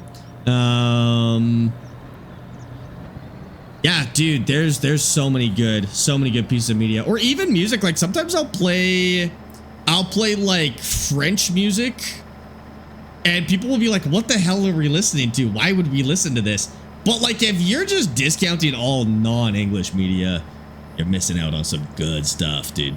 Dubbing is always awful. Dubbing is 99% of the time it's awful. But even if it's okay, like even if it's not noticeably bad, a lot of the time you're missing out on some really good performances. And even though it's not in English, you could tell that it's a fantastic performance. Music is different. I can listen to music in most languages. It should apply to movies too. If you can listen to music in other languages, you can listen to movies in other languages. Personally, I don't want to have to read a movie. I like subtitles, but I don't want to have to rely on it. I think that's fair, but you might surprise yourself, especially when the story is good enough. Like if it's gonna be like a B-tier story in a B-tier movie and you have to watch it in another language with subtitles, you're gonna have a bad time. But when it is a like masterpiece, you won't even notice. Yeah, music's a little different because like how often are you really listening to the lyrics? I guess it depends on the type of music, but plenty of bands that I don't even know what they're saying half the time that I still listen to. How did this get moved? It's like every time we walk away from this, it gets moved. Might be close enough that it'll work though. Oh, it will. It will. It'll go. Okay. It says Nadenthal or however you spell it. That was a surprisingly good attempt at spelling Nadenthal, but yes, this is Nadenthal. I love watching bad martial arts movies from the 1970s and 80s like Snake and Eagle's Shadows. This kind of thing has been around for a while, yeah. Oh, there it goes. That takes forever. Every time you leave, I move it an inch. John! Stop moving my auger. I was gonna say something else. It wasn't gonna come out good, that's for sure. I read too slow to have to rely on subtitles. I'm continually pausing to read, and that was a okay. If you have to pause to read subtitles, that would be rough. I think that would ruin the experience for me. Fair enough. Okay, how do we do? 370,000 liters of poppies, 182,000 liters of wheat, and I think we have time to sell it as well. That's incredible. I don't think we'll do it with this trailer. I think we could go ahead and send this back. I'll just rent another trailer for it. Because this thing is junk. Okay, hold on. I don't like movies and shows that much, so I like dubbed because I'm lazy, but I watched Godzilla -1. I would not watch it dubbed ever. Interesting. I'm always surprised at how adverse people are to non-English stuff. Because we grew up watching some non-English movies. And so I never really had that experience, but it always surprises me whenever I find out how like anti-non-English movies some people are, which is fine. You like what you like, but what are we selling, by the way? Poppies? Poppies and wheat? So poppies are at their best price in February and wheat is at its best price in December. We gotta sell the wheat in December. Okay. We're gonna leave this here for now. I don't think we have to do anything with these fields. I actually can't plant cover crop in that other one. So we're going to go sell our wheat first. And then we'll go from there. I might need another pipe to unload this thing, unfortunately. We need to do anything. We're planting what? Corn? Corn goes in February? No, cotton goes in February. Corn goes in April. I want to do corn. I don't think I want to do poppies again. I think I want to do some sort of grain and corn. I want to do a test crop of corn. And then, yeah, maybe we do... Oh, it's too late for barley. Too late for barley. Too late for wheat. We could do spelt. Maybe we'll do spelt. What's the other one? Rye? We can do rye again. Rye was actually good. I think we'll do rye again. Okay, then we're good to skip. We're gonna go till 9:30 the next day. Otherwise, it's too dark. Are you still doing fence line beef stream with your buddy? We sure are, Tavy. Every Thursday. I think my first foreign language film was Ran. Interesting. Not a bad choice. I just don't watch a lot of movies, so like it really has to be good for me to spend my time on it. Oh, it snowed. We're selling wheat in December? Is that when we're doing this? Wheat in December. You know that video you made about the new DLC coming out? Short video or long video, Carter? But yes. I forget forget what we're supposed to sell this. Hold on. So much money we're making. Short video. Oh, yes. Yes, what about it? Wheat? Keep this organized when we have multiple crop. No, January. Okay, we got one more month. The 9:30 instead. Yes, I know the short about the new DLC. What's up? When you were baling the field, what tractor and baler were you using? I was baling the field. What tractor and in the short? I don't think that was me baling. I think that was...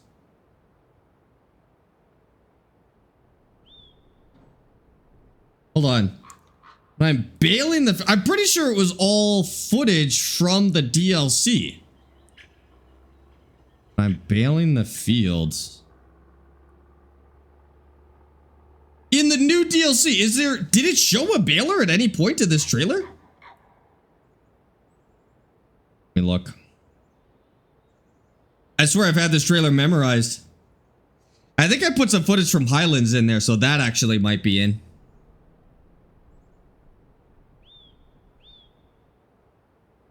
Man, turning 30 seconds of footage into a minute and a half long video. Killing the field. It must have been something from Highlands.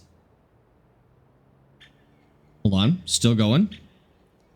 Fiat and Big Baler. Fiat and Big Baler. Okay, let me... I'm almost there, presumably.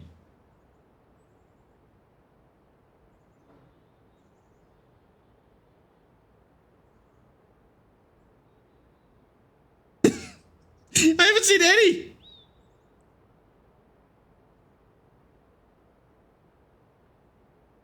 At no point in this video did I have a baler.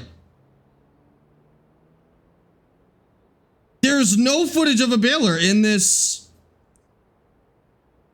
video. It was an orange Fiat. Oh. Not my post. Not my somebody posted a clip. Oh, okay. Sorry, that's actually not me. This one, right? I'll show you. Yeah. Sorry, that's actually not me. That's just a clip account. But I can show you what I used. I used this mod here for the tractor. It's the Fiat Universal 650. And it's actually specifically, it's the 4-wheel drive one. So it's this. And then the baler, I don't think I used anything crazy. I'm pretty sure it was just... Where's the balers? It was a square baler. I remember that. This one, the SB1290. It was just like a cheap baler that we were able to get in the base game. That's the one. When I spread lime or manure, the spreading animation doesn't actually show. Do you know how to fix it? It sometimes does that if you turn it off and on too quickly. Just try turning it off and then back on again. Otherwise, it might be graphic settings. Okay, let's go sell this. Let's go sell this wheat. Now, we need to move a lot of this. So we need the biggest trailer we could get. I think we're basically just using the big red one, probably semi-trailers. I mean, is there anything bigger? Oh, the Super Bee is bigger. Oh, the Super Bee is bigger. Takes longer to load the Super Bee, though. Will be easier, though. Yeah, we'll just do it. More fun to drive anyways. I couldn't find that video anywhere. Yeah, that was actually just from a stream, I guess. Yeah, sometimes you'll see clips of me that people make. If it seems like it's a clip from the stream, it's something that we have in this save, but if it looks a little more put together, it's usually mine. JB, what does that mean? Also, I've never seen that movie, Homer. I've heard people talk about it. Rate my profile picture? It's just a skull and crossbones. 4, probably. Maybe 9 if I was in middle school. But it's literally just like a regular skull and crossbows. I guess. That's fine, I guess. I've seen it about 10,000 times a day, though. I hope that's okay with you. It's not terribly unique. I do see that profile picture like a lot, or some format of that. A lot. All right. We could probably use this. I mean, how low can this go? Actually, I'm pretty sure it can get pretty low. Like this.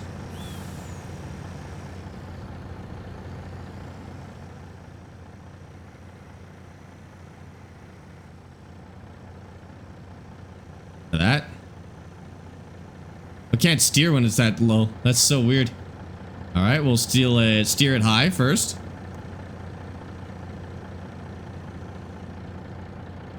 It still can't steer. What the heck?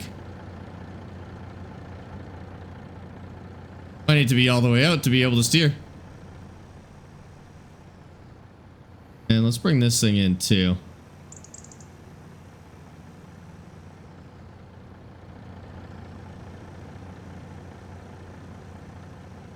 The easiest position to load this will be, but by facing this way. What wheel is that? It's a T598. Thanks for answering that, Nacho. Okay.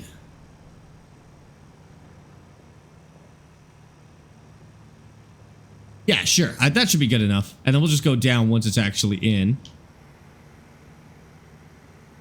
Okay, so where does this go? Right here, right? Think? That's like almost touching that crop, dude. And then that's to go all the way down.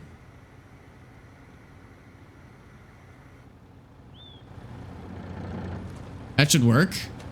Okay. And then how do we turn it on?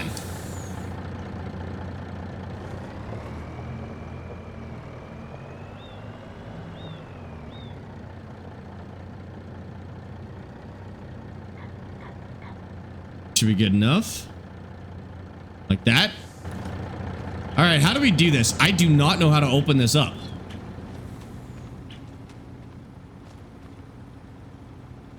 there a button that we press?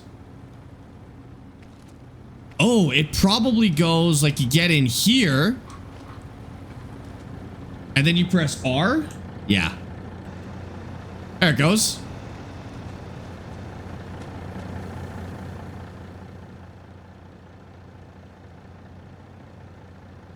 Oh yeah, that's gonna be good. We'll be able to do this in just a couple of runs. They'll have to see where we can unload this. Assuming we will have to restart it every time unless we do this real perfectly. Go.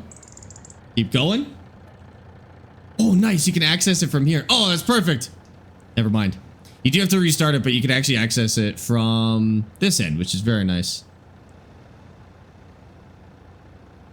My God, like 30,000 liters. Holy, it's going to be 40,000 liters nearly per side.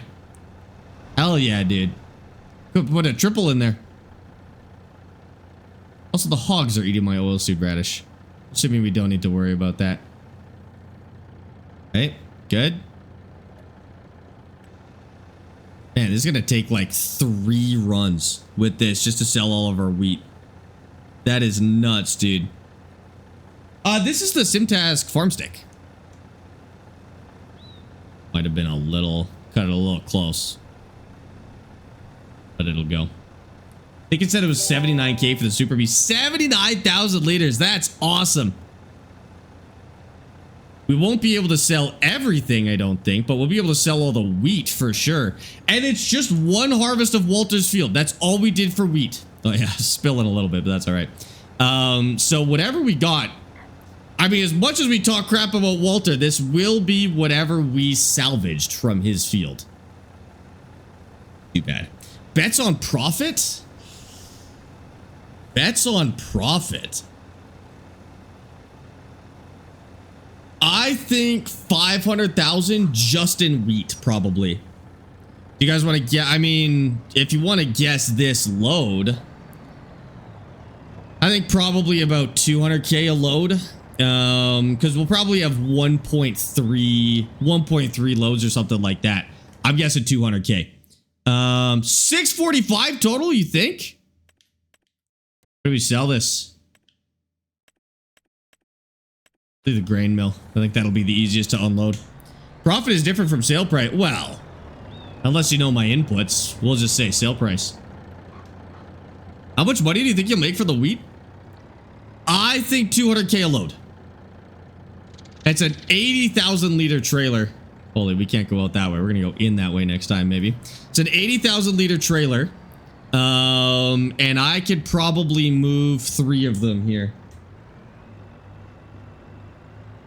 But we'll see. Look at that, dude. Maybe we do need to get into wheat. I mean, poppies really weren't that bad. Imagine moving this much wheat every month. Oh, that'd be kind of sick, actually. You should have rented 2 Super Bees and returned the rear and made a road trade. I thought about it, but I don't have the room to move it in my farm, actually. Also, I don't know if this truck can handle it. I'd have to get a bigger truck, I think. All right. Go unload number 1, and we may have to... So we have $23,000 right now. We might have to calculate it like that. Okay, there it goes. And then how do we switch the side? I don't think we can do it until it says.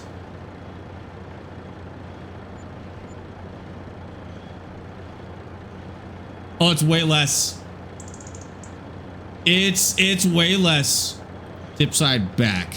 So we made about 27K from a quarter of the load. Wheat does not sell for as much as I thought it did.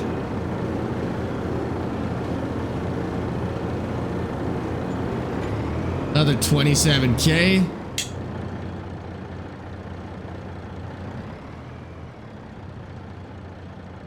Okay, and that one's going. That's the front bin on the back.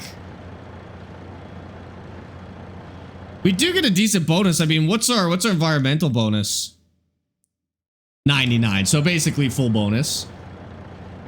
Okay. A little further, I guess. Oh.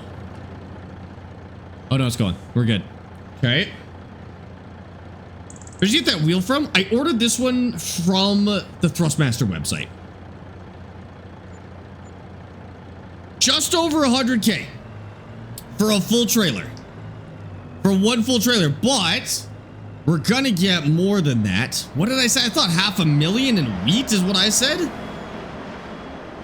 I think I was thinking wheat sold for 2,000 per 1,000 liters. It's closer to 1,000 per 1,000 liters. It's actually a little bit more. It's like 1.2 or something like that. I thought it was closer to 2. So that's not great. Let me turn this around. What is the best way to do this? Oh, okay. Hold on. Let's go turn around over here. Still, it could be worse.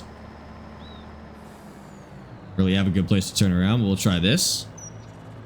You should check the calendar. Well, no, this is actually its top price.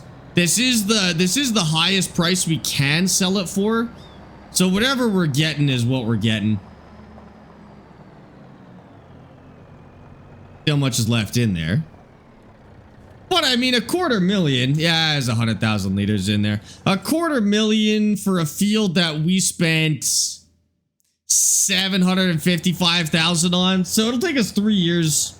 Well, no, because we did get a lot of poppies out of that. The poppies will be the big money maker. The wheat was just a nice little bonus. Like, it was ready to go when we bought the field.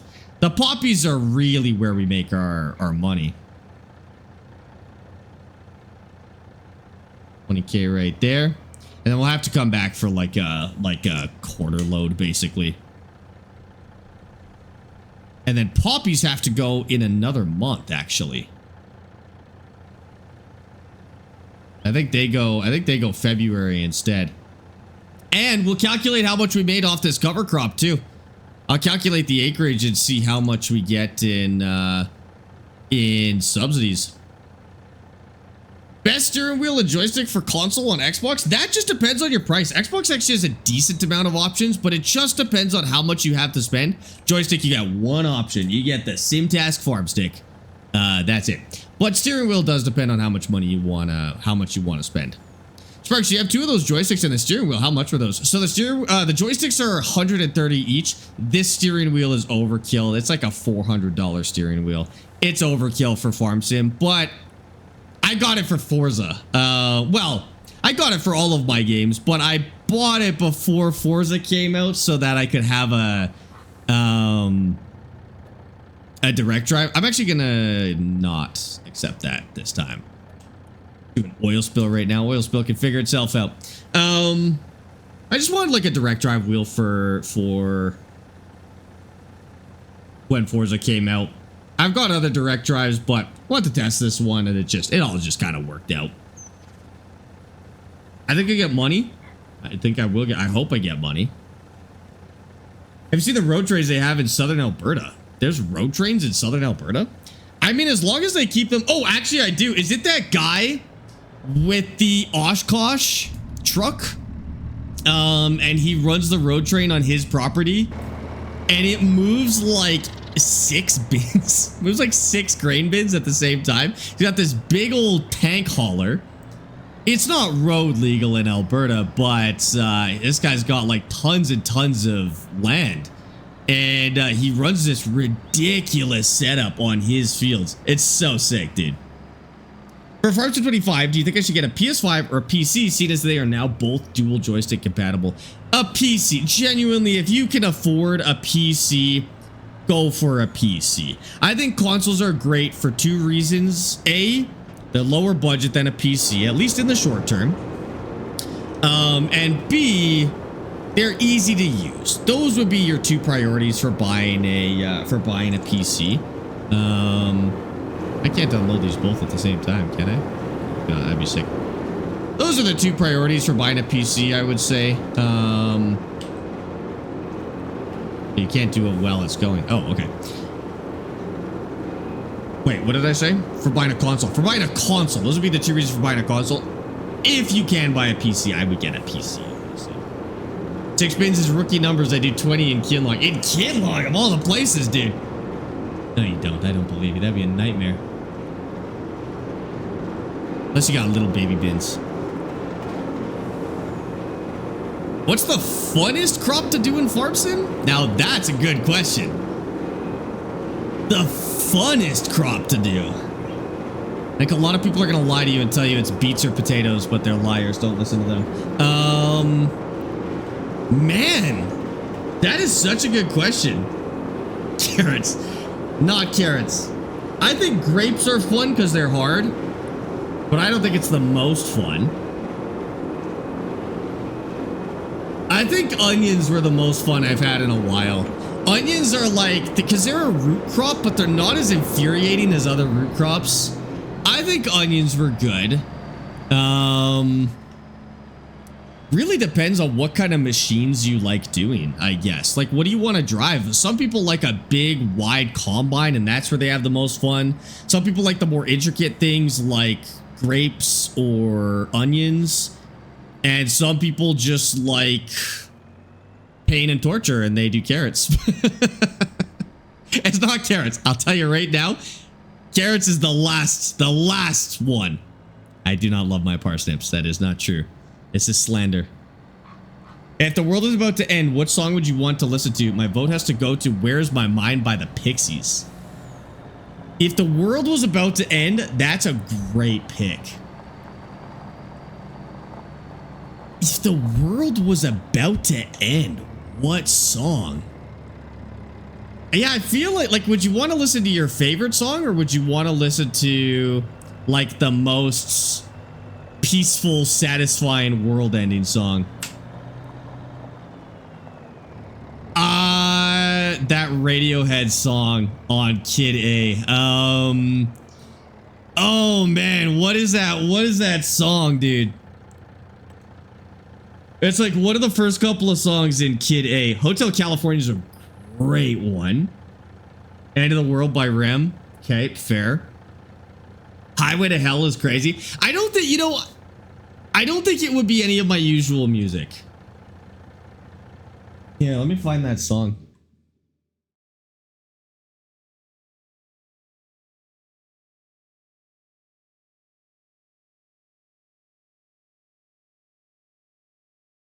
Ooh, Let Down by... It's not Let Down. Let Down by Radiohead? Oh, that's a good... It's this one, though.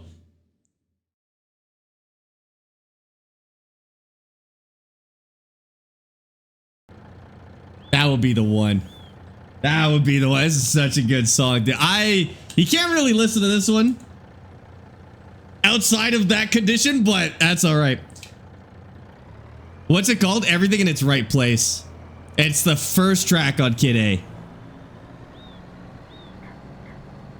It's basically an intro for the album. Oh my god, I got another. Hold on. Let me get to the grain bin first.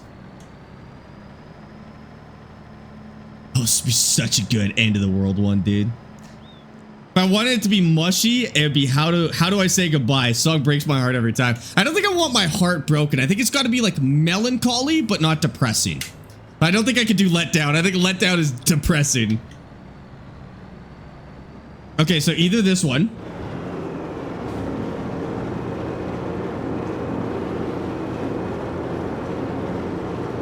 Or...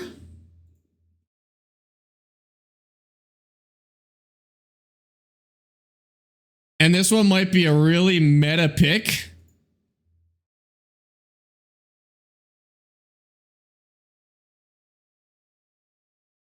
This is how this song starts? Jesus.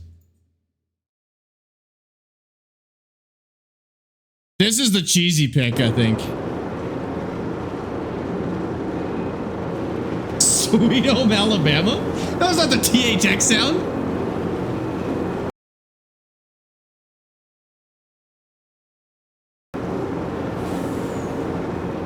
Maybe about 240,000.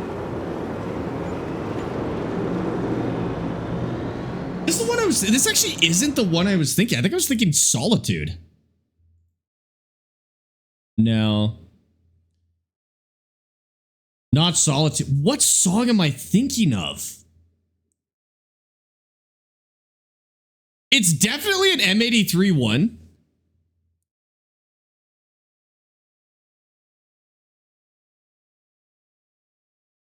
I actually don't know what song it is. It's definitely the part of the Hurry Up We're Dreaming album. That's not that one either.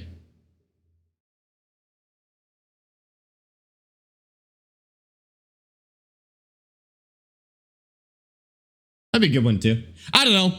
I'd say anything by M83, about half of Radiohead's entire discography. I don't know what else. Yeah, unfortunately, TikTok edits did kind of make that album overplayed, which sucks. Because that's one of my favorite albums ever. But it got used in a lot of TikTok edits, and now I feel like it doesn't feel the same. So hopefully if TikTok leaves it alone for a while, then it'll get good again. Yours is year 2000. I do not know what that is. Oh, I just ran into the ditch. That's fine. All right. So we're at 269K. Now, before we switch games here, it's definitely time to switch to our other games. Not Midnight City. Midnight City would be a hilarious song, but no, not Midnight City. Okay, hold on. We're going to skip. I just want to know how much money we get for our plant here. So poppies we sell in February, so we'll just wait a minute. Rude Sandstorm. I feel like some people want to go out on like a fun note or a cheesy one or something like that. I think I'd go for the dramatic ones, honestly.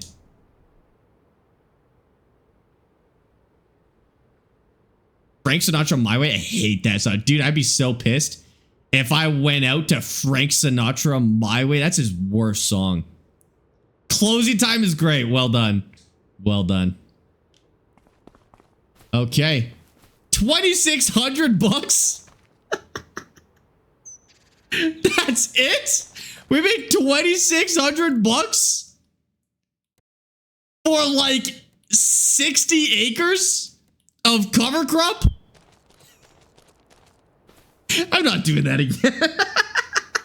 It also doesn't give you enough nitrogen. It gives you like 20 kilos of nitrogen. I need 100. That's not worth it. That's not worth it. All right, we'll sell that. We'll sell that on Friday, I guess, probably.